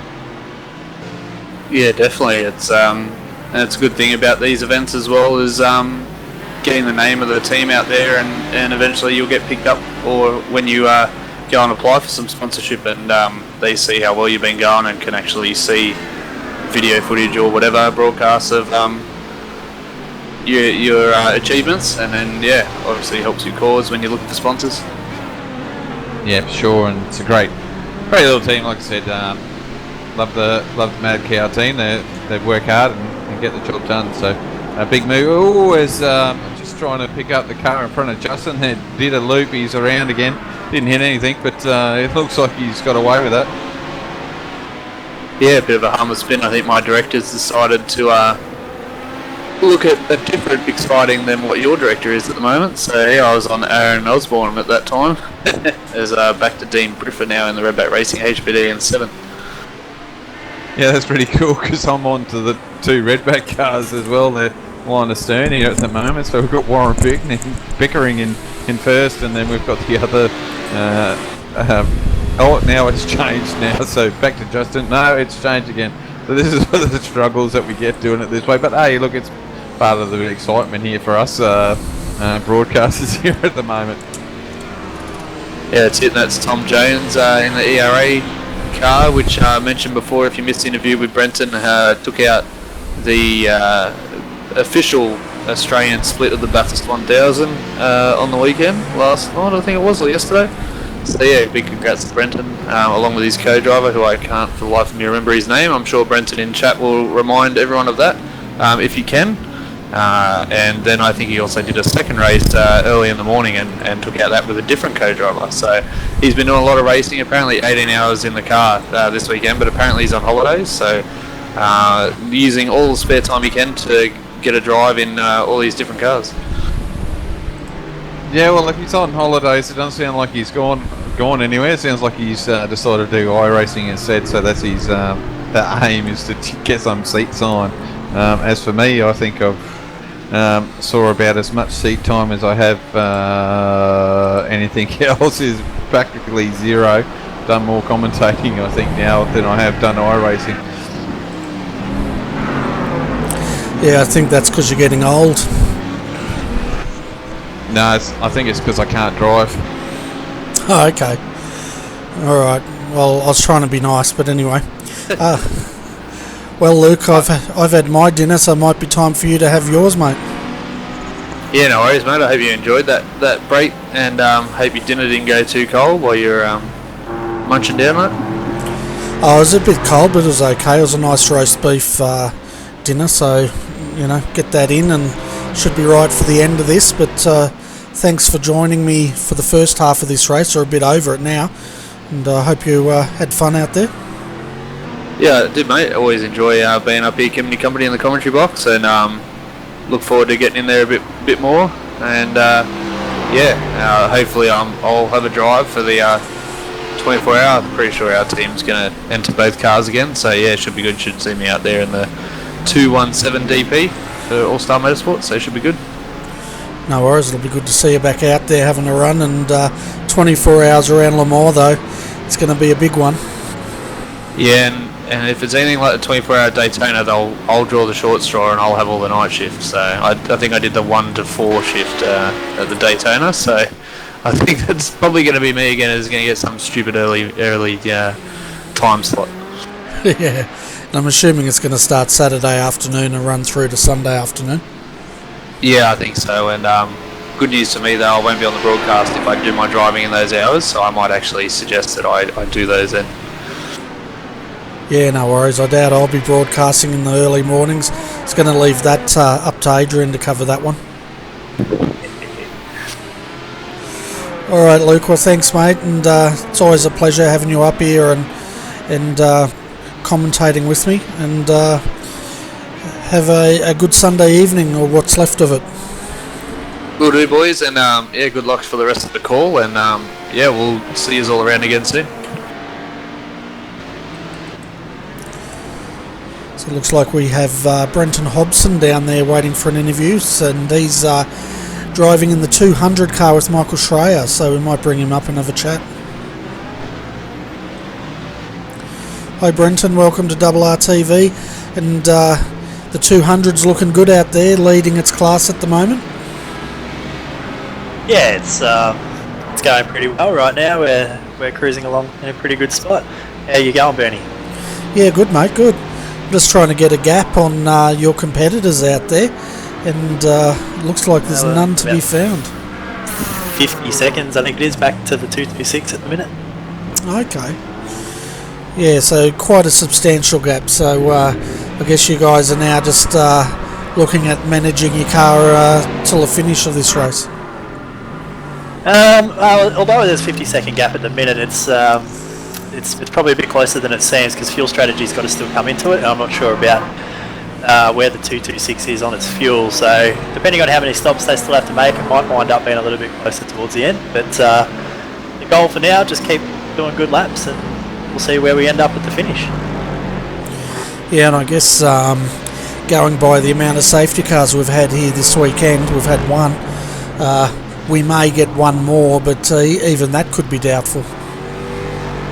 Yeah, I think that we'll approach the rest of this race as if there weren't many. It's not really the sort of track where you'd expect to see one, and it wasn't even an accident put out the last one, I don't think. I'm pretty sure it was just a car that was stationary, so you never know, you could see 5 more, but we're going to sort of approach it like there won't be another one, just because of the nature of the track. We probably wouldn't expect to see too many, but if one comes up, we'll just sort of roll with the punches and see how it all plays out. Yeah, well, that's probably the best strategy at this stage. As far as your driving goes, we saw you in the car earlier. Are we expecting to see you back in it, or have you done your stints now?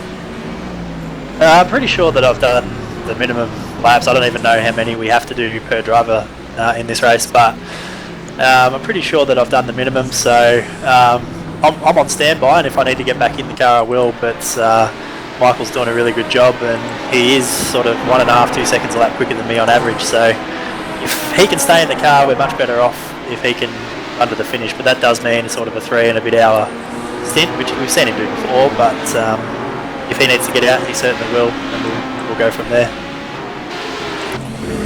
Yeah, fair enough, and but I'm just having a look at how many laps. I can't even tell how many laps you've led because this doesn't give me class racing, unfortunately. But I think you guys have pretty much led most of the laps here for Class B. Yeah, it'd be nice to know actually, but I'm assuming that we've probably led most of them through the pit sequences and things like that. It sort of shuffles around a little bit. I know that Michael led pretty much his whole first stint, and then we swapped drivers at that safety car, and there's a bit of a kerfuffle. Stops and cars that had to stop under caution and stuff, so yeah, I think we may have not led a few laps there, but then re-inherited the lead fairly shortly after, and then the 226 got past me for a few laps there while I was in the car, so they did grab a couple more there, but I'd say that we've probably led all but maybe 20 laps.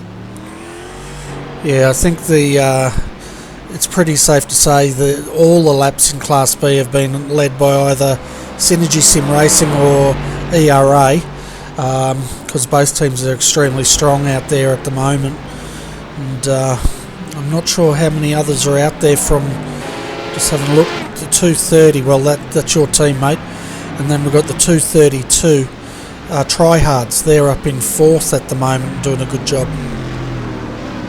Yeah, it's a little bit of a lean field, I think, for the Class B cars for this race.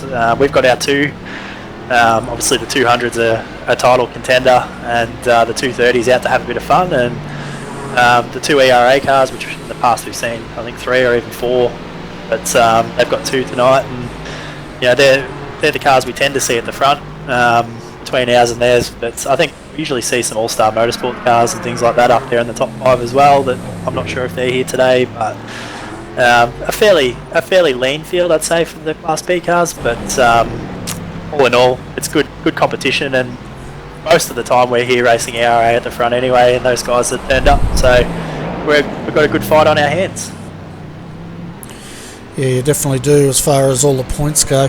I just counted them, we had 7 Class B, so yeah, very lean field indeed. It would have been good to see more of the DP teams showing up.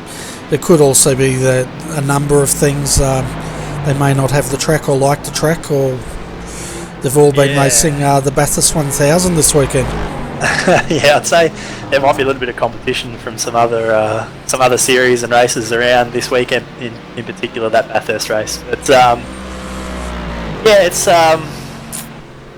just looking there, it looks like that the 226 might have copped a black flag for contact or something, so that will hopefully give us a little bit of breathing room against those guys. But Yeah, I'd say that the other races on this weekend have probably got a little bit to do with it. I personally really struggled at this track. I'm a long way off the pace. Michael's just killing it, but I didn't feel comfortable at all in the car here at this track this week. Probably didn't put in the laps, to be honest, but he's absolutely taken to it. Michael has just been doing some amazing laps, so it probably depends. I can understand why some people might not, because they don't like it, but you know, it is what it is. If you're going to race for a championship, you have to turn up week in, week out. Yeah, exactly right. And I know the Class B point score is pretty close, so if you don't turn up, then you can't sort of expect the result. But before we let you go, did you want to give a shout out to your sponsors? Yeah, sure. So a shout out to Boost Juice, which is obviously the sponsor we've had on Car 200 all year, for their ongoing support. Love having those guys on board. And I think the Eaton livery is on the 230 this week. I'm not sure if that's showing on your broadcast or not, but that's the 2 Class B cars. We've also got the Boost Juice HPD turned up to race today, but I believe it might have been in the pits for a long time, and I'm not sure that it's come back out. So yeah, big shout out to Boost Juice and to Eaton for supporting us this year. And a shout out to the guys who have all got together to actually have a run this week. So obviously to Michael racing with me, but also for Reese and Wayne getting into the other car, and a shout out to you guys as well for putting on a great broadcast. It's always good fun to watch. Yeah, no worries. It's been an interesting broadcast today, but I got to get you guys out there to cause big crashes or something to liven it up a bit. Yeah, I don't think we feel like being involved in any accidents in the 200, that's for sure. But yeah, a few accidents would certainly tighten up the field a bit, make for some interesting racing. It's a really hard track once all the cars get around each other. I found myself after the safety car right at the front of the field, and I had a heap of HPDs all behind me, and the speed difference is significant across a full lap. But the problem with it is that the corners are quite hard to pass in. Even we find with the GT3s. So you know, the straight line speed, as we know, for the C7 and the HPD is not that different, and because it's hard to pass in the corners, we find we're holding up the HPDs a lot. But you know, we're trying to do good laps and not get in their way if we can help it. And once all the cars get around each other, it's really quite awkward here, so it does make for some interesting racing. Yeah, and I reckon the other thing that would frustrate the HPDs is once you get on that back straight, the DP is not much slower, if at all slower than the HPD. So yeah, that's right. And then if they don't get past you there, they're going to be behind you through all the tight bits. Yeah, that's what we find as well. They're super good under brakes. If they don't throw it down the inside, which is kind of the only way they have to get past here at this track, they'll go really deep under brakes, but then not get an excellent run off the corner usually. So they're stuck behind you all the way down the straight, and then you know it gets to the next corner and they have to either throw it down the inside or stick behind you for another sequence of corners. So they get a bit desperate sometimes, which is fair enough. They're pretty frustrated, I'm sure, but it's the nature of this particular combination of cars, and it's just how it is. You've got to sort of race accordingly. Yeah, that's right. That's part of the charm or the challenge, I guess you could say, of multi-class racing, and especially with dealing with the different classes if you're in the top class. Yeah, I'm sure that the HPD guys are constantly screaming at us in the C7 to get out of the way, but you know, we're trying to do our best to do good laps as well, especially in our car, trying to race at the front. You know, they might be the 4th or 5th or 6th HPD, but we're sort of racing for the lead in our class, and it gets hard, you know, and that's the way that it is. But you know, you just got to be patient, try not to cause any dramas, and hope that you can stay out of trouble all the way to the finish.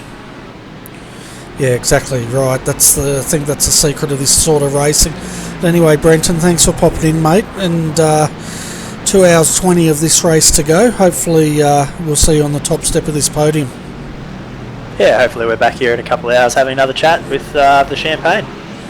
Awesome. Well, make sure you bring enough for me and Adrian. Will do. All right, see you, mate.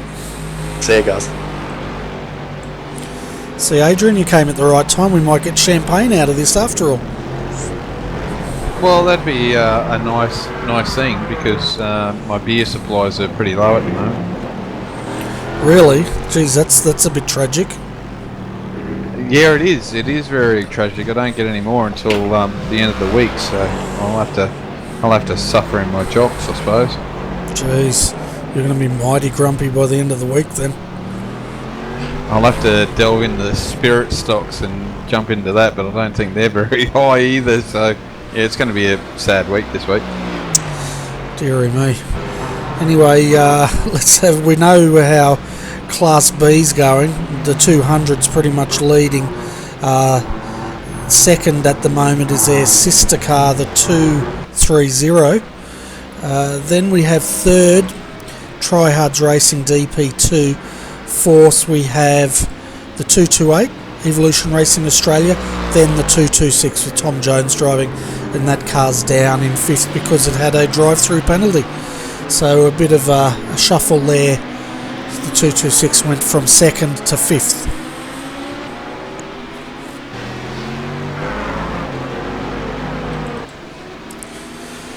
Class C, well, it's about as exciting as Class B at the moment, folks. James Stevenson behind the wheel of Mad Cow Racing. This car has pretty much led the 97 laps of its class, followed by the 314, and that's Selby Racing Team, Nathan Hapatz in second. Then we have the 399 with Matthew Trotman in for Delta Simsport in third. Fourth is Josh Noack for Swift Racing. This car was in second earlier on today, but it's faded as this race has progressed. And then rounding out your top five is the 331 Tryhards Racing 1 with Brett Hender behind the wheel. It's getting interesting up the front though, Adrian. The gap now between the 118 Redback Racing and Nutters Motorsport Green was 5.2 seconds. The live gap is 5.7 seconds. So Nutters Motorsport Green are coming on strong as this race progresses. Yeah, we'll just see how the cars go, obviously with traffic as well. The big thing is, like anything with these Enduros, it's not so much about who's the quickest at the moment. It's if you can buy that ticket to the end of the race, and basically it's that last half an hour. You got to get that car there and run basically for the last 30 minutes and try and get that car on the podium then. But we heard from Tim, it's one of those things getting stuck behind some of these cars, and obviously with these C7s too, with the HPDs, it's so hard depending on what your setup is. If you've got a car with a little bit more downforce, you're not going to outrun these C7s. They're so quick in the straight line, so it's really hard for some of these teams at the moment. Oh, it certainly is, and there's not a lot of passing opportunities on this track either. It's going to be interesting in Class A because, as I was saying, Nutters Motorsport Green, they're the fastest out there with Justin Strickland. They didn't get pole though. The 118 took pole position, and the person that put it there was Aaron Lee. He's still yet to step into the 118. So it's going to be on for the last hour of this race if it continues the way it's going. Yeah, if that's the case, that means we should expect Aaron to be in the car soon. We've got, just over 2 hours to go left with the race, so yeah, I would assume that Aaron's going to jump in the car next time Warren brings his car in to get service. So it's going to be on then. Aaron's going to be quick, so we'll see how they go. Yeah, so the 118 had Brett Wilson start the race. He single stinted. Warren did a double stint. Well, he's still in the car. He's done a majority of this race. So, probably Aaron will do the last quarter of this race. Which is a pretty big effort. I don't know, you wouldn't have heard, Tim's unfortunately got the flu again, and he's been running around here quite unwell, but did a fantastic job. So Tim's got a little bit harder than some of the guys, but still, you think how much effort it is to drive these, and Tim with the flu, he was sweating pretty badly after running around here for his stint. So to do a couple of stints around here, they'd be pretty tough. Oh, it certainly would. It's a big ask if you're Crook. I did hear him croaking away over the radio while I was having dinner, But I just thought he sounded worn out. Yeah, he probably was fairly worn out after doing that stint and not feeling well. But like I said, I think being a truck driver and running for long times, long stints behind the wheel, probably gives him a little step up for this enduro stuff. He can put the long stints in all this stuff. Yeah, he'd be used to doing that sort of thing. But at the moment, that gap last time by was 5.3 seconds, so it is closing down. And compare that to the number 100 with Kurt Stenberg. He's 91 seconds off the lead, so they're a fair ways down at the moment, but don't discount them, folks. It just takes one safety car, and these guys will be back in the hunt. Yeah, well, that's it. You know, it's quite a strange thing, I would say, for this series not to have as little safety cars as we have, but giving the track COTA, it is quite an open track, so guys generally can get away with limping these cars back without being in too much trouble, and the runoff is quite large, so to get the least amount of safety cars this time around, I can see, which is really good. But you know, even saying that, the quality of the racing must be pretty good, considering the guys haven't been doing the AEC for a while. And I know they would have been doing racing online, but it's different running in this series for sure, with the 3 different types of vehicles in this race. Yeah, well, that's right, and it's a premier multi-class racing in Australia here. One thing that is interesting as well is I've noticed there's quite a build-up of dust into turn 1 on the inside there, and wondering where that's coming from. I'm assuming it's coming from pit lane as the cars are bringing all that garbage up as they exit the pits. Yeah, once again, it's I'm not sure where it's coming from. I haven't been around COTA for a long time. Like I said, I've been up in the broadcasting booth more than I have actually sat behind the steering wheel and drove a car. And around COTA, I think it's one of the tracks I'm with a lot of people. I'm not really a big fan of it, so you don't spend a lot of time here. So, and with the new dynamics that they're running, yeah, it's one of those weird things that you'll see that building up now. Yeah, it's pretty good. And we can just see Justin now. He's coming through, 5.7 seconds. He's in a bit of traffic and behind the Swift entry. And these boys, I interviewed them earlier, Adrian, and they're doing a fantastic job. And we were reflecting on what their team was like at the start of this season, where they debuted at the Daytona 24 Hour and where they are now, running in, they were in the top 2, now in the top 4.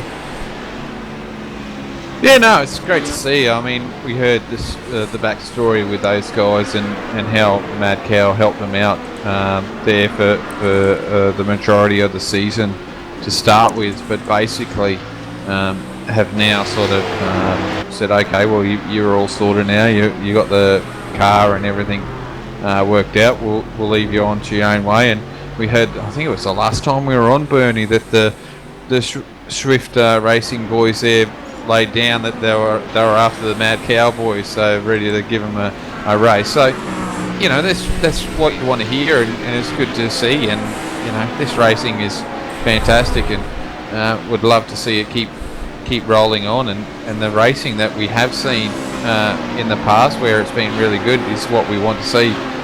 Other than the other few rounds that we did have, where we got a little bit sloppy, and yeah, it wasn't very nice to watch. But you know, these guys have definitely turned the corner again, and this is what we want to see, and I want to see it move on. It's a great series, and brings out some fantastic drivers.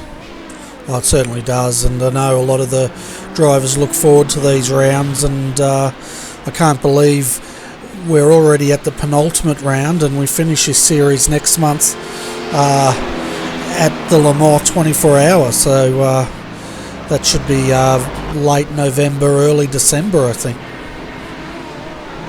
Yeah, the last one. It's strange to think that this is the second year. I mean, I've still got the first race of the series back at Daytona, which is where they've held it for the last 2 times. But remember watching the first one, and brand new for everyone, including yourself and myself, that watching that. And I mean, that was I'm sure the safety car won that race in the beginning, but it was a big learning curve for everyone involved, not just us up in the broadcasting, but race admin and the teams alike. And we do have some carry-on teams. Synergy Sim Racing is one of the big ones that they run at the inaugural one, and it's great to see these guys staying in it. Yeah, exactly right. It is really good to see them stay in it and run the whole year, commit to a great series. I can confirm the 24-hour Le Mans will be on 19th of November, Saturday, and the racing will kick off at 7 p.m. Our broadcast will start at 6:30 p.m. So, and then that's expected to run, the race anyway will run through till 7 p.m. the Sunday night. Yeah, pretty big one. And for all us Queenslanders out there, it's a little bit later than that, but early. Sorry. Yeah, earlier. You're an hour behind, aren't you? Yeah. And even when we look at the amount of penalties being handed out today, it's actually quite good. I think they've had a total of 19 penalties from race control today. So that's another part of the level of racing we've often commented about, isn't it? Oh yeah, for sure. I mean, I remember we were up to, I think we did 70 or 80 nearly there at one stage in one race.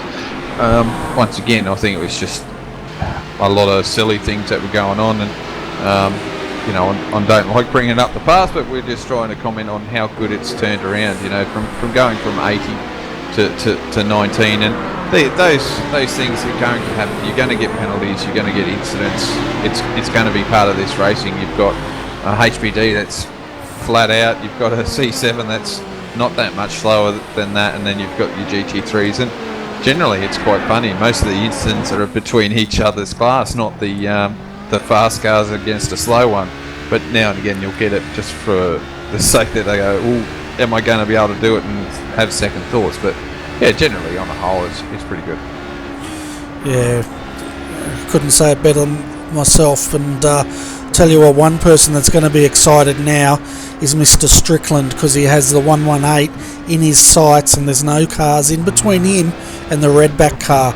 That gap now 3.065 seconds. Last time past the start finish line, the live gap 2.5 seconds. Yeah, he's definitely got the pace, hasn't he, at the moment? So Justin's on it here at the time being. I think they were only in not so long ago. So thinking that pit stops aren't that close yet, but they shouldn't be too far away, I don't think. I'd expect them to be coming in probably the next 5-10 minutes, so they shouldn't be too far out. They normally run about an hour around here. Looking at the previous times, the redback car was actually 1/10 of a second quicker than the 116, but I think they were both going through traffic at that time. Yeah, it's one of these tracks, isn't it? You've got the S's that can slow you up, and we know the HPDs are probably capable of overtaking, but it can be a little bit risky getting in through there, doing it through there. But there are opportunities that you can do it, and it looks like the Nutters Motorsport Green has pitted there, Bernie. So that race is gone null and void at the moment.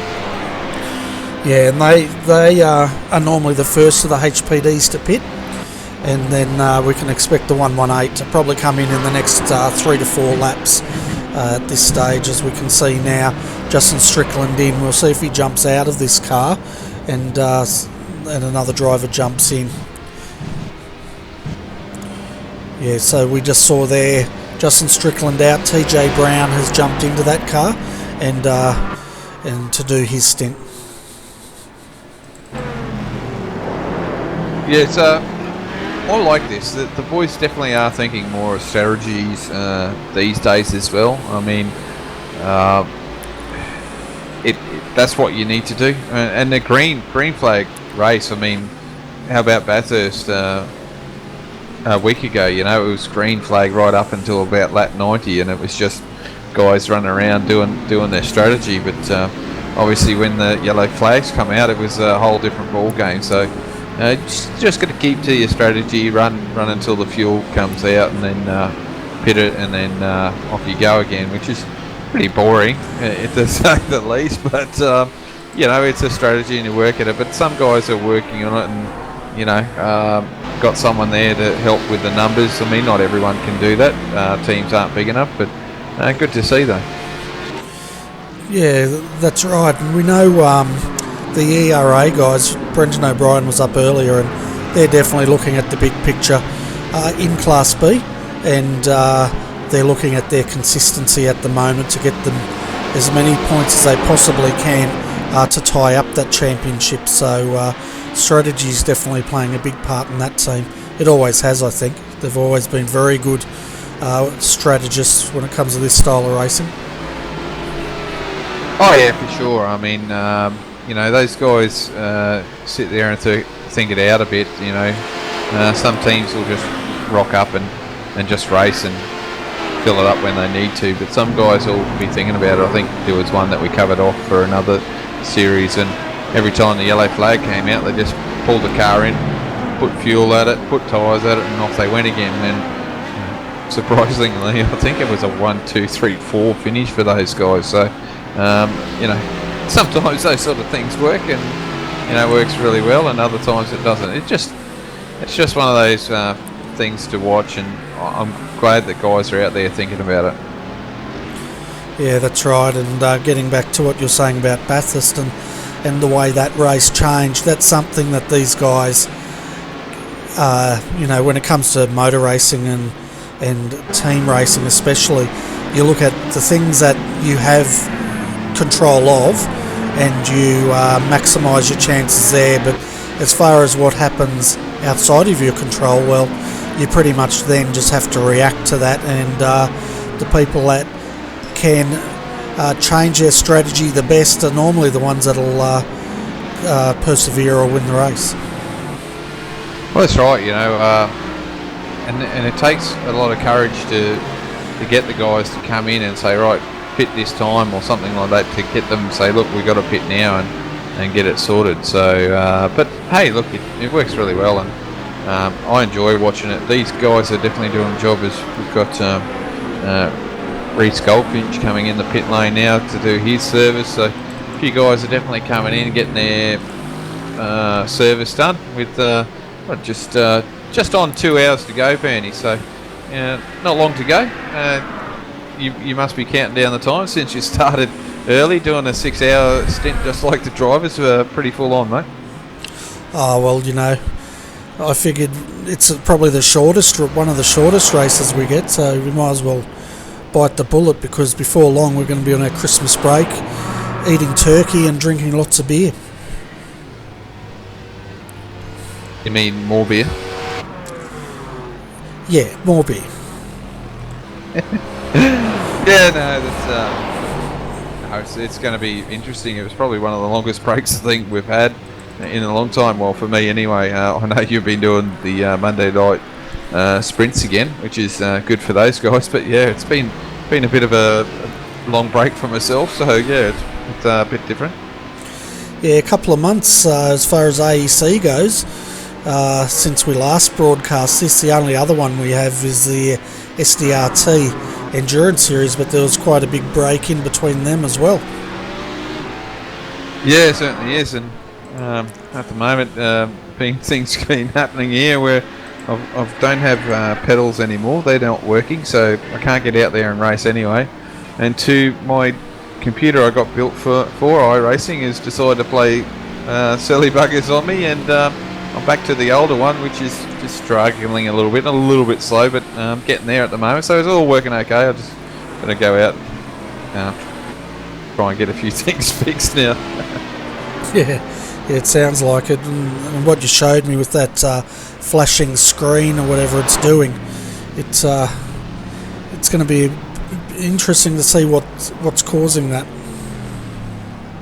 Yeah, I'm going to have to pull my finger out of my rear end and get that sorted, because obviously with that computer that is having issues is a better one. Spent a little bit of money on it, not a great deal, not like what I see what some guys do and spend on their computers, but hey, look, it works pretty good. It's a decent enough computer to do what I want to do, and I'll try and get it fixed soon, and at least then I'll have something that works a little bit quicker than this one. Yeah, well, you can't disappear on us. Everyone likes you up here in the comm box, and if you weren't up here, I'm sure I'd get a lot of emails saying, well, where the hell's Adrian gone? Well, they might be saying, did you finally get rid of him? No, I doubt that very much. But looking at the cars this race has got rid of, like that was a good segue, wasn't it? Let's look at our retirements. So the Laser Racing JFFracing.com entry, the 112 has retired. They retired on lap 54. The 130 Synergy Sim Racing 2, Todd Parks was driving that car. It retired on lap 45. Then the other retirement we had was on lap 42, Arm Racing, the 340. So we've lost 2 Class A's and 1 Class C. The other Class C car that's not circulating at the moment and may have retired is the 368 Blackadder Motorsport.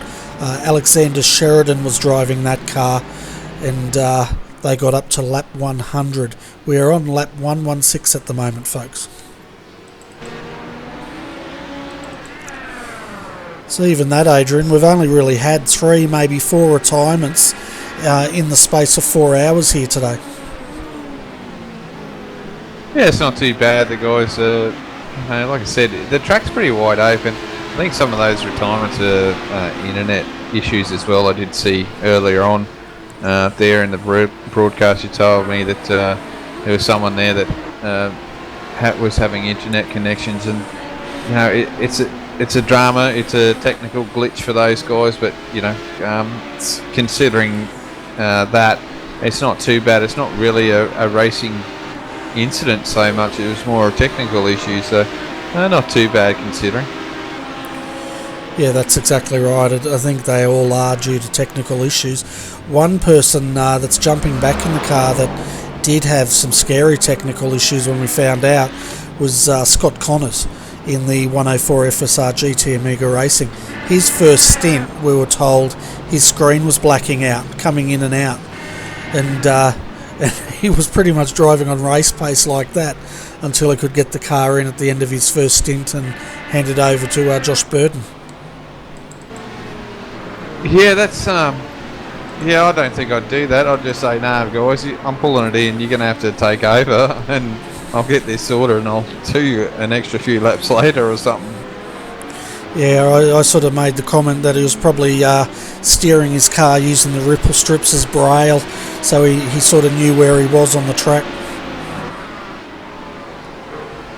Yeah, fair enough. Yeah, like you said, I suppose, put it this way, I'm not that good anyway, so yeah, I wouldn't do it. I wouldn't risk spinning the car for sure. We've got our race leader, the 118 Redback Racing HPD's in the pits now. The gap was 79 seconds back to TJ Brown, and then the Kurt Stenberg was 108 seconds down. But that was mainly because they, excuse me, Nutters Motorsport Green had pitted early. It's going to be close, I think, Bernie. Yeah, it's going to be close. I think there'll be about a 7-second gap, I think, by the time that car comes back out, the Redback car comes back out. Yeah, well, the target they're looking as far as pit stop goes is 48.8 seconds. Okay, so they've been sitting in there now for 31 seconds. Aaron Lee is replacing Warren Pickering. And I'm just seeing where Nutters Motorsport Green are. they're just coming up to the final few corners here.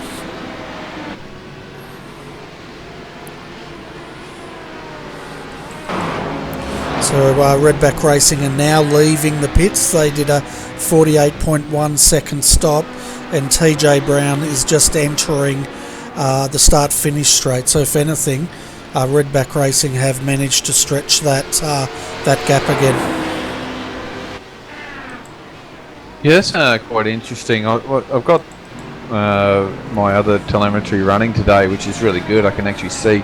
I'll tell you what, Redback team got into the pit lane a little bit quicker. Well, actually, no, they stopped for less time, would you believe? And they come out of the lane exactly the same amount of time as Nuttall Motorsports Green. So that means Nuttall Motorsports Green was a little bit quicker in pit lane than the Redback team by about 0.7 of a second. Oh no, 0.8 of a second.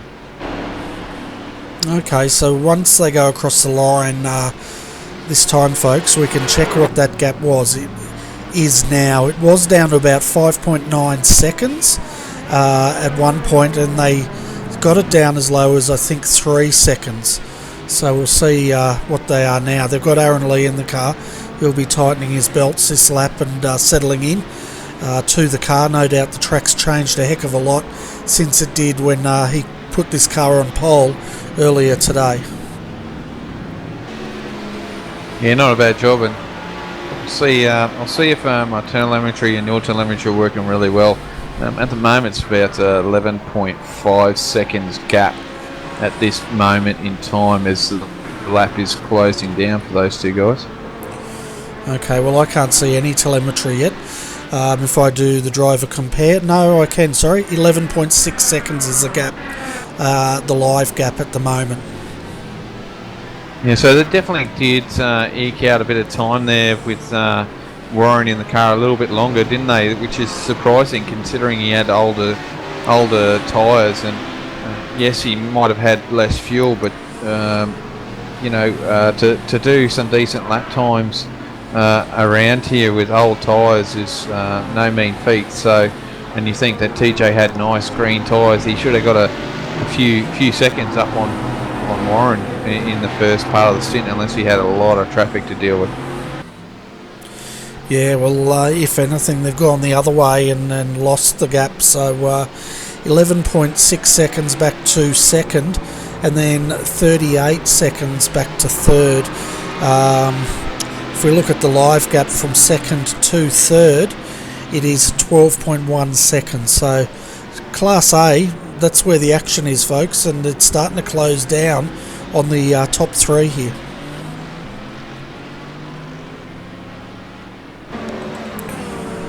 As far as Class B goes, well, Synergy Sim Racing, the Boost Juice entry, is leading. They just got passed by the Class A HPD at that as we switch to them. Second is their sister car, Synergy Sim Racing, with Wayne Burke driving the Eaton sponsored car. Then we have third, Evolution Racing Australia, with Tom Jones driving that car, and then fourth, I think it is Jake Blackhall in the 228, and rounding out your top five is the Tryhards Racing DP2 with Stuart Dillon driving that. Now the interesting thing here, Adrian, is the 200 is actually 2 laps ahead of its closest rival in Class B. Yeah, that's a lot of laps there at the moment.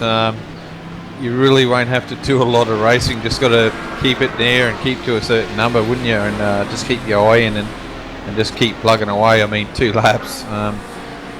You'll need a couple of lucky safety cars to get any further, wouldn't you? Oh, for sure. Once you go down a lap here, it's virtually impossible to come back. We have seen it though, but at other tracks. But the pace of this race would make it very difficult to come back from there. I think the fact that there's no safety cars is probably going to be the worst factor. Is like we've only seen one, and that was in the first hour. So I've been running for another 3 hours at the moment. I can't see too many unless there's a few guys out there that's going to be a little bit fatigued and cause an incident that way. But generally, yeah, you couldn't see another safety car coming out. I think this will probably end up going green all the way. Yeah, it's definitely got a high likelihood of that being the case. We've got about 24 cars circulating out there at the moment, and we did have 28 cars take to the grid with with 3 non-starters by the looks of it. Looking at Class C, folks, well, Mad Cow Racing Frida, she's got in front and pretty much moved all the way to the lead, and she hasn't looked back. And this car's actually 1 lap ahead of its closest rival, which is the 314 Selby Racing Team with Nathan Hapatz behind the wheel. And then the 399 is in third. That's Delta Simsport, Matt Trotman. Fourth, Josh Noack for Swift Racing. And then rounding out your top 5 is Try Hards Racing 1, Brett Hender, sorry. So Class C hasn't really changed for quite a few hours now, and absolutely being dominated by the 333. Yeah, it certainly is, and Luke and I were commenting on how well that team works, and for a smallish team, they do a great job, don't they, and work really hard at what they do. So it doesn't surprise me they're doing a really good job here today, and not taken away from the other teams here, like Selby and Delta Sim. I mean, Delta Sim, those guys there, they punch above their weight as well, don't they? They do a fantastic job too. So to be third at the moment, doing a fantastic job, those boys. Yeah, exactly right. Oh, excuse me. They're doing a fantastic job, and as well as the 314, that's also a fairly small team, and they're definitely doing a great job out there today. And even the 363 is doing a really good job there. They only debuted, and we forget this, they only debuted in February as a team, and top 4, they're looking pretty strong. No, they're doing a great job. I think they're working hard, and they're doing the great thing, and they did get help there. Mad Cow, which we do now, put their hand up and said, hey, look, come and work with us for a while. We'll help you out to start with and get you up to speed, because if you're that keen on racing, we'll help you out and show you how to enjoy it, which is what they've done. And they work really hard at what they do, so it's awesome to see. And I'm sure they're enjoying it as much as they want to, and that's the whole point of this racing, is to enjoy it, not to be caught up in all the other stuff that goes on. Yeah, that's exactly right. We're all here to because we enjoy the e-sport or the hobby, and if we didn't, I'm sure we'd all move on to something else.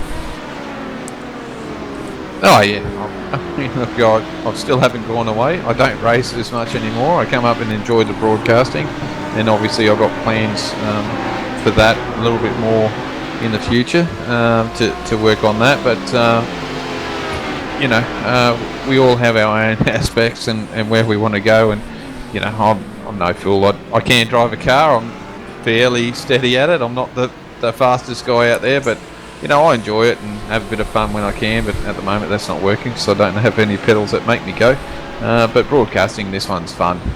Get to talk with you and chat about something that I enjoy doing, and this is something that I enjoy and have a great deal of passion for in watching these guys and bringing something to everyone that races here, because I know they enjoy it as much as we do.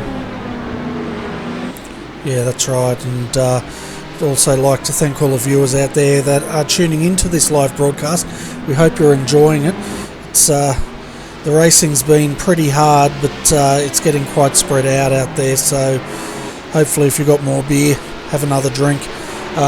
As far as the gap goes, from the 118 down to 116, it's 16.7 seconds.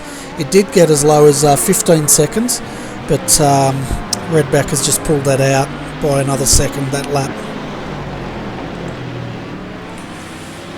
And it's going to be honest, it's going to ebb and flow, isn't it, as these guys get into the traffic and or get caught up or get a break. Oh yeah, for sure. It's always the way in this sort of racing. The times will always go up and down as the race goes on. You know, as they hit traffic, as they get away from traffic. The big thing is how close is it going to be for that last 30 to 20 minutes, and I think that's the key, isn't it? The last 20 minutes really of this race is you got to make sure you're within shooting range of trying to win your race in your respective class. Yeah, and it looks like the 100, Reece Gardner's driving that car. They've had a bit of a few issues with that car on the last lap. We're just jumping back to the replays to see what's going on, but that car's looking quite loose.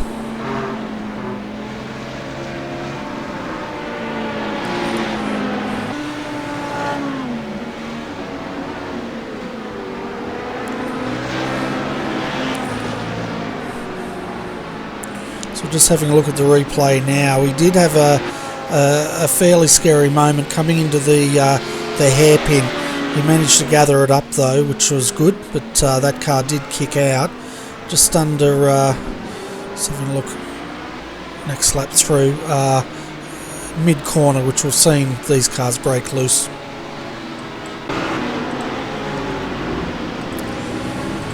Yeah, once again, it's probably just down to setup, I think. Depending on what you got set up for, you know, if you got it set up to try and use less downforce down the straightaways, which is handy. I mean, you get a bit more speed out of it, I think. Top speed, there's some guys that have been pulling fairly high numbers down the back straightaway, I would assume. I see the C7 of the ERA, I think I've seen it. Is it? Well, actually, no. 230 car, Bernie. It looks like it's pulled 216 down the back straightaway, 316 down the back straightaway. So that's pretty quick for a C7. And the quickest I've seen the HPT at the moment is a 312. So you can tell that the C7s are quite quick in the straight line. Yeah, well, what we'll do when we get to that back straight, we'll put the telemetry on, and we might do a comparison of the three cars, because I think the C7 is probably just as quick down that straight as the HPD is. Oh, for sure. It definitely got a lot of grunt of that C7. I've seen it in a different lot of ways. Now, obviously, if you can cut the downforce on that car, it's going to be really quick in a straight line. But obviously, with that car, you want to try and keep the downforce on it because it doesn't have any traction control. So through those tight bits, you want some sort of grip. You want to have some mechanical feeling in there. So yeah, about getting that car set up to handle that. So yeah, we'll see how they go. Whereas the HBDs, they're just pretty well downforce everywhere, aren't they? Oh, for sure. And the top speed of the 230 was 271 kilometres an hour. We're going to jump on with the 118 now as he goes down the back straight. And then finally we will jump on the Frieda's car on the roof of Frieda and see what it peaks out at.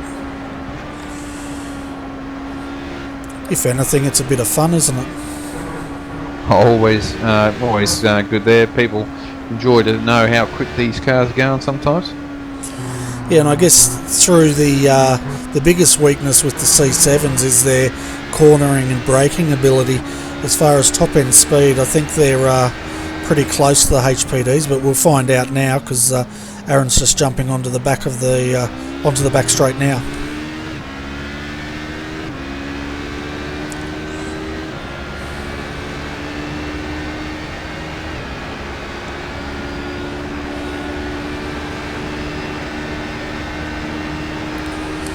Yeah, so he topped out at 272 kilometres an hour, so only 1 kilometre an hour faster than the C7. Yeah, not bad, eh?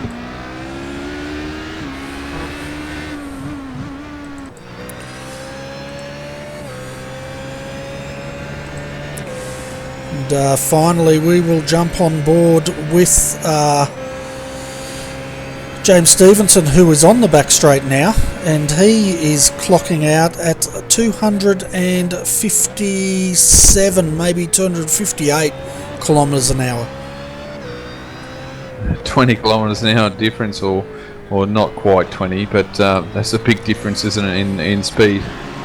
Yeah, between Class B and Class C, it's probably the biggest gap between classes, isn't it? Considering the C7 is only 1 kilometres an hour slower than the HPD in a straight line, anyway.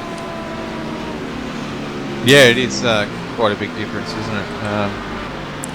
I wonder if AEC is thinking about maybe using one of the 2 new cars that have come out recently just to spice things up. That would be... I don't think so. I think this series has got a decent enough class as they are. I think the mix is pretty good, but imagine having that Audi or the Nissan in there. That'd definitely shake it up a bit. It certainly would. I don't know how they would go in this sort of racing, but anyway, let's look at the overall lap times of our 3 leaders, folks, so you can get a picture of the overall speed of these cars. Aaron Lee, the Class A leader, his last lap was a 1:53.960, and then if we look at the 200, Michael Schreier is let's do that. So if we look at Michael Schreier's time, his last lap was a 2:3:56, so the HPD is about 7 seconds a lap quicker than the leading C7, to give you a little bit of a snapshot. Then the 333, its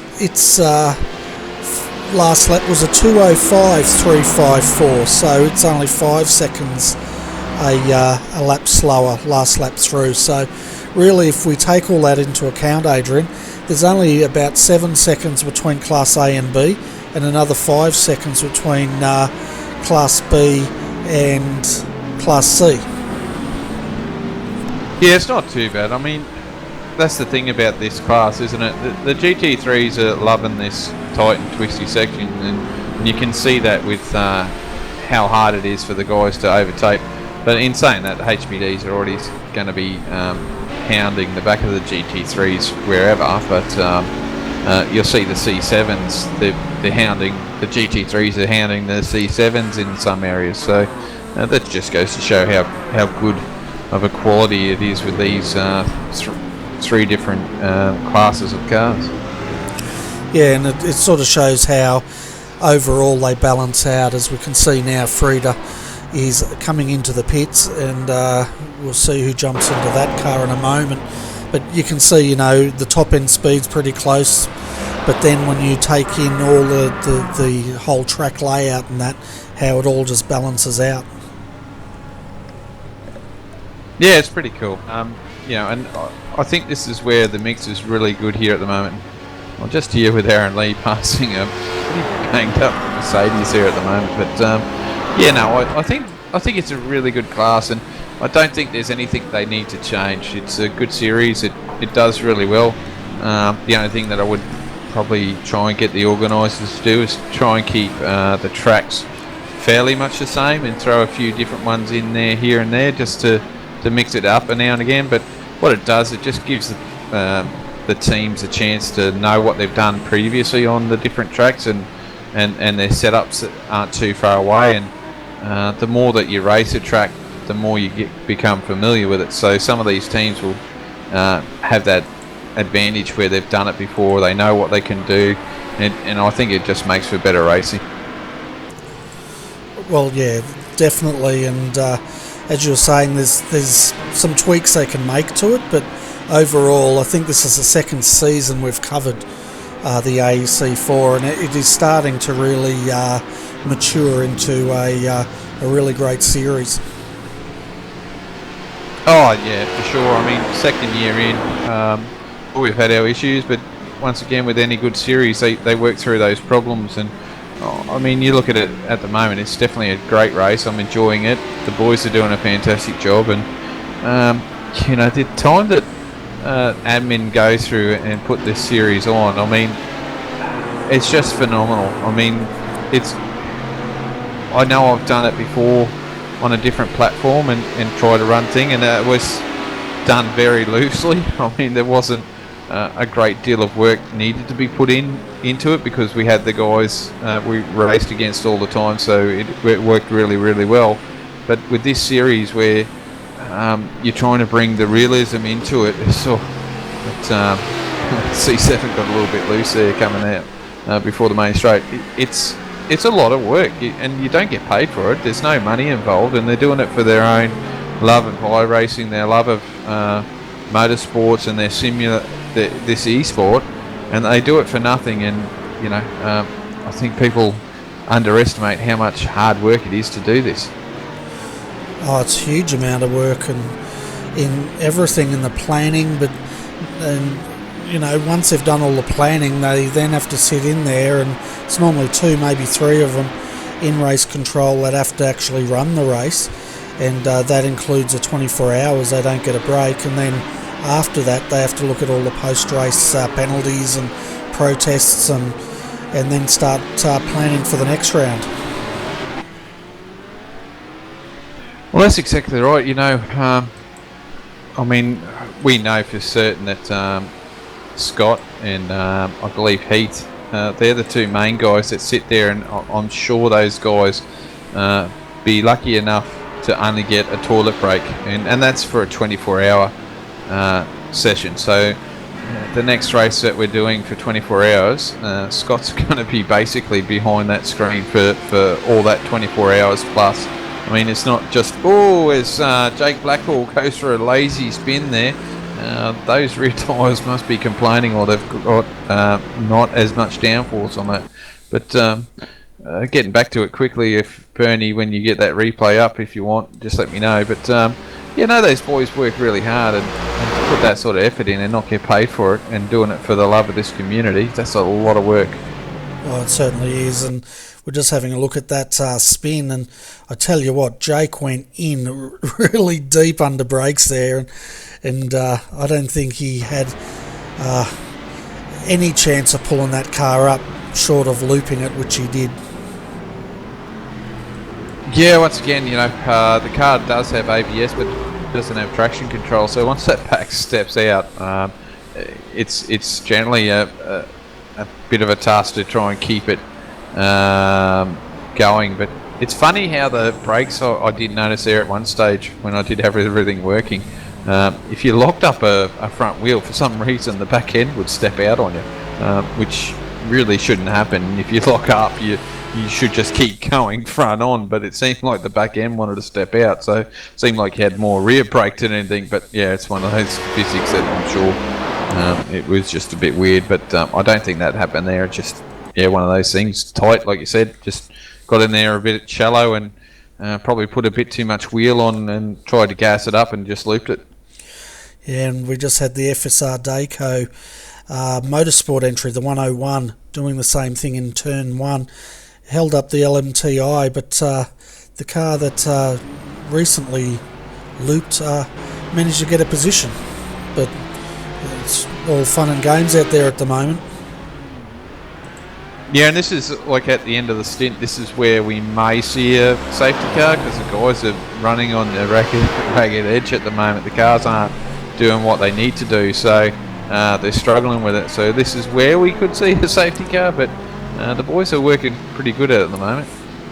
Yeah, they certainly are, and it's interesting as this race is progressing. The 2 things that could happen are towards the end of their stint, their tyres are going off lighter. The cars don't handle quite as well as they should. The other part is these drivers are going to start getting tired, and some of the teams are doing it with 3 drivers, some are doing it with 2, so be interesting to see how that shakes out. You can see the FSR GT Amiga Racing entry. This car we saw earlier was very loose, and it's basically been sitting in the pits for a very long time, and I'd say its race is done. It's about 5 laps down now, and it's been sitting in the pits for 3.858 seconds. someone wants to do the math on that, it's a long time. Yeah, it's a very long time, and I don't think I'll be bothered working that out at the moment. Oh, go on. I thought you'd love a maths problem this time of night on a Sunday night. Yeah, I enjoy them immensely, but you know, I don't want to show anyone up, so I thought I'd just leave it tonight. Oh, fair enough.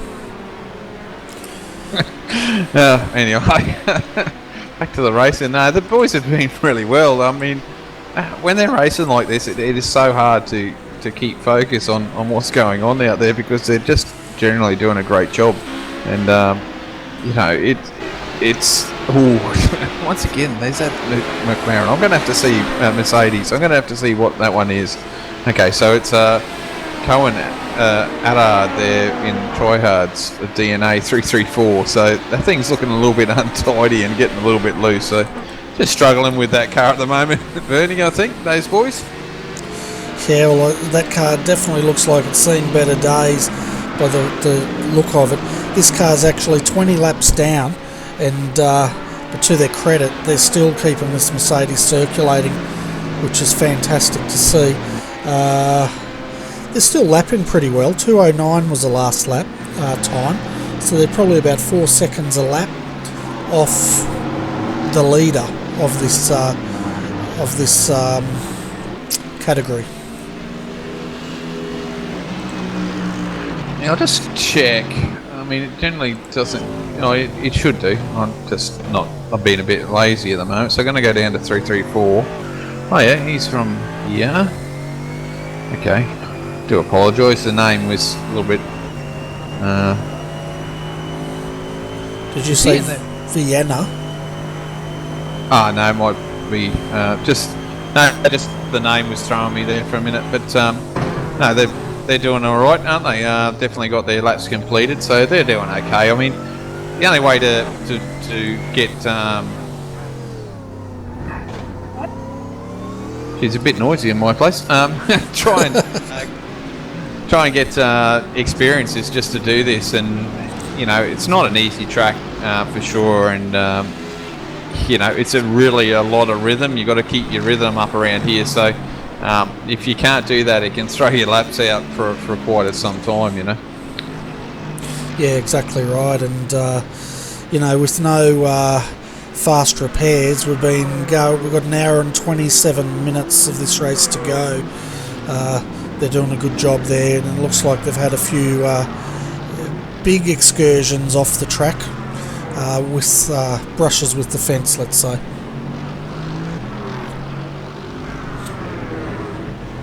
We're looking at Class A at the moment, the gap. Yeah, right out. Okay, the gap between the 118 and the 116 now, folks, 37.150 seconds. So that gap is slowly coming out again for Redback Racing to the Nutters Motorsport Green. The 100 FSR Dayco Motorsports has now gone down one lap, so they're really now defending the last step of the podium against the 137 Carnet TDR of Aaron Osborne driving that car. If we get a gap, it is down to 9.9 seconds between third and fourth at this stage.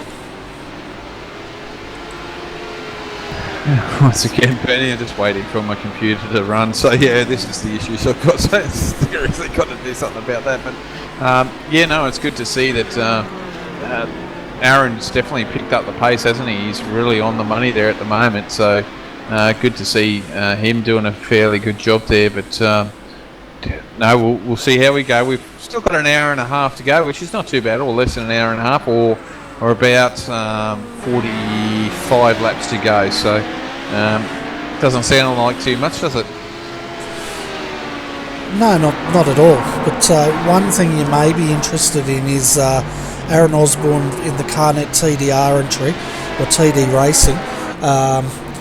They are down to under 9 seconds to the 100 FSR Dayco entry. If we look at their lap times, the The FSR Dayco entry did a 155.884 and TD Racing did a 155.079. So they're definitely starting to close in on that third position. Yeah, it's definitely moving forward, aren't they? So that's really good for that team. I'm just checking on a few things.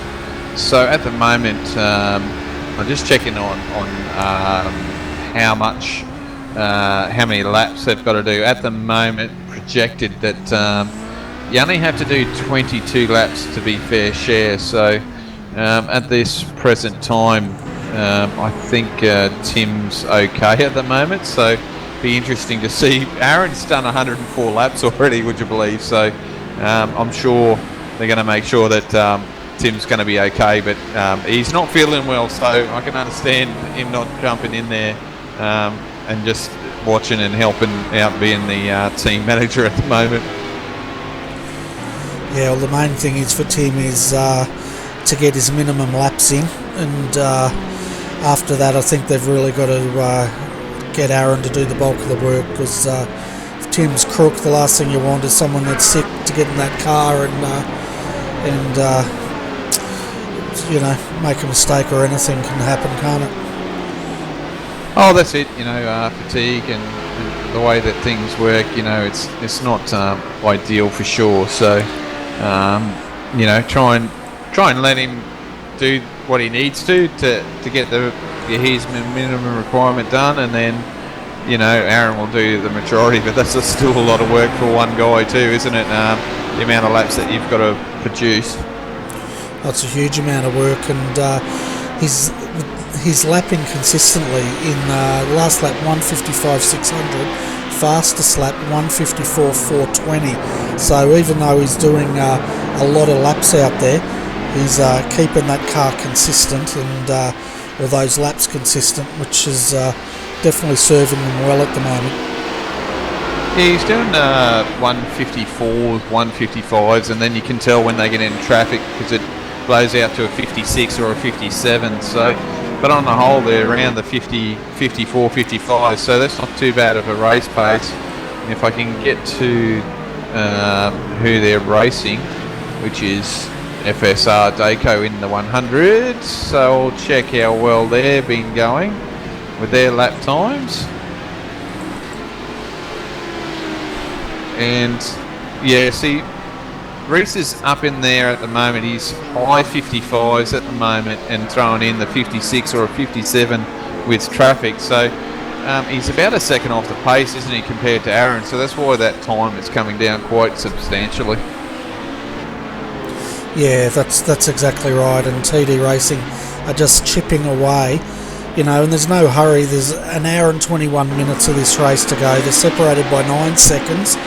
Heaps of time to go between third and fourth here.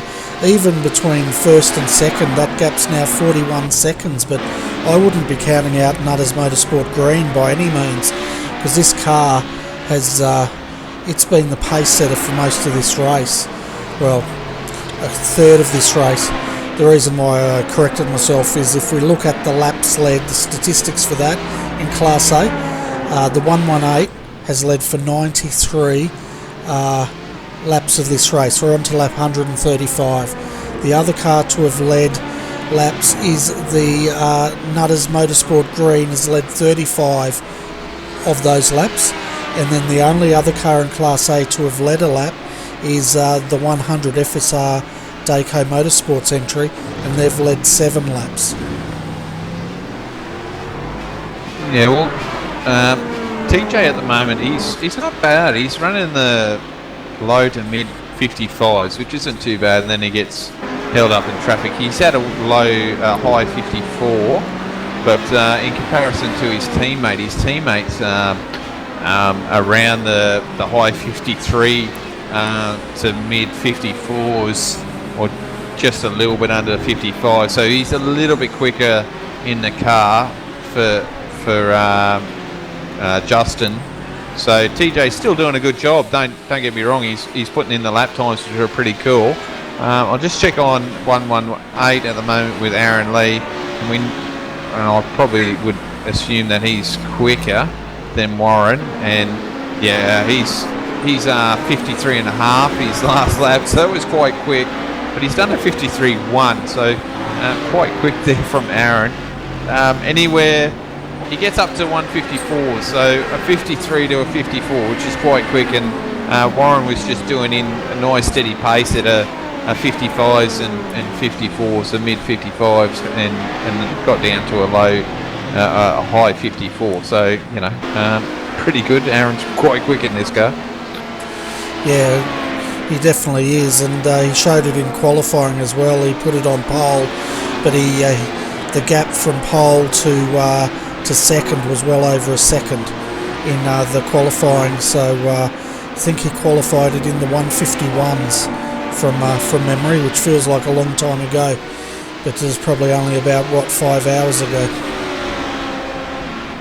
Yeah, a few hours ago. So, but still a 51, and you compare the race pace is down to a 53, which is starting to sound a little bit more realistic. I remember when guys were doing qualifying runs throughout a race, which is something that really isn't really heard of so much, because you know the cars usually don't go that quick because they set the cars up differently to control what they want to do. So yeah, it's good to see that pace is out by about a couple of seconds.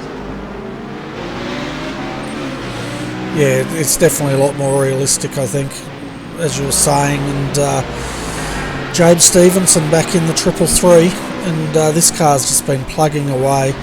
As far as how many laps has this car led, pretty much all of them for its class. They're up to lap 126, so if you compare that, they've done 11 laps less than the Class A leader has, who's just completed 137 laps. To be 11 laps down in just under 5 hours at a track like this is not bad. I would think that's a pretty good effort for those boys. Oh, it definitely is. And then if we look at our leader in Class B, now it's settling down. This class was pretty much a battle between Synergy Sim Racing and Evolution Racing Australia. Synergy Sim Racing has the upper hand at the moment, but they've completed 133 laps, so that's 4 laps less than Class A leader, and 7, 8, around about 7 laps more than the Class B leader.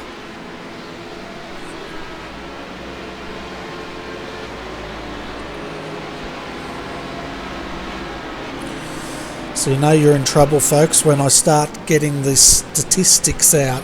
So we're at that time of the night, unfortunately. Yeah, I'm going to tempt fate too, Bernie. I'm going to try and get something started here. I don't know how I'll go with it. Okay, that sounds ominous.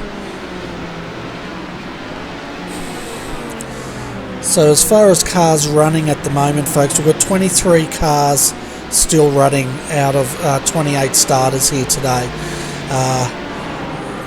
We've got 1 car questionable, and that's the number 104 Scott Connor's entry, or FSR GT Omega entry, as you can see, is still sitting in the pits taking service, and it does not look like that car's going to be coming out anytime soon. They just haven't declared that as a car that's not going to finish.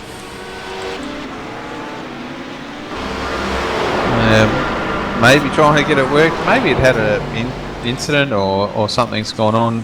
I'm not 100% certain. I can't check at the moment. I'm sure someone might be able to tell us at some stage, but I'm not on there to check at the moment. Yeah, I'm just having a look now to try to work out if it was involved in some sort of incident. I'm assuming it was.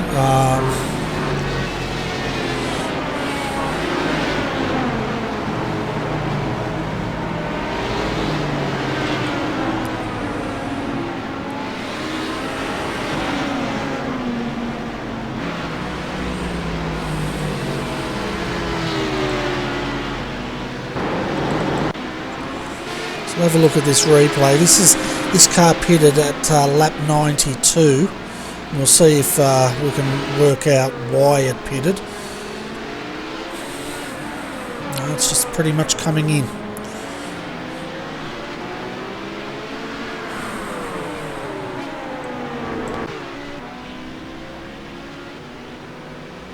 Bit of a mystery, folks, why that car is sitting in the pits. It looked pretty strong when it came in.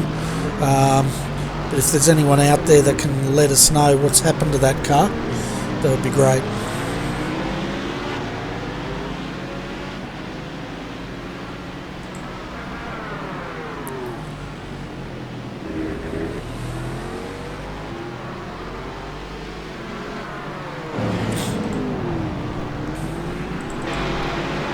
So the gap from first to second in Class A is now at 46 seconds and growing.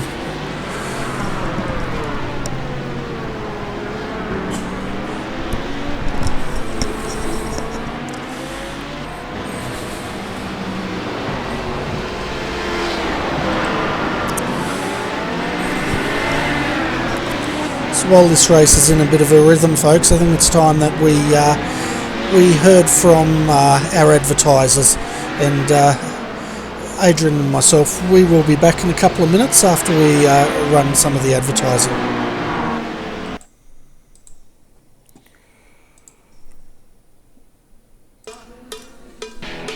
Selby Acoustics is one of Australia's largest online retailers of home theatre and hi-fi accessories. Our website and showrooms in Hallam and Geelong offer over 2,000 quality products and the best prices guaranteed for all your audio and video needs.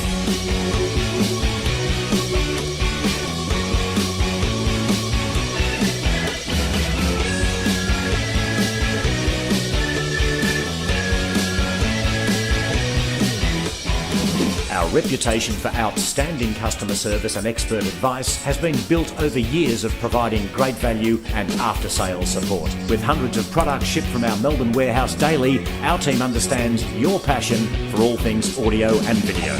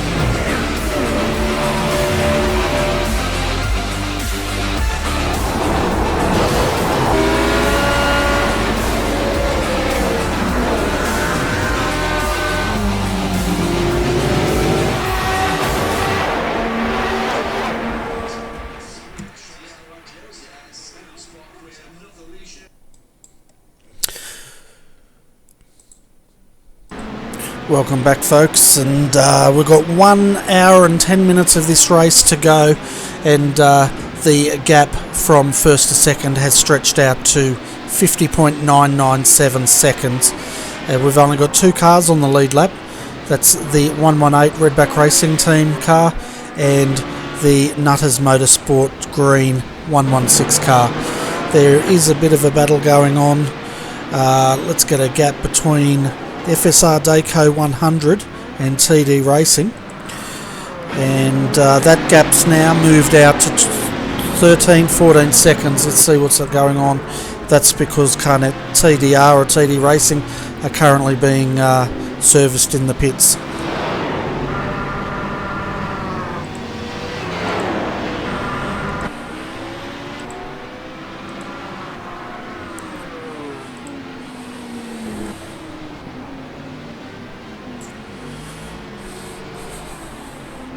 So let's have a look from Blimp Cam and just see how this track is rubbering up as this race progresses.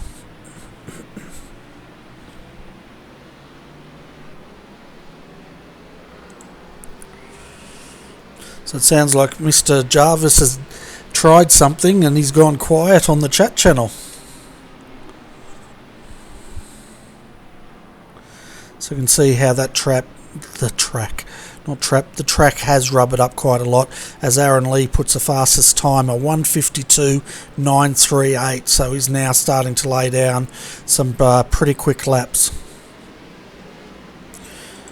We just heard that the 104, that's the Scott Connors car, they have confirmed they have withdrawn from this race, so that means we have 23 cars on the lead lap, or not on the lead lap, still circulating, and that brings our retirements up to about 5 cars.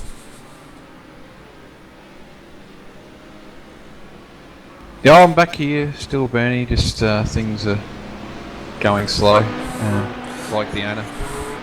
Okay, what are you trying, your other computer or something? No. Like I said, this thing's slow, so if I'm going to get something to work, it generally just slows down everything, so it's a bit of a handful. Okay, fair enough. Well, at the moment, TD Racing are still trying to close that gap, but it looks like the FSR Dayco entry are managing it, and well, what's happened here? I'm just trying to get that gap now. My telemetry's all gone a bit haywire here. You must be struggling after the 5 hours of broadcasting, or up to 5 hours just about. It's struggling as well. Yeah, it'll be interesting to see if YouTube actually transcribes or actually allows this longer one set of videos, over 6 hours for one sort of sitting. Yeah, it'd be very interesting. I'm sure it will, because we've seen other sim channels go for this length of time without any problems. Someone had a little block up there. I'm not sure who that was, unfortunately.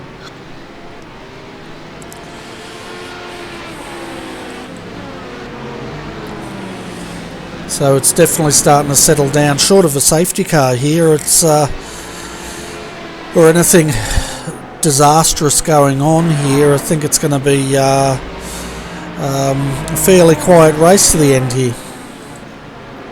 Yeah, like I said, it's one of these tracks. I think the bonus with this track, there's a lot of runoff, so the guys have definitely got area to run off here and be able to get out of trouble easy enough when they've been in trouble. So I can't foresee a safety car at the moment unless something really drastically goes wrong with the car and they end up binning it in the fence somewhere. But once again, with race control, they'll see where it is and they might just tell them to escape and might not have to get the safety car out if it's in a decent place, Yeah, well, that's right, and there's a lot of runoff here, isn't there? And the only safety car we did see was that brought one out was an incident with the LMTI Class B Corvette and the Class A HPD Boost Juice got together and broke the suspension on the LMTI car, which caused the safety car to come out. But apart from that, it's been the only safety car. Now, looking at the telemetry, Justin Strickland is back in Nutters Motorsport Green.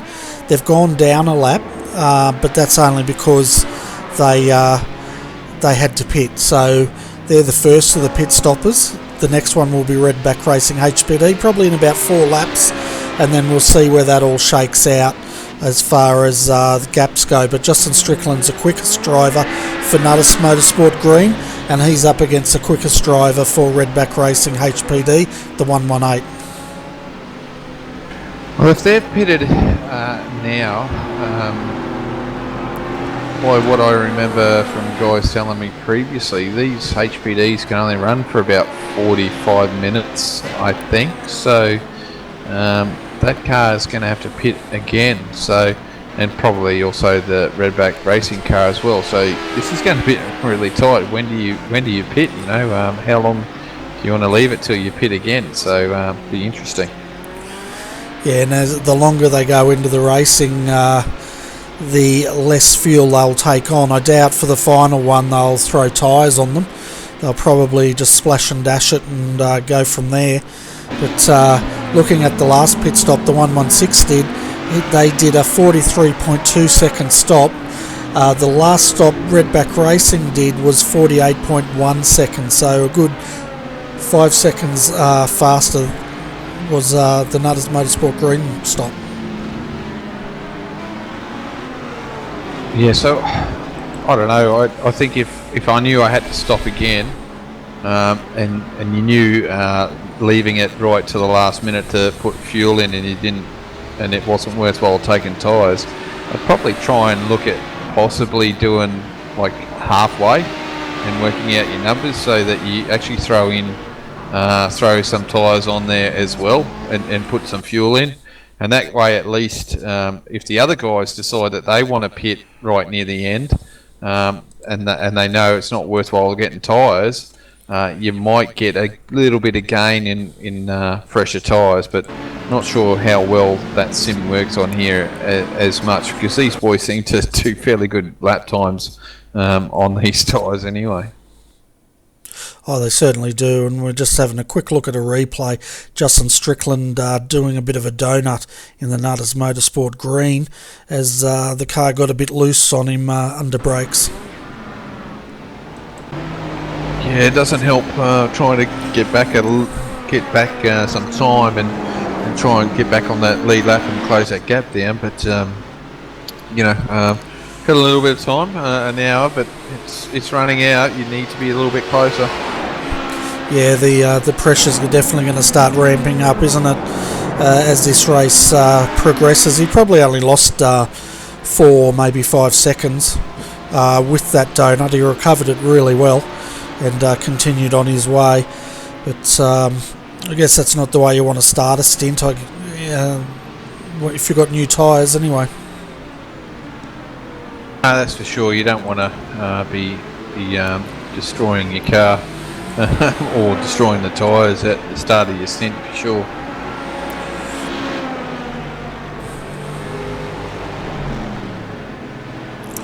So looking at the gap between TD Racing and FSR Dayco, that's out to 1 minute and 8 seconds now.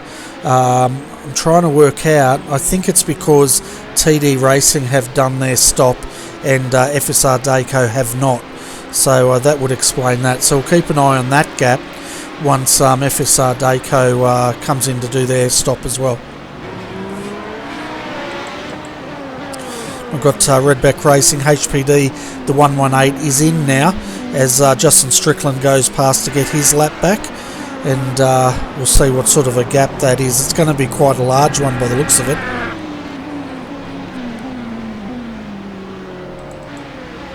Yeah, so sorry about that, Bernie. I just lost a lot of stuff there at the moment, so I've had to close down that page once again. Once I said this thing's a little bit slow. I can't handle as much stuff on here at the moment. It's alright. I was just saying the 118's in taking service. Nuttall Motorsport Green have their lap back, but it's going to be a large gap.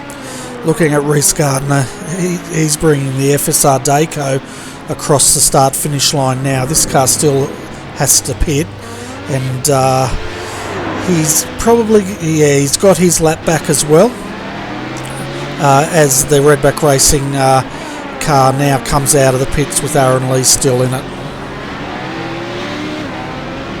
Yeah, so Aaron will probably be in that car for the rest of the race. There's no way he's coming out of that car. He's going to be putting the laps down, and he'll drive that car home. I'm sure with Justin as well, he's definitely going to be in there. Same with Reese. I can't see Reese swapping out. I think he's the quick driver in there, and Aaron, I'm certain that he's going to be in that car for the rest of the race as well. So what we've got in the top 4, that's who we got. So the race is on for first and second, and then we've got the race for third, haven't we? So with Dayco and the TDR boys racing for third, and then we've got Nutters and Redback racing for first. Yeah, exactly right. And as far as the other classes go, we're looking at the 200 now, with the Boost Juice entry, Michael Schreier driving that. They've actually 2 laps up on their closest rival, and that's the 226 of Evolution Racing Australia. So these guys now have got that car back up to second, and then third we've got Evolution Racing Australia, who's just coming out of the pits, and then third is Synergy Sim Racing, who are also in the pits taking service. Yeah, I think I saw that Eaton's car before. It had a little bit of rear damage, so that's probably why they're back down here a little bit further, Bernie. They might have had a loop somewhere and got a bit of damage, which is a bit of a shame, because that car was running up in second there for a little bit. So something happened to those guys a little bit earlier on, I think. Yeah, well, they had a very slow stop, 175 seconds. They're just bringing that car out now, so I think you're right. They've had to do some sort of repair to that car to try to make it handle a bit better. Yeah, and unlike you, Benny, I haven't downloaded the team paints. I've just running trading paints, but I do have that Eden's logo or paint scheme on there. It's actually quite nice. Actually, I think that's a nice blue and a nice grey or whitish colour there. So it's actually quite a nice paint job on that one. Yeah, it's definitely a very nice colour scheme. It's sort of getting coated in a lot of bugs at the moment, but yeah, not too bad at all. Don't talk to me about bugs. I drove from Bundaberg to Brisbane. Trying to think, it wasn't last weekend, the weekend before Bathurst, and we went through a bit of rain, and then it got dark, and it was really weird. There was a lot of bugs while it was raining as well. I think I got like kamikaze bugs all over the front of the car. I tell you, it was shocking. Yeah, well, that's what bugs do, don't they? They like the headlights, I think. It was just millions of bugs. It was just crazy. So it was a bit of a test run for February next year to see how I go in driving the Focus for 12 hours in February. That's going to be a handful. Yeah, well, you're not going to drive all the way through, are you? You're going to actually have a break halfway and then do the other half, or you're going to do it in one stint? No, there's a couple of stops planned, but it will be a go to woe. So it's basically from the time we leave in the morning and by the time we get there. So we're trying to do it in one day, but yeah, just have a couple of breaks in between. But yeah, it's going to be a bit painful in my little old Focus. She's got low 7-inch. Keep on going, I'm listening. Rims on with low tyres, and it's got a pretty well sporty suspension too. So yeah, it was a bit rough on the old backside, I can tell you. Oh, you'll be right. Just get a couple of cushions and you'll do it. So if you think 12 hours driving to Bathurst is bad, have some feeling for me. It's going to take me about 2 hours driving to get up there.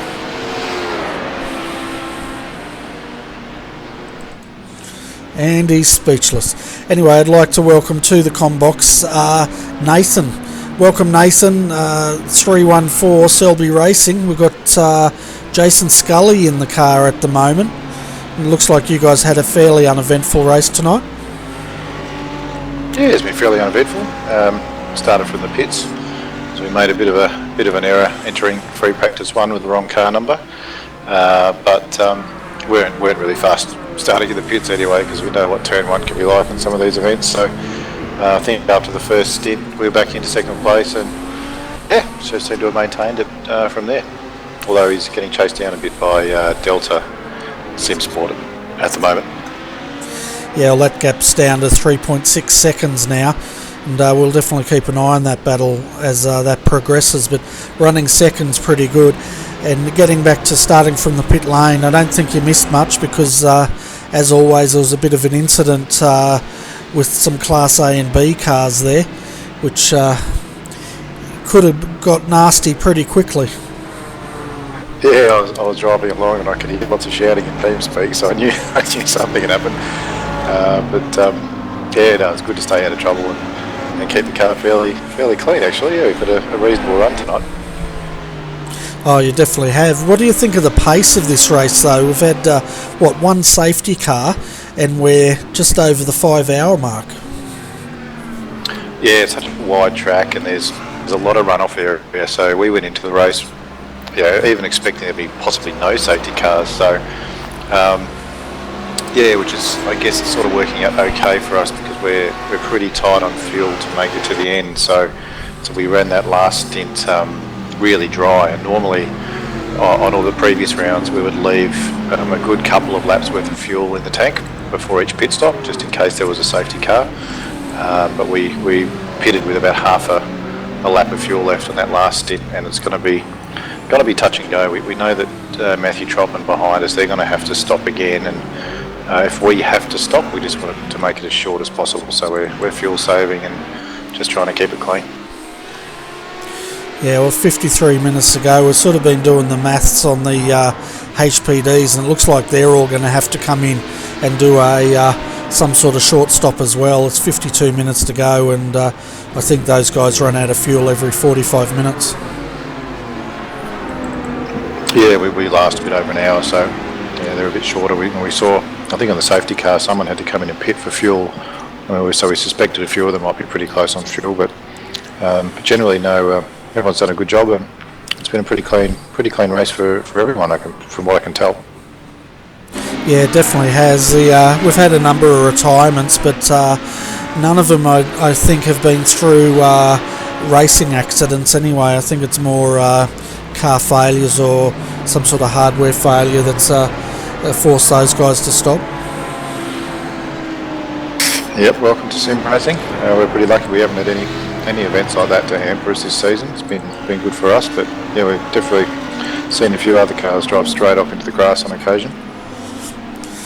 Yeah, and the only safety car we did see, that was Rick Burt's car, I think. Not Rick Burt. It was LMTI entry getting together with the HPD, but apart from that, we haven't seen many accidents, or any big accidents anyway. Yeah, and I think you'd probably have to end up on your roof to cause a safety car here anyway, because you should be able to limp back to the pits. There's plenty of room on the track. So but for us, we're just focusing on keeping our car clean. We had a couple of small incidents, some impatient faster cars behind us. Someone hit us from behind, and someone spun in front of us, which we managed to avoid, but got a tiny bit of damage, but didn't seem to affect the car. But apart from that, everyone's driven reasonably well. Yeah, and we can see now Matthew Trotman's right behind your driver, and they're starting to race for position. Before they get into this, did you want to give a shout out to your sponsors so you can get back there and have a chat with Jason? Oh, that's right. I told him to let Matthew past anyway. We're racing for championship points, so we don't care if we finish second or third tonight.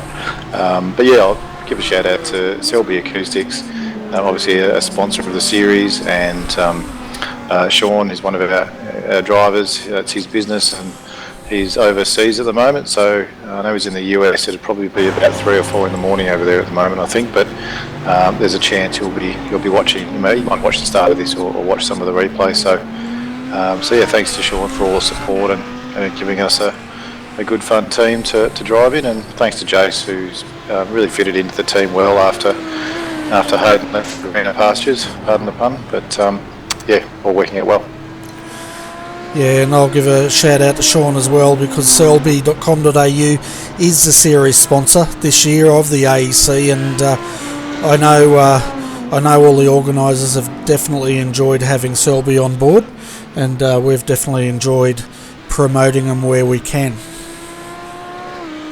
Yeah, thanks guys, and as always you guys do a great job broadcasting the race, and I know there's a lot of drivers who, when they're not driving, they're watching the broadcast and having a bit of a chat on there, and really shows off what endurance sim racing can be like, and it's our favourite form of event, so yeah, thanks for your support as well.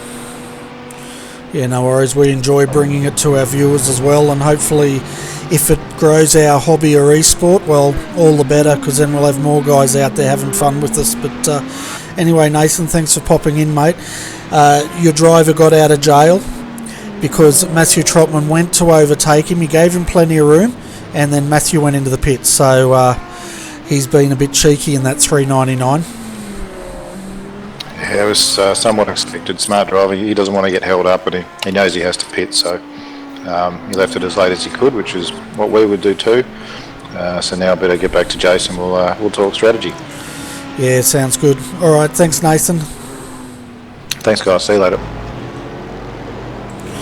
So that was Nathan Hapats, folks, from the Selby Racing team, currently second in Class C.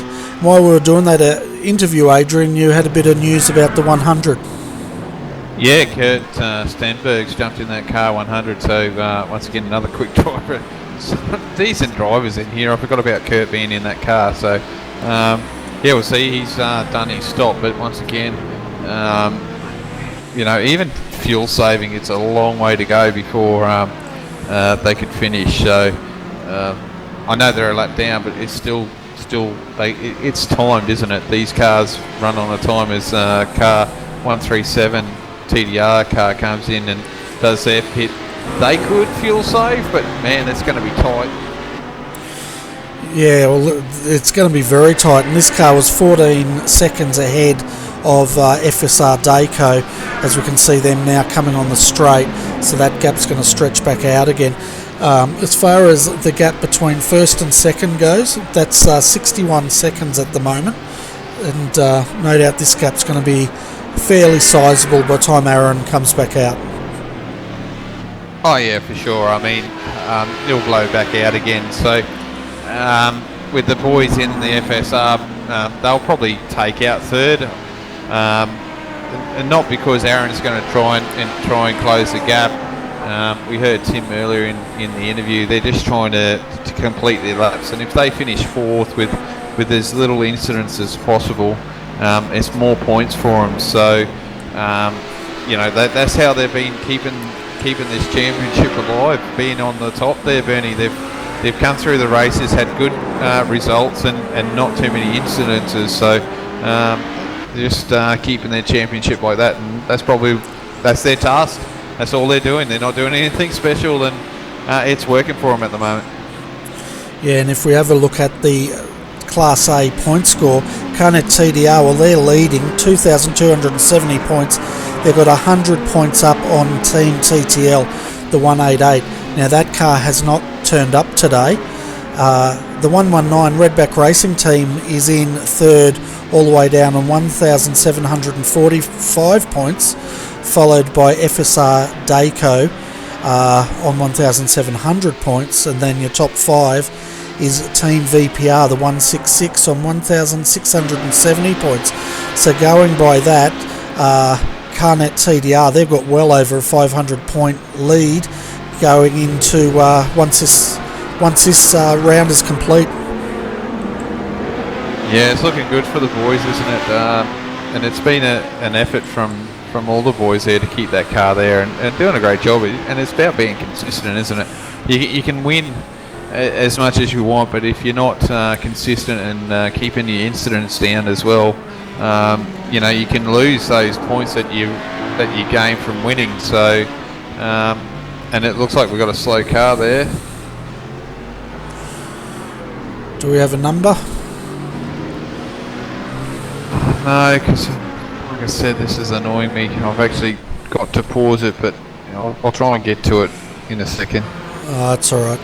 Yeah, so pretty much at the end of this race, these guys are going to come in fourth, and their closest rival out there, well, we've got the 116 and the 100, but I'm just looking at the 116 isn't in the top 5, so discount them. The 100 is currently sitting down in fourth, so they're no threat.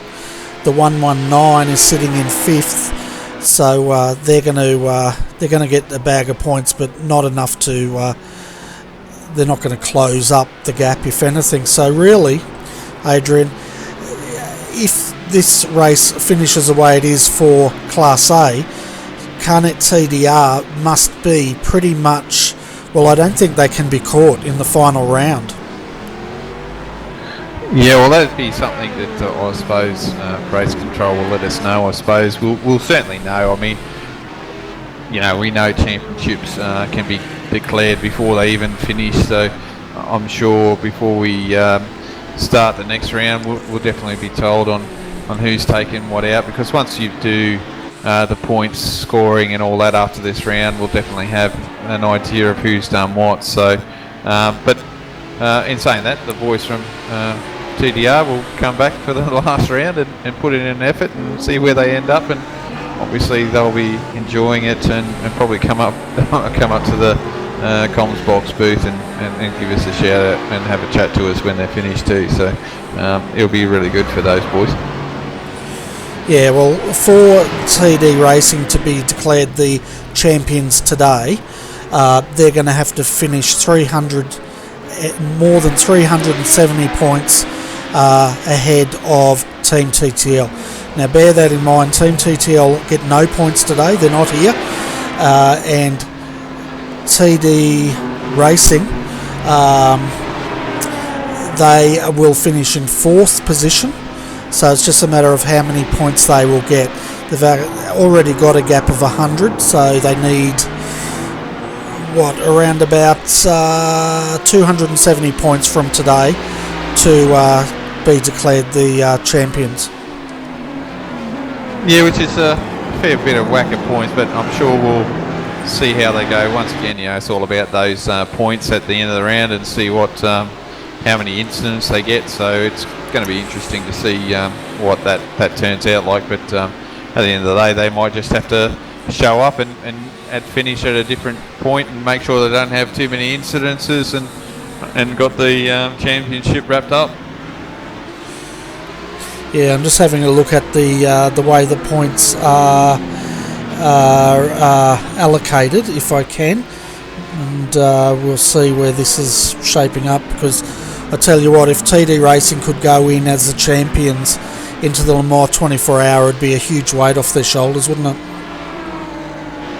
Oh yeah, the stress of not having to worry about protecting anything. If you can go in there without worrying about how much work you need to do or where you need to finish with so many incident points, I'm sure the boys would be a little bit more relaxed in that idea.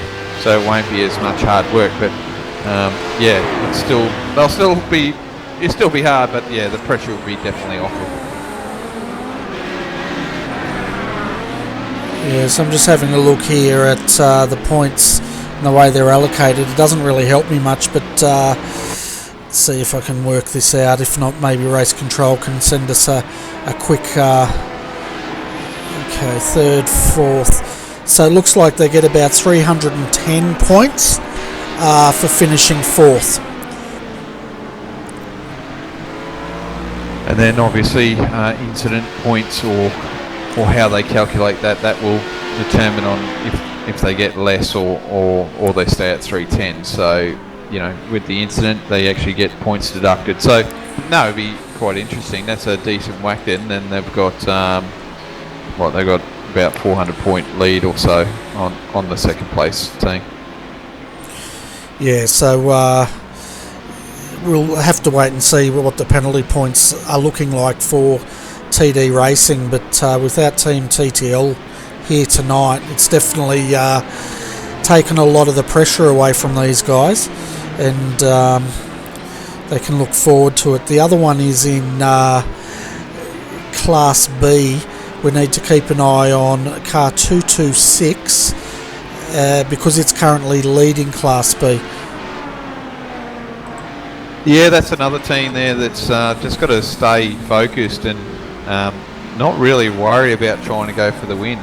They've just really got to try and worry about having a good run, keeping the incident levels down, and coming away with a decent result with the teams tonight. And this track, there's been no safety cars, so you just got to put the laps in and keep it nice and clean. And you keep your incident points down. You're not going to lose a lot, so you can definitely score well here tonight. Oh, you certainly can, and I'm looking at Class B. It's really close as far as points hauls go. The 226, they need to keep focus, which they are. We know Brenton was saying they're looking at the big picture here tonight for both cars. Synergy Sim Racing currently sitting in second. They're leading Class B. The gap is 120 points from the 200 up to the 226 as far as championship points go. Then the 228 is sitting in third in the championship, and that is 50 points behind. And then we have the 231 sitting on 1,870 points. So bearing that in mind, it's 200's leading, then the 226, 228 is third, and then the 230 is fourth, but the 231 doesn't look like it's going to get any points tonight.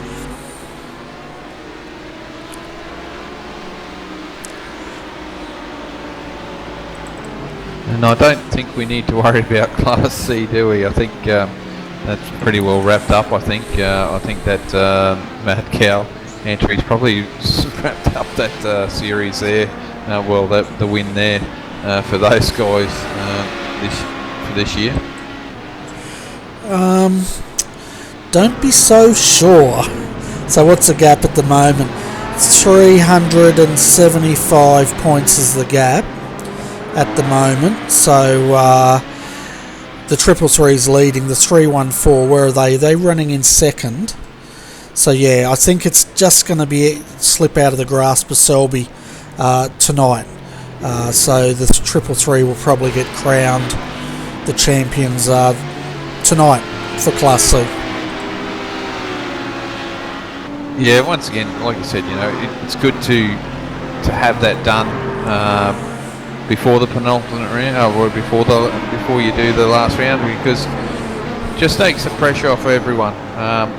You're not having to worry about it. There's even more pressure, I think, if it's like a really close battle. Like if it comes down to you have to be in a certain position, so that means you've got to finish first and come away with a minimum amount of incidents. That's a lot of pressure, to try and keep it up near the pointy end of where you need to, and not go off tracks and that. So it can be throw a lot of pressure on these teams. It certainly can, and once those incident limits are known from race control and the race is done and dusted and we get the points, we'll know definitely whether the 333 have got across the line or not. But it's only going to be by probably 9 points, so it's still very, very close. So there could be more to play for with the 333 and the 314 in that final round. But no doubt all the drivers, once this is done, a lot of the teams will be looking at, well, what's the worst case scenario do we need to finish to actually clinch a championship, and they'll probably drive according to that. Yeah, you're exactly right. And I think looking at how things are going here, it looks like Nutter Motorsports Careen have probably pulled off their last stop. They're up to 7 stops by the look at my telemetry here at the moment, whereas FSR Daco, they've got 5 and Redback's up to 6. So has Nutter's done an extra stop? Is that? I can't actually tell you, to be honest, Bernie, where they were before this. Yeah, we've got the Aaron Lee, the 118 and the 137, they've done 6 stops. it looks like the 100's done 5 stops, which seems pretty low to me. Should all be on 6, and the 116 has done 7 stops according to the telemetry. Yeah, that's what I was thinking. It's pretty low there for 5 for Dayco, unless they didn't stop under safety car. But I would assume that you would have. But then again, I don't know. I wasn't here back then. But yeah, it's one of those weird things, and we know that they're going to have to stop. We've only got 34 minutes to go, or 18 and a half laps to go. So the time is running down. It's getting there, Bernie. Another 14 minutes. We're in that last 20-minute error, and I think in the last 10 or 15 minutes, I think there's no safety cars. So once we get to there, it's we'll see if how we go, because it's definitely looking like that one safety car period in this whole race, which is pretty fantastic. Yeah, it definitely is. It must be the record for an enduro in the AEC to only have one safety car in the 6-hour race. But that gap now is 1 minute and 15 seconds from Redback Racing back to Nutters Motorsport Green. And you can see Aaron there flashing the lights, even though there's a big gap. He's not going to let up by the looks of it. The race is on though between FSR Dayco 100 and the 137. That gap is, let's have a look at what that gap is, 17 seconds. So there's still a lot to play for third in Class A. Yeah, certainly is. And like I said, I think this car for TDR, they could stretch it, I think. I think they were like 3 minutes away from the 45-minute mark. So to do a bit of fuel saving, they might make it to the end. Whereas that car 100, I think while you're in the interview there, was that within the hour? I don't think it was it? Not sure. Jeez, it's been a while, hasn't it? I'm getting slack at that, but yeah, it'd be interesting. I think they've got one more stop to do, so yeah, it's going to be close to shore for this third place. Oh, it certainly is. And I'm just having a look at the 363. It's been involved in some sort of incident because it's got no bonnet on it anymore, and it's looking very second-hand. Yeah, I did see that. You must have seen that at the same time as I did, which is a shame for those guys. They generally have a good run, but it's looking a little bit sad. So I wonder what's happened to those. They've had to have an incident somewhere around there on the track.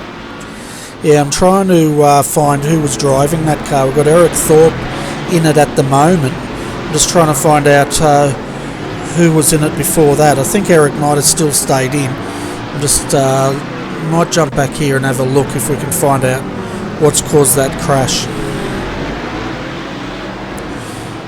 No, it happened before 135, that's for sure.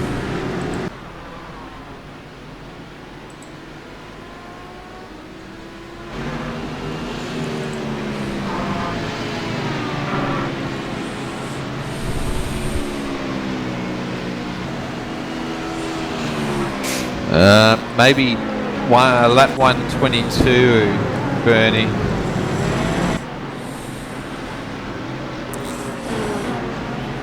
Okay, I'm just trying to work out my telemetry here.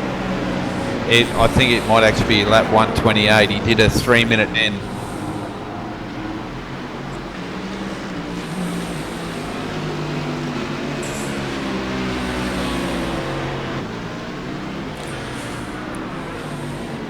I'm just having a look now to see if I can see anything there. No, he looks like he pitted then.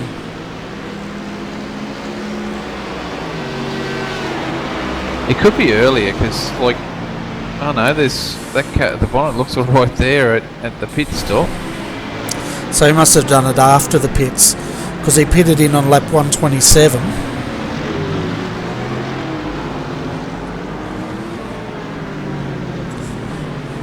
See if I can fast forward it.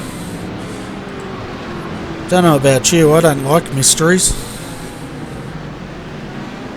Problem with the mysteries. We're both probably trying to get what's going on, and we're missing the race. Oh, that's all right. We've got 30 minutes to catch up on that. So he came back in again at lap 135.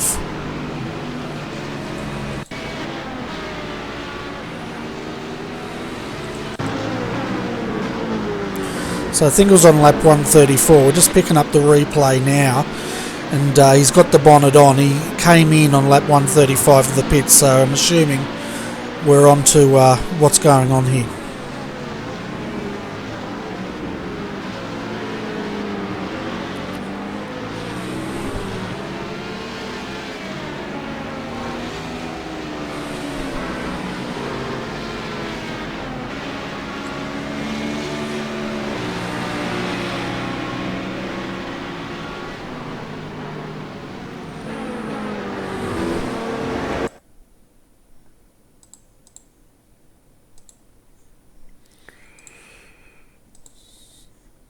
Yeah, he went heavy into the fence in the second last corner. Just lost it exiting and found the inside fence there, Adrian. Yeah, that will do it to you all the time, wouldn't it? Yeah, one would say so. Just going to try and get a different angle on this.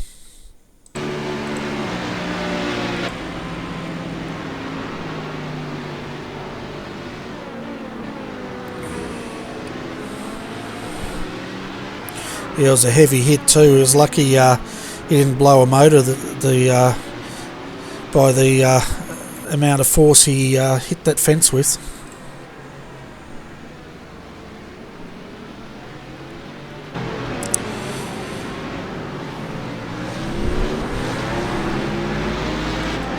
It looks like we have DJ in the green room for the 363, so I might bring him up. And did you want to have a chat with him, Adrian?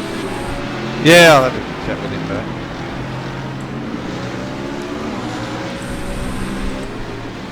Hey DJ, welcome to the conference box.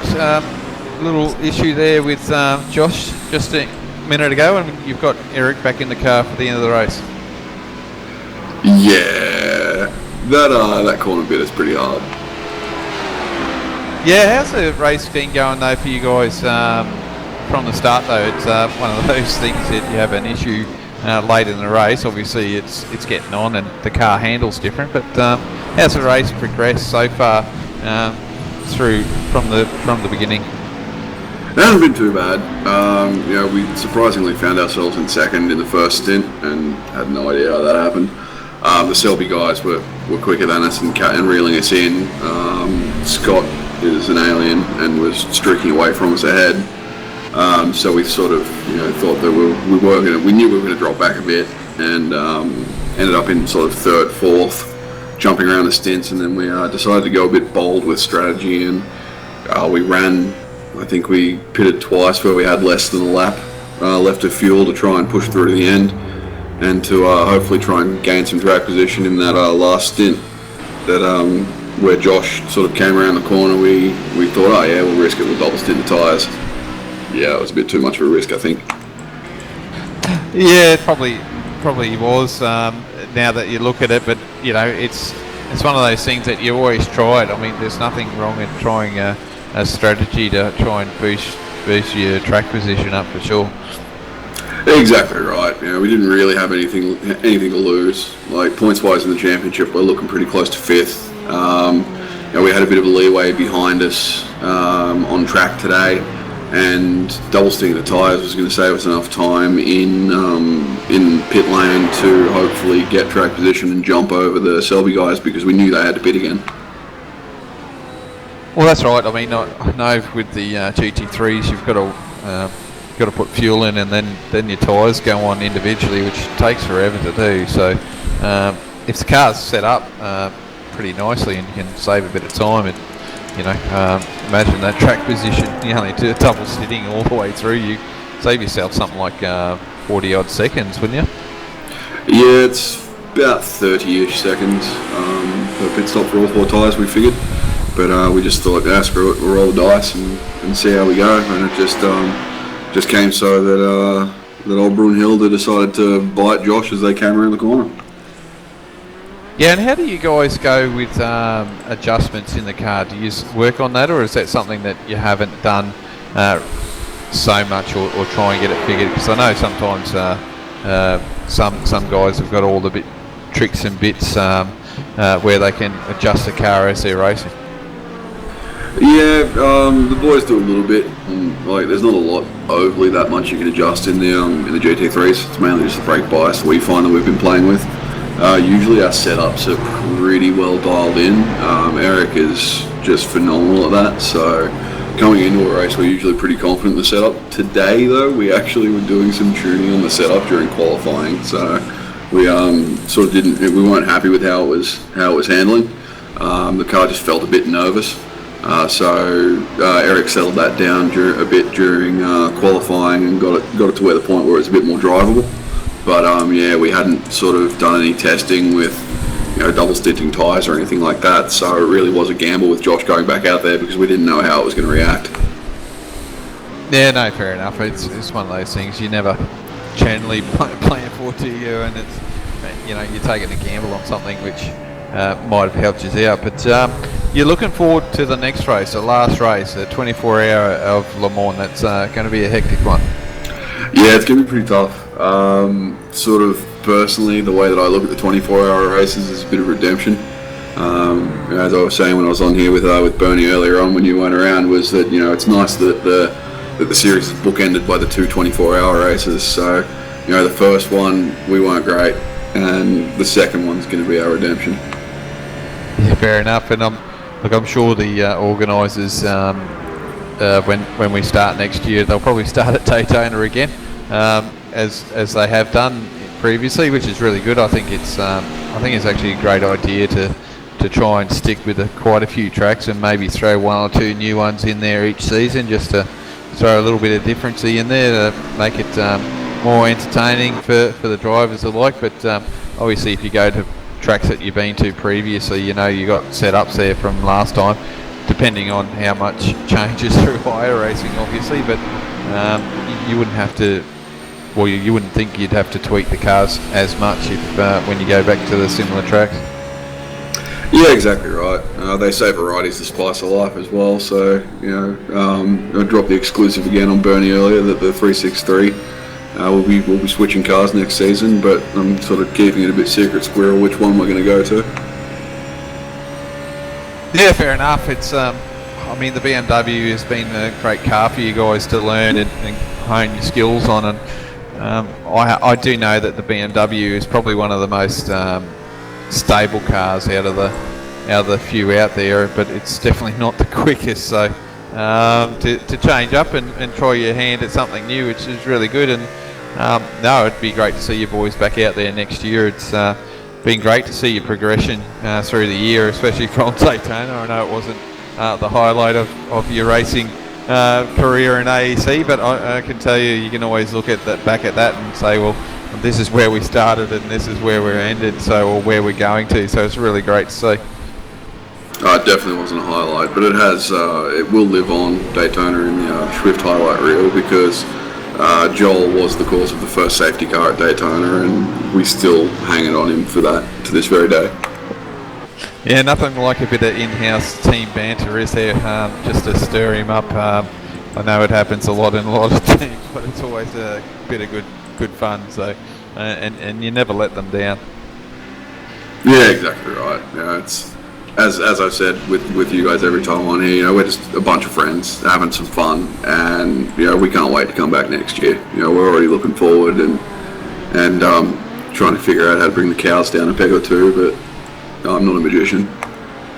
Yeah, they're definitely a team to beat, aren't they? They got everything sorted there, and are an awesome team. And I know that you've dealt with them personally with them to get you to where you are now, which is really great to see. And you know what you're up against, so it's definitely a bit of a battle. But as long as you're enjoying it along the way, it's definitely makes it that little bit much easier, doesn't it? Exactly right. They're a great bunch of blokes. They gave us a huge hand in sort of settling in and getting better. So we owe a lot of where we are to those guys and to Eric, Joel, and Josh for putting in the seat time. I'm just the voice. Those guys are the ones doing the real work. So it's just it's unbelievable how far we've come and how far we're going to go too. No, it's really good. It speaks volumes with teams that if they can work on where they're going. So it's great to see that you've progressed, and it'll be great to see you keep racing for sure.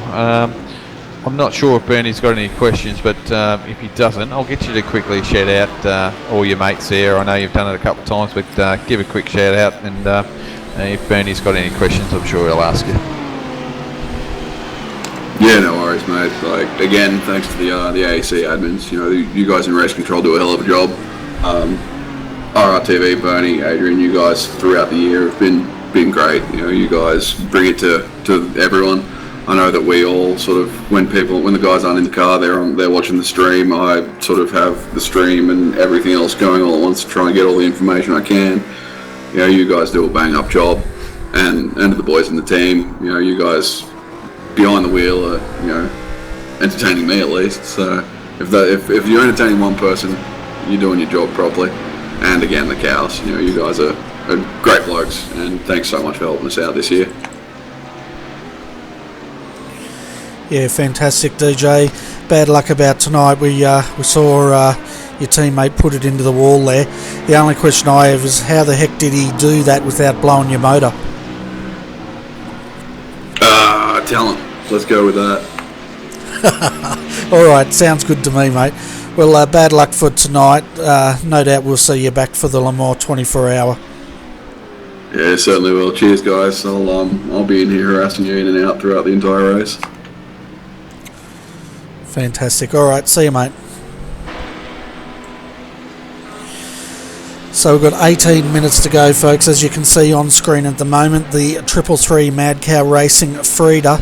Well, this car has pretty much led every lap of the race.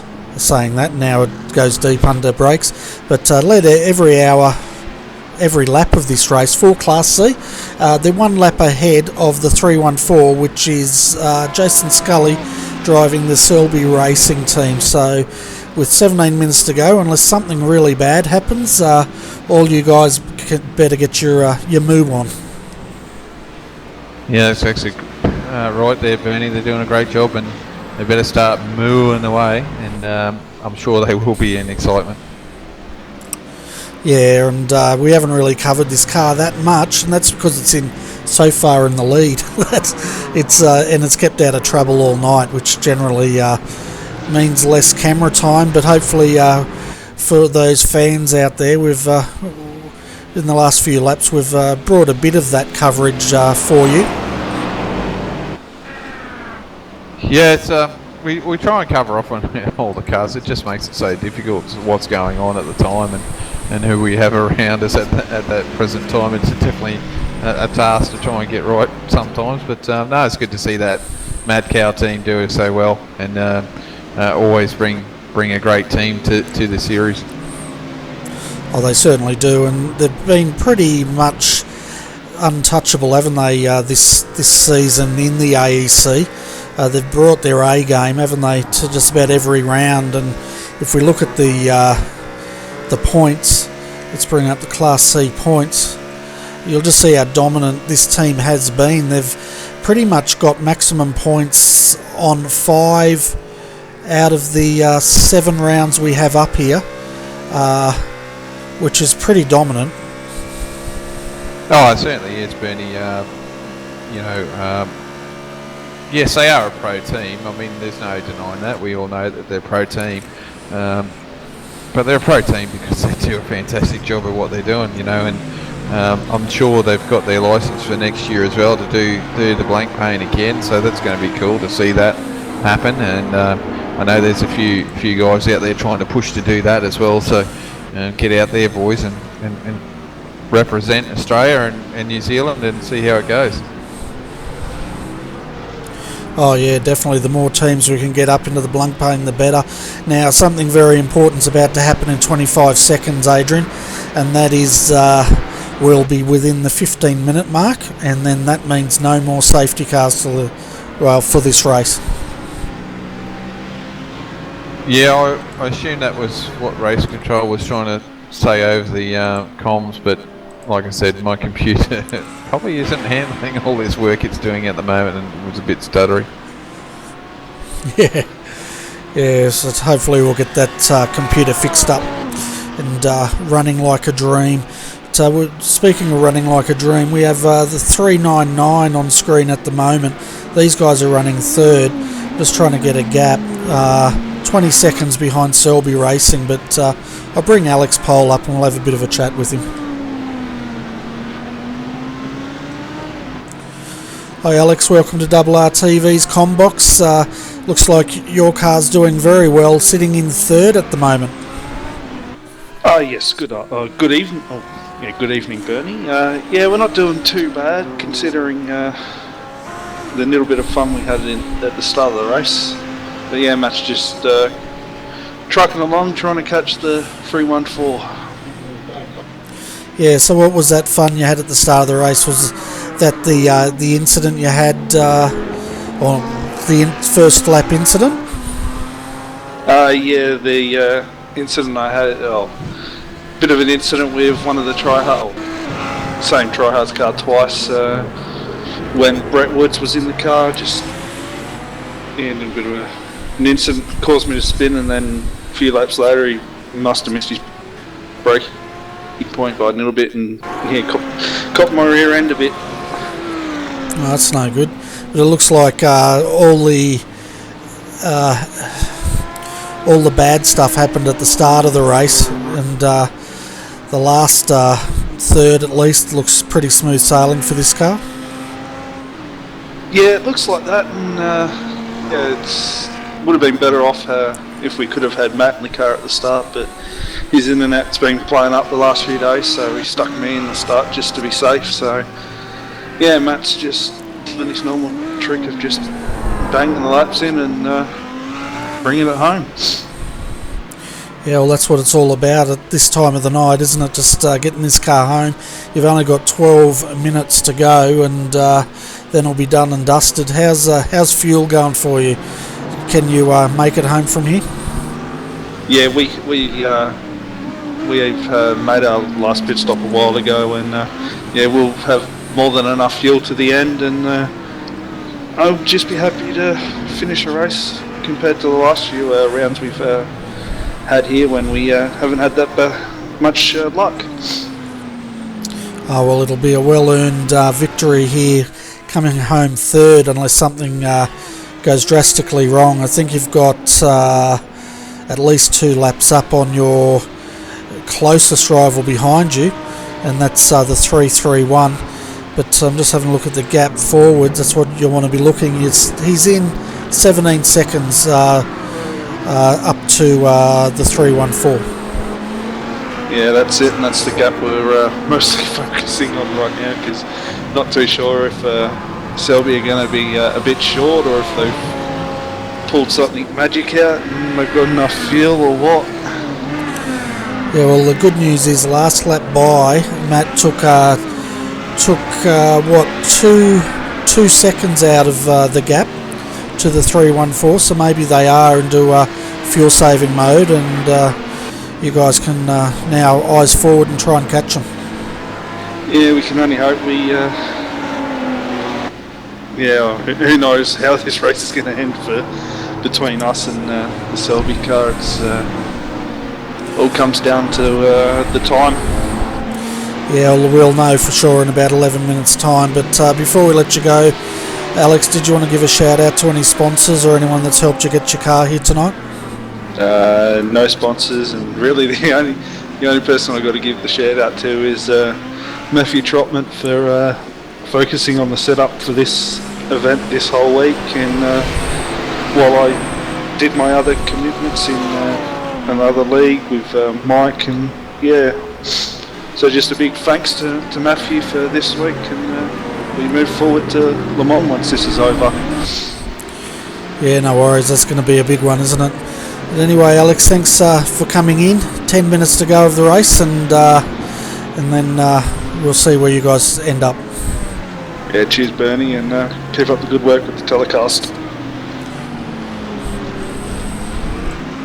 So that was Alex Pole, folks. Delta Sim Sport, they're currently trying to chase down the 314. That gap's down to 16 seconds, Adrian, and I'm not sure if they're going to be able to do it in that time.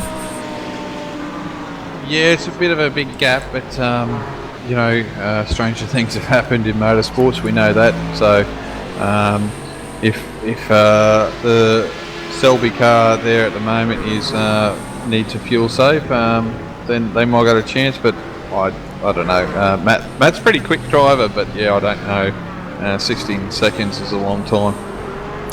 It certainly is, and it really comes down to whether the 314 has to fuel save or not. Looking at the last time through, they did a 208 compared to Matt Trotman's 207, so they've taken another second out of them.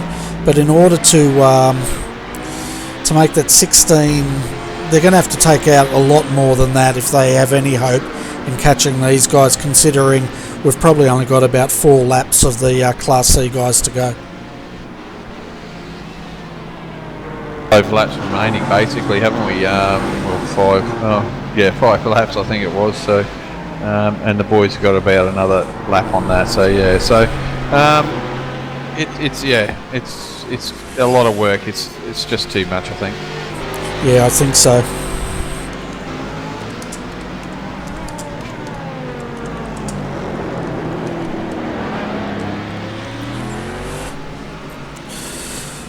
Alright, so let's have a look at Class A, because that's where the action is at the moment. The gap from the 118 back is 1 minute 26 seconds back to Nutters Motorsport Green. So that's almost a lap down. Then so first and second potentially sorted. The big one though is as we can see, FSR Daco are having all sorts of internet connection issues. The gap between the 100 and the 137 is 20 seconds. But saying that, Kurt Stenberg's driving at the moment and that car is flashing in and out. So let's hope they don't have an internet dropout. But then we've got Aaron Osborne here, the TD Racing. These guys are leading the series for Class A and doing a great job, sitting in 4th and 20 seconds down from 3rd place, or the first step on the podium.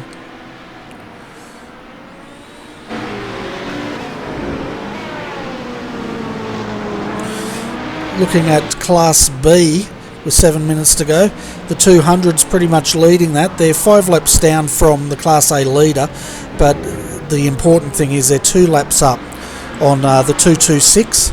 Almost 3 laps up, and that's Evolution Racing Australia that is Blake Coppo driving that. So they're second. Third is Riley Blythe in the other ERA entry, and they're another lap down. So yeah, let's have a look at where Wayne Burke is, because okay, I'm just trying to get a gap here. It's a bit hard to get a gap, but yeah, Wayne Burke's a long way off, but so it looks like those 3 positions are fairly well sorted at this stage, Adrian. Yeah, it's been a fairly solid run there from Synergy Sim Racing, hasn't they? They've shown the speed of that car and how good that team is. I mean, ERA is a class act, we know that, but Synergy Sim Racing won the championship last year, the first one, but it's going to be tight this year. So yeah, no, they're still showing that they've definitely got some pace in that car still. Oh, they definitely do, and they've pretty much led every lap of tonight's race, pretty much. Well, most of them anyway, in Class B. So another dominant performance, that's for sure. Yeah, they just drive really well, don't they? I mean, I think they've had a little bit of bad luck this year, but you know, and once again, you know, credit to ERA, they've been driving pretty well as well. So it's good to see these 2 teams fighting away, and it's decent. You know, you can't take it away. That's an awesome battle between those two teams to run that in that championship there. It certainly is. There's a gap of about 120 points. The 226 is currently leading the Class B AEC Championship, and the 200 is 120 points behind. So they're going to reverse the points tonight, as in 200 looks like they're going to win this, and the 226 are going to finish in second. So that's going to close the gap a little bit, depending on incidents. And Class B, I think that's going to go down to how the Le Mans 24-hour shapes up. Yeah, and we know what 24 hours can do. It can really throw a spanner in the works, and just like anything with technical issues, you might have a decent computer at the start, but halfway through it might decide that it doesn't want to work anymore. So there's a lot of variables for these guys to deal with as well. Oh, for sure. And the other one is the sim racing wheels and pedals, the wear and tear on them over your stints through the 24 hours. You just never know when that's going to fail, and we have seen that happen. We saw the 119 get disqualified from one round because the pedals failed and that car rolled backwards down the track. So it can happen, and we are also seen quite a few cars take to the fence when the steering wheels have failed.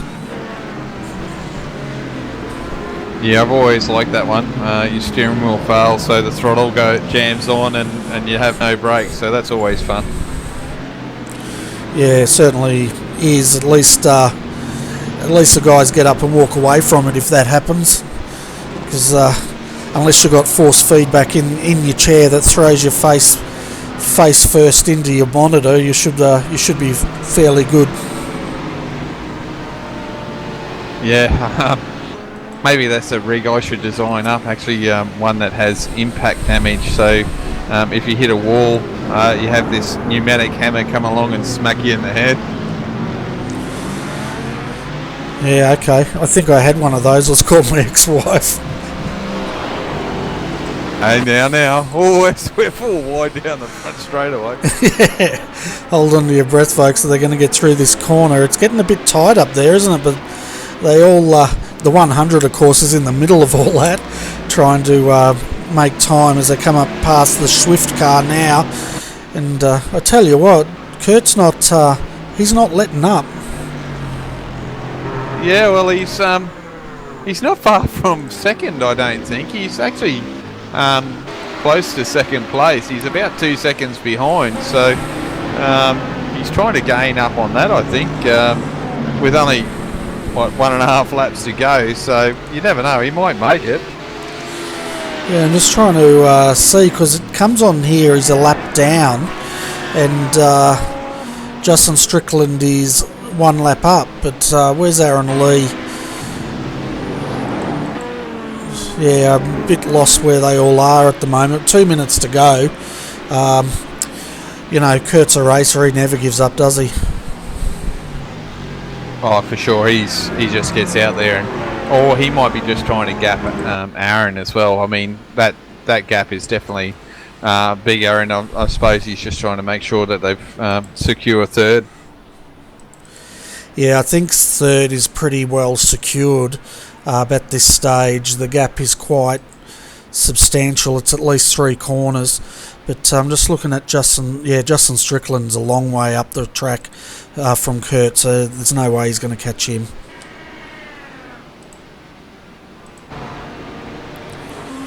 Yeah, I'm too scared to try and change too much at a time. It's really slow, which is not fun. It's all right. I'll change all the camera views, and you can just pretend you're watching the images. Oh, it's alright, I'm getting there. It's just, yeah. This is the first time using this computer for a broadcast, I think, so, yeah, it's crazy stuff.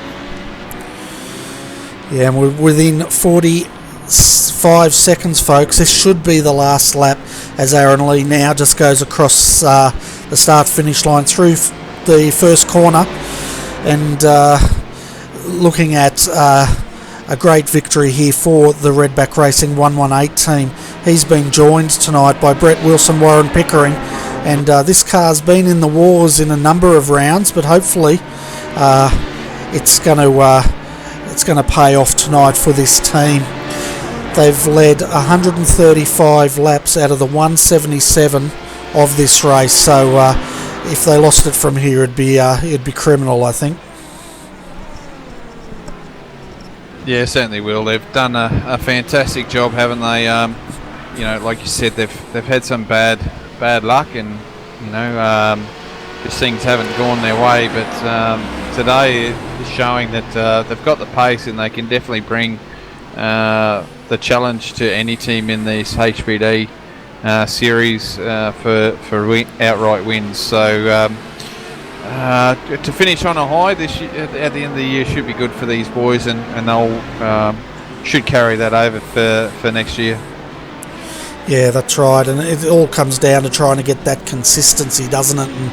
And to win a championship, you really need to do that. And these guys, they were very strong last year, extremely strong, but they just didn't fall their way this year as far as points go. But saying that, they're on the final lap now. They've only got a corner to go here, and they're going to take out round 9 of the Australian Endurance Championship at the COTA 6 hour. So well done to the Redback Racing team, as we can see Aaron Lee now celebrating as he crosses the line, and no doubt Brett Wilson, Warren Pickering will be very happy with that result.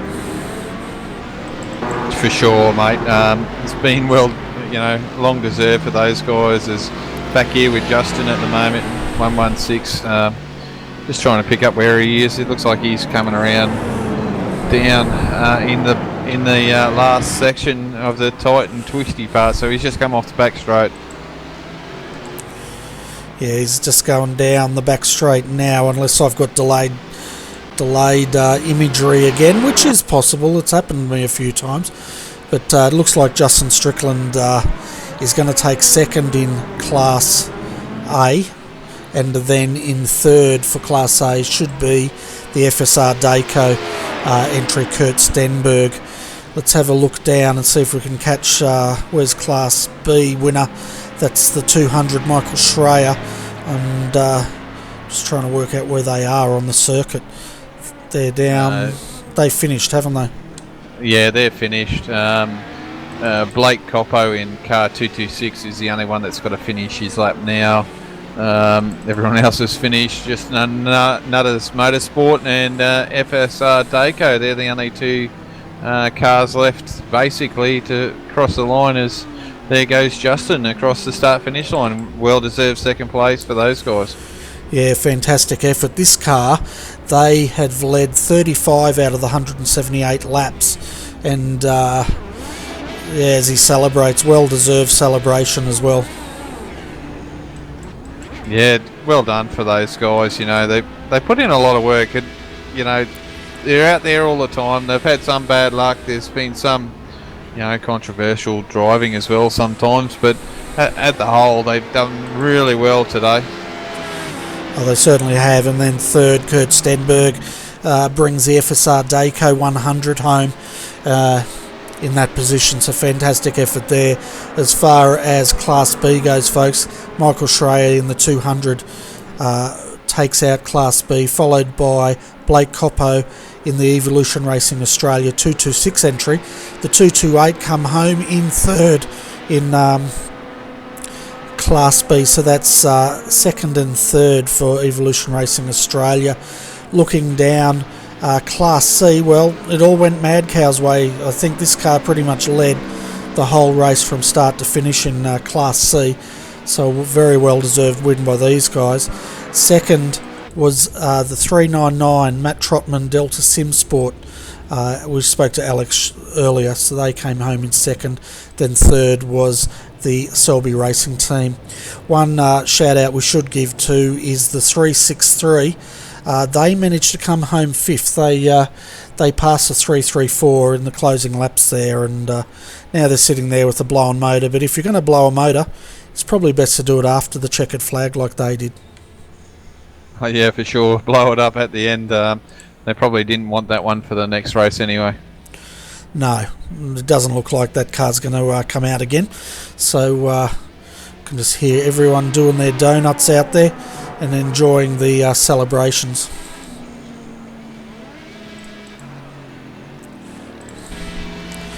So you can see the 119 is the one making all the racket out there. This car actually came home in 4th place, 5th place, behind TD Racing.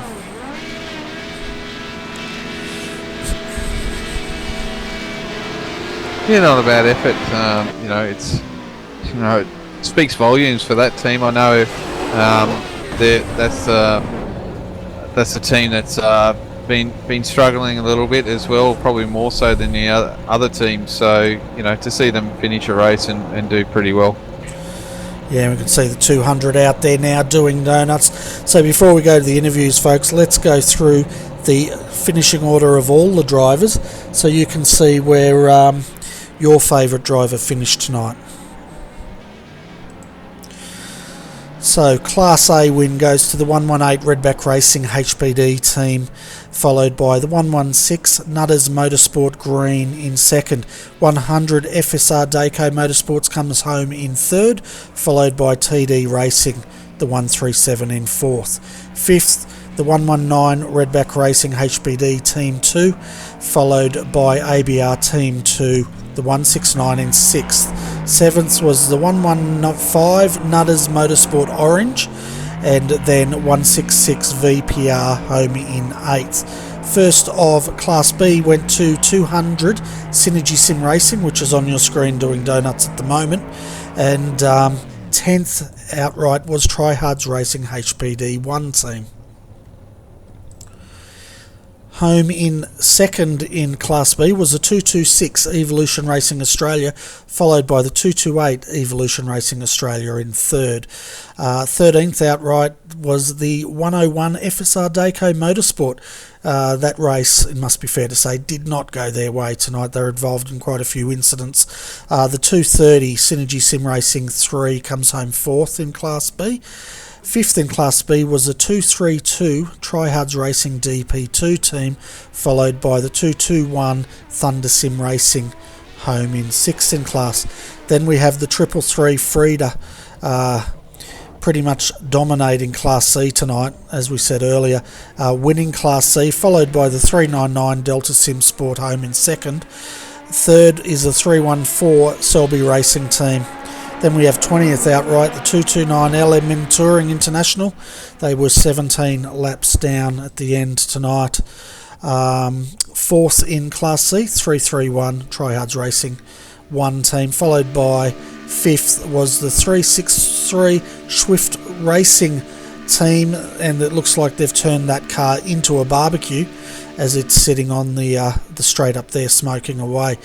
Sixth was the 334 Tryhards Racing 3 team. Now the cars that were withdrawn was the 104 FSR GT Omega Racing. They withdrew that car after an incident. 340 Arm Racing also did not finish, neither did the 368 Blackadder Motorsport or the 112 Laser Racing JFF Racing, and the 130 Synergy Sim Racing 2 also retired pretty much on the first lap. So we had 3 cars that did not make the first lap. I don't think they made the start. So that's where your favourite driver finished up tonight, folks. So I guess we should get on to some interviews here, Adrian. Sounds like a plan. So let's bring up our Class A winners, and that is Brett Wilson, Warren Pickering, and I'm just seeing, is Aaron Lee in there? He's not. He's a shy boy, isn't he? Seems that way. Yeah. Thanks, guys. I'd like to welcome Brett Wilson, Warren Pickering to the RRTV Combox. Well done, guys. Fantastic drive. I don't know where Aaron Lee is. I guess he's shy. He didn't want to come in to talk to us tonight. I think he's too busy loading up the transporter. No, I think he's probably mid-shoeing. No, he's probably not far away, Benny. That's all right. We don't need him up anyway. Fantastic drive by you guys. We saw Aaron put the car on pole tonight, which was fantastic. The start of the race looked a bit grit your teeth time, Mr. Wilson, into that first corner there. I was a bit worried, but after that it was quite a consistent drive by all three, so you must be proud of your efforts.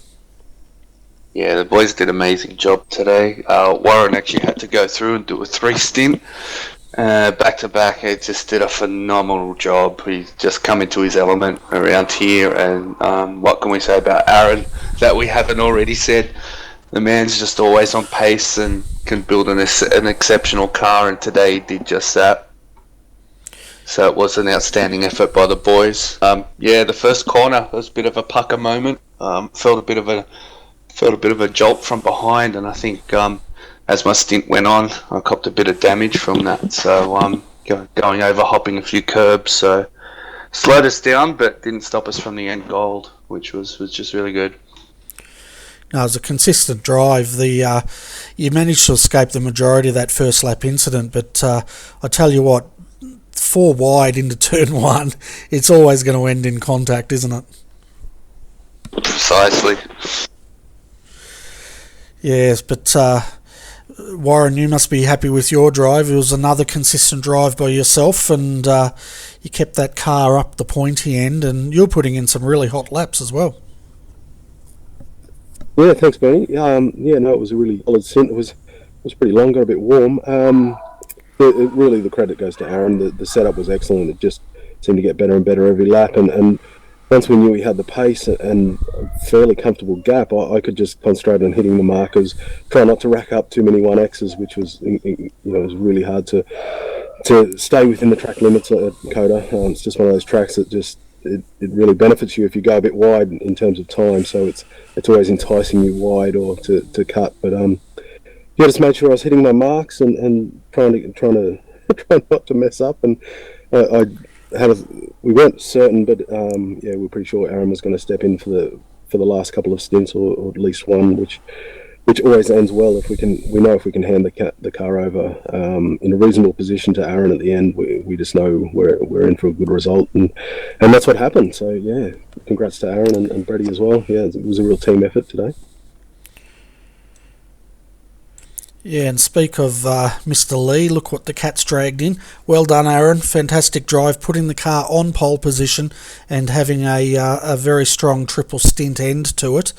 And we're just saying how well the rest of the team went, because this is a team event. But congrats on getting that car home and not melting it down in the last couple of laps. Yeah, thanks, Bernie. Boys did an unreal job. They drove really well all day, and the car was just silky smooth. It was beautiful. Can't say anything bad about it. It was great. It was unreal, actually. It was really good. Yeah, it was a good effort by all three of the 118 drivers, and we've also got Dean Briffer up here. He was one of the drivers in the 119, and another strong effort by Redback Racing. This car came home in 5th position. So Dean, we spoke to you earlier on tonight, but getting that car home in 5th, that's pretty good effort, mate. Yeah, thanks, me. I just want to say congratulations to the 118 guys. They had an amazing race and did really well, and I want to say thanks to Aaron for spending a lot of time this week setting up an amazing car. I think that really helped us get in 5th place and beat the guys in 6th just from having an amazing setup. They just weren't able to catch us at the end. Yeah, no, both cars are extremely strong there, and running in the top 5 pretty much all night. We're looking at the stats on the 118 as well, guys.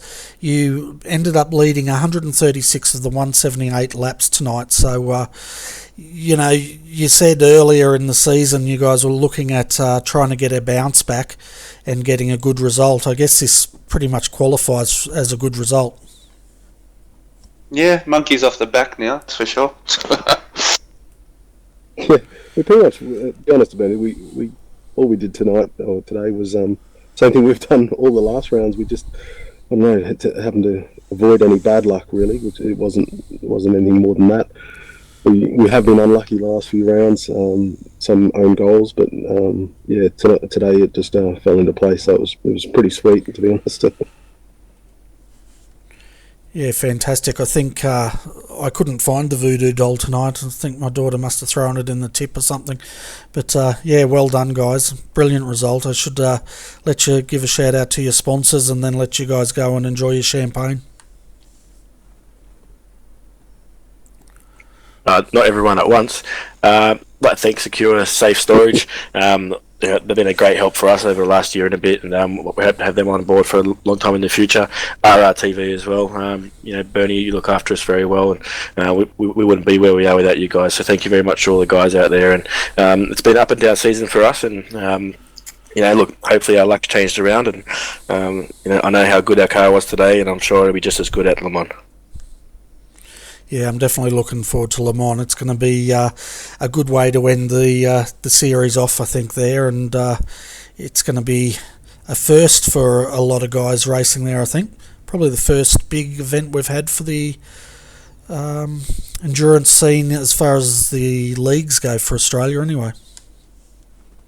Yeah, probably be just as big as it was when we had the first 24-hour at Spa, I think. It's going to be an awesome event, and I'm looking forward to doing the late shifts. Yeah. That's for sure. While we're still here, wouldn't mind just a quick shout out to my wife. Happy wedding anniversary, and thanks for letting me participate today. Really appreciate it. Hope this one brings it home for you. Thank you, babe. Love you very much. Are you shaking, Brett? Are you shaking? So how many years is it, Brett? We've been married 7 now. Wow. 7 magnificent years, 2 beautiful kids. Congratulations, mate. Yeah, well done. Congratulations. Congratulations. Don't they come with a firmware upgrade after 8? The warranty runs out at 10 years for your kids, I think. But does it? yeah, when they hit teenage years, your warranty's out. I tried to return my daughter, and they said after 10 years you can't. So there you go. But anyway, guys, you better get out of the comm box because we've got a few other interviews to do. Thanks, Bernie. Thanks, Bernie. Thanks, Bernie. Great job today, mate. They're leaving. Okay, so the next person we'd like to bring up for an interview is the 100 entry. That's FSR Dayco Motorsports. They came home third in Class A. Did you want to start the interview, Adrian? Start it, Bernie. Hey boys, welcome to the comms box. Congratulations on third. You did a pretty stellar job there to get it in third. I suppose at the end of the day I thought Reese you might have finished it, but I saw Kurt jump in there and drove the car home, and man, you were driving the wheels off there. I think you wanted to consolidate third there tonight. Yeah, we certainly did. Our setup was utterly terrible. We didn't really prepare as well as we probably should have for this race, and so our setup was not where we wanted it to be. And I guess that became apparent when it was noticed that we had a ton of straight line speed, a lot more than a lot of the rest of the HBDs had, and that was the point where we thought, well, maybe we should have gone for a higher downforce setup. But we Stenny and I just tried to just make as little mistakes as possible and bring the car home. Yeah, it's an interesting track. It throws up that dilemma. It's same as Bathurst, isn't it? You've got a decent amount of straights there that you can get plenty of speed out of it, but if you're sort of a little bit light on downforce, you're not getting the speed through the tricky bits. So, and it can make it a little bit twitchy, can't it? Yeah, it's such a weird track in this. It's got lots of really slow corners, as well as lots of high-speed corners, as well as long straights. So it's kind of got a mix of everything. It's very hard to get a good car around there that feels good for the whole track. I know that our car was really struggling under brakes and getting on the throttle, so it was really struggling in the slow-speed corners, it felt to me. As well as, I did notice that a few of the other teams seem to have more grip in the high-speed section, so our car was definitely a bit more unstable than a few others out there. So, taking that on board this week, you've got the 24 hours of Spa, Le Mans, sorry. Just heard Spa, so going to Le Mans. Efforts now start this week, maybe midweek or even earlier. Oh, look, we're all massive fans of Le Mans at Fusion Sim Racing, and we want to try and put as much effort as we possibly can in trying to get a good position there. It's always been a massive favourite track of mine, and to finally have a laser scan version in iRacing is just brilliant. So, I know I'm certainly going to be putting 110% into making sure that we can win that race. Yeah, I think it's the marquee event that all of us want to win. Yeah, and going by the numbers, I think to win that would be as much as you can get. I think the championship might be just out of reach for a couple of teams. So, in saying that, you probably want to try and win that one. It'd be definitely a feat to win the first Le Mans 24-hour by the Australian Championship. Yeah, certainly. I mean, Arnett TDR, they've done everything right this season, and they've been able to pick up the pieces where the rest of us haven't been able to. So, I guess if we can't try and go for the title, then we'll definitely go for the win at Le Mans. Yeah, which is going to be massive, isn't it? Like, it's got plenty of heritage in real world, but for us esport guys here, it's a phenomenal track, and to be something to do for the Australian Endurance Championship, because it's such a fantastic championship, and to do it here, it'd be fantastic. Yeah, certainly would. But I guess now we just rest and recuperate and try and get in the best shape for that. Yeah, definitely be putting in a lot of effort for that. That's for sure. Because as I said before, it's the race that we all want to win, and you're right. It's got lots of heritage, and it's quite a interesting track. So it should be good. Yeah, and I suppose for the team focus would be trying to get all the cars up there and do well, and hopefully might see a form finish. That'd be quite an exciting feat for the team. Yeah, certainly. That's the dream. We don't want to count our chickens too early. So we'll just get down to it and just try and prepare as best we can. Better than we prepared for this race anyway. Yeah, no, fair enough, boys. Well, before I let you go, you want to put a shout out there to your sponsors and your teams. Obviously, you got to give them a bit of a shout out for helping you along. And I'm sure before Bernie lets you go, if he's got something a question to ask you, he'll probably ask you. Yeah, certainly. Want to thank our frontline sponsors, GT Omega and Dayco. Thank you so much for your support. We also want to thank Dynamic Sim Racing, Nulex Construction, and GTI as well for their contributions to our team.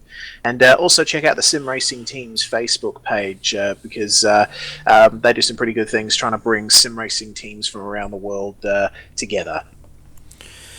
Fantastic, Reese. And for the viewers out there that want to find that Facebook page, how would they do that? Well, just search up Sim Racing Teams on Facebook. It's a dedicated page that collects together updates from sim racing teams around the globe. A lot of the top sim racing teams in the world are a part of it. Fantastic. Well, folks, definitely find that page and give them a like. It sounds like the place to be on Facebook. But anyway, guys, well done on your third place. It was a good, strong finish. I did notice you were carrying quite a lot of, a bit less downforce. It was noticeable on those straights. But, coming third with the car you're not that happy with, it'll be interesting to see what happens when you go to Le Mans with the setup you guys are happy with.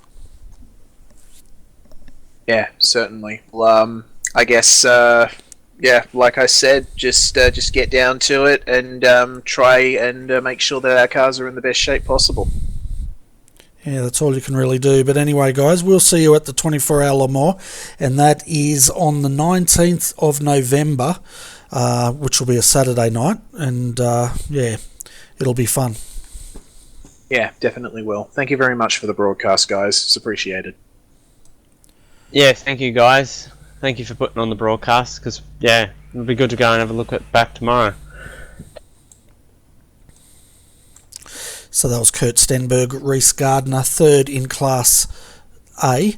Let's go to Brenton Hobson, and this car came first in Class B, and that's the 200 Synergy Sim Racing, and Brendan Hobson was partnered with Michael Schreier for this event. Well done, Brenton. First in Class B, and one lap up on your competitors. That's a pretty strong finish for, a strong race for your team. Yeah, thanks guys. That was, it was a good result for us in the end. A few of the other guys sort of fell over and left us with a pretty easy run from about when I last spoke to you guys in the broadcast, actually. So Michael just sat back and cruised to the finish and didn't push too hard, and got a nice win with a pretty decent margin in the end. Yeah, well, I think the margin was over a lap, but earlier on it was pretty close between your car, your sister car. I think it was a 230 was in there. Correct me if I'm wrong, the 226 or 228, you were all battling it out there for a while, but as you said, they all sort of fell by the wayside, didn't they? And you guys came out the winner. I don't know how many laps you guys led, but it must have been quite a lot.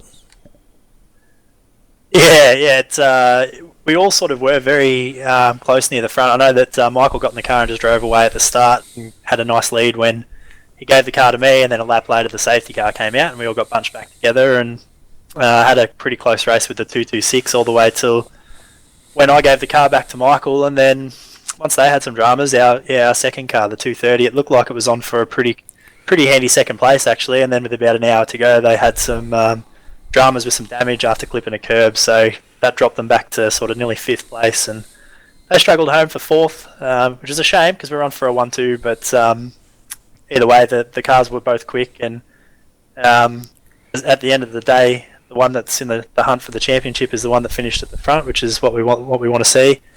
But all in all, it was a good race. It's a tough race, but it was good. Oh, it certainly was a tough race. The pace was crazy as well, with one safety car in 6 hours. That must have started to stretch your team's focus as far as the pace of this race. Yeah, it's alright for me. I've got one of the best co-drivers in the business in Michael Schreier, and that he just got in the car and drove sort of over 3 hours to the finish, so it was nice and easy for me. I just sit back and watch. But it's a long time to be going without a break with a safety car at a track like this. It's a tough one to drive at. It's a lot of concentration's required, especially, not to say it's not difficult in the other cars, but in the C7 it's very tough because you've just got to avoid those big curbs and a lot of blind apexes and strange corner combinations, and it's a really tough track. You have to be on it all the time. You've got sort of 2 decent length straights to catch your breath, but it's very hard, and when you don't have a safety car, it certainly makes for a long day in the car. Oh yeah, it certainly would, and we're just having a look at the points as well, going into the final round at Le Mans on the 19th of November. It's very close between you and the 226 ERA team. I don't know the exact points, but it's all still up to play for in the final round. Yeah, that's exactly right. It only takes one bad race to sort of take someone out of a championship, so we've got 1 round to go. Those guys have a lead. I think they exceeded the incident limit tonight, so I'm not sure, but I think that it might be about 90 points, which is a number of positions on the track, and they're a very consistent team, which is, it's going to be unlikely that we can peg back that many in one race, but in saying that, we had a really bad one at Watkins Glen, which is what put us behind, so it's always possible, and I'm sure that that race at Le Mans will certainly be tough, and it'd be pretty easy to have a bad day there, so you never know. You've got to be in it to win it, and we're going to make them earn it, and if they get up at the end of the day, they deserved it because they've had a good season, but at the same time, we've been extremely quick. A couple of sort of a bit of a slow start to the season for us, and then that one bad one at Watkins Glen, but I think that we've definitely shown that we've got the pace to go back to back, but it'll all depend on what happens on the day. That's racing, and we'll do our best. Yeah, well, that's right. Well, coming into this round, you had 120 points difference between the 226 leading and yourself. So no doubt that gap will be a lot closer when we get to Lamar in 3, maybe 4 weeks' time. Yeah, that sounds about right. I think 20 points difference from first to second, and then if they did exceed the incident limit, I think they get a 10-point penalty for that as well. So that should make it about 90 points for the last race, which is achievable. There's about 4 or 5 positions on the track, I think, but it's achievable. They're a class act over at ERA. They do a good job every time they hit the track, and even on their bad days, they get good results. So, we'll do our best, but we'll see what happens. Yeah, that's right. But anyway, before we let you go, Brenton, are there any sponsors and people you'd like to give a shout out to tonight? Once again, a shout out to you guys for the broadcast. I'll be sure to go back and check it out. I'm sure it was good, as it always is. And shout out to Boost Juice and Eaton, the sponsors we had on the cars today. And a shout out to the guys that raced tonight. We did have the HPD. Todd did a few laps in that before it ended for them. And also to Reese and Wayne in the second car, the 230. And big shout out to Michael, who did, as always, most of the hard work in our car in the 200 tonight. And really, it's because of him that we do so well every time we come out in the AEC, because he's just a machine. He's a class act when it comes to racing these endurance races, because he just punches out lap times that are as fast or faster than anyone else, and he'll do it for hours and hours on end. So big shout out to Michael for his effort tonight as well. But I think that pretty well covers it. Yeah, well, I've actually heard Michael's not human; he's actually a robot, and that's why that's his secret. That's your secret weapon. Yeah, the secret weapon. That's it. I'll have to get him in here to the broadcast to have a chat next time, just to prove that he's human. Yeah, I reckon he probably wears a white suit with a white helmet and doesn't talk much. That's why he's not up here. Yeah, he does a phenomenal job. In any car that he drives, he's very good in everything, but he's really tailor-made for this endurance stuff. He does a great job every time he gets in the car. He doesn't make mistakes, and he goes really fast, and that's what you want in an endurance race. And he did that again tonight for us to, I think, end up winning by just shy of 2 laps is a pretty remarkable effort. Yeah, I reckon, and you're only finished 6 laps down from the Class A winner, so that's huge. Yeah, it is. The speed difference between the HPD and the C7 here. We talked about this earlier. It's probably not as big as it would be at a lot of other tracks, but when you consider that there was only the one safety car, to be within a few laps of them at the end is pretty impressive when you think about it. Yeah, it's pretty special, that's for sure. But anyway, Brenton, go off, enjoy your champagne, and oil up your robot for the next round. Will do. Thanks, guys. So, folks, you've been waiting for it. The next interview is for all you moo people out there. We have James Stevenson from the 333, and because Adrian loves cows so much, I might let you do this interview, Adrian. Yeah, thanks, Benny. You've got to do the moo, though. Hey, James, how you going, mate? It's a pretty good race, pretty uneventful, but you managed to move the Mad Frida into first place again.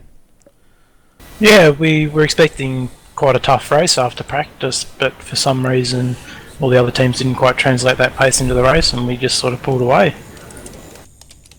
Yeah, it was one of those races where, a lot of teams struggled, and you guys were on the money, just pushing that car forward, and got a number of laps up. So it was pretty good for you guys, and something that you don't really run anywhere else in this car, do you?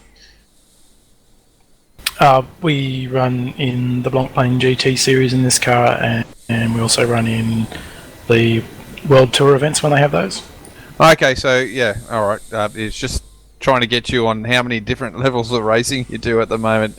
I know you ran a different one at some stage as well, which is something to try and get used to.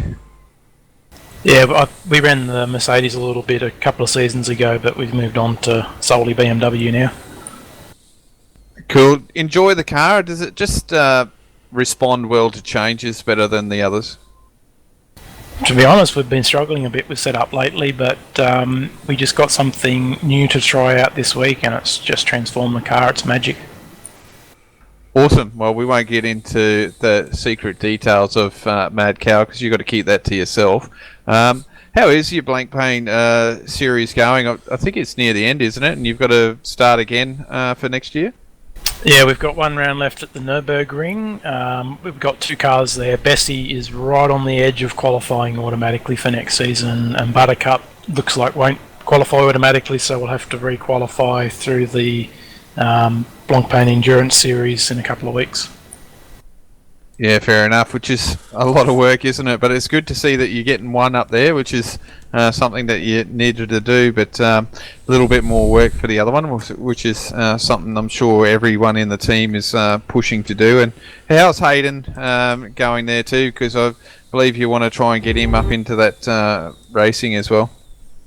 Yeah, Hayden's coming along really well. He can get to the same sort of lap times that we're doing if he does a heap of practice. So he's not... See, we get in the car, we do 10 laps and we're on the pace, and he gets in and he does 200 and then he's on the same pace. But he'll get there with time, and he is going to jump in one of the cars to re-qualify for next season, so hopefully he makes it through.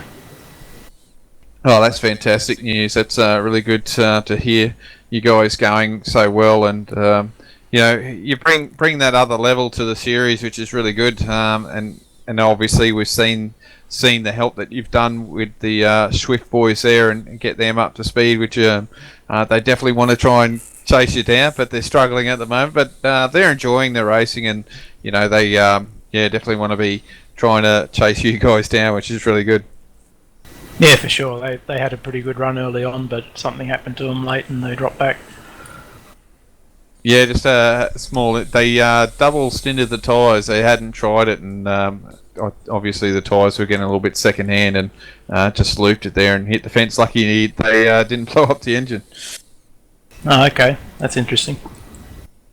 Yeah, they just tried something different to try and get track position on, I believe it was the Selby car, because they wanted to save some time, but obviously it didn't quite work out their way and it cost them a little bit more. But they tried something, which is what you got to do sometimes, isn't it? Just to gain a little bit more track position.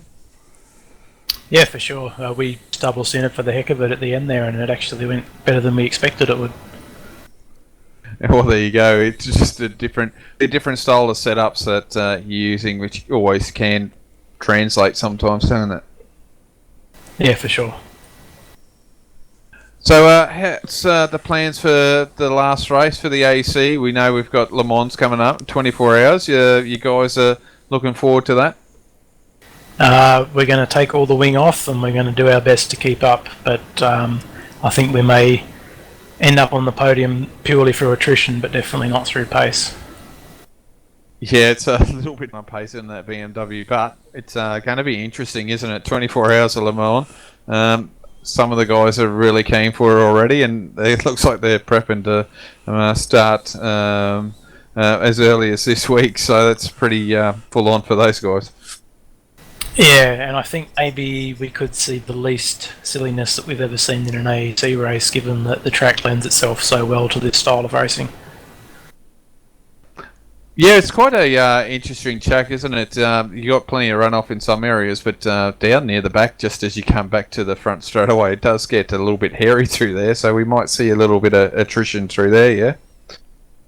Yeah, possibly, but I mean, with our faster class cars, they've got plenty of opportunities to overtake. They don't need to push the passes in the slow corners. No, you're right about that. There's definitely area for cars to overtake in the safer areas for sure, and it is a good track for that sort of stuff for sure. Well, Bernie, I think you can finish this off for us, and well, James, congratulations on the podium. It's well deserved. You guys are definitely a class act, and we'll see you for the last round. Yeah, thanks, guys, and a big moo to all the fans that I'm sure were chatting it up on YouTube throughout the race. Yeah, they were very moved by your win tonight. One quick question for you, James. Correct me if I'm wrong, but it appeared to me that you led every single lap of that race tonight in Class C. Is that correct? No, the first round of green flag pit stops, I think we dropped back to third through a couple of laps. Okay, but apart from that, it was pretty much up the front. And yeah, your fan base was vocal on the chat, as they always are, but that's fine, and we enjoyed that, and hopefully they got to see a lot of images of Frida running around there tonight. And a big shout out to Hayden for my helmet design. He was over the moon when he saw it on the broadcast. Fantastic. Well, before we let you go, James, is there anyone else you'd like to give a shout out to tonight? I'll give a shout out to you blokes for broadcasting the races. Oh, that sounds good. Anytime, mate. Yeah, no, that's great. And we look forward to seeing Frida back in the Le Mans 24 Hours, and best of luck with the Blancpain qualifications I think you said you had to do. And hopefully we'll see you in that again next year. Moo! On that note, James has left the building, so yeah, very, very dominant result there for Mad Cow Racing tonight, folks. And before we start wrapping this session up, though, Adrian, what were your thoughts on what you saw there tonight?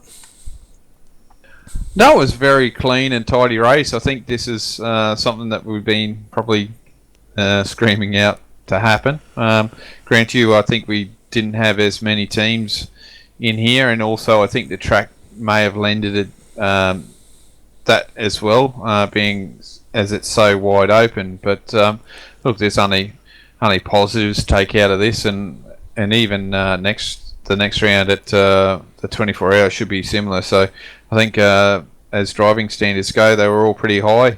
I'm sure there's some people that might debate that, but at the end of the day, I could only see what I could see and express what I think, and I think they've all done a pretty well fantastic job this time around. Yeah, I think so too. To go 6 hours around here, we had one safety car. That was one big incident. There was contact throughout the day. Nothing major though, and as far as penalties went, I think there was only about 19. Let me check that. I think, yeah, we had 20 penalties handed out for this round. So that's another good indicator of the high quality racing we saw here today. Yeah, for sure. You know, we always want to see great racing, and that's what we got.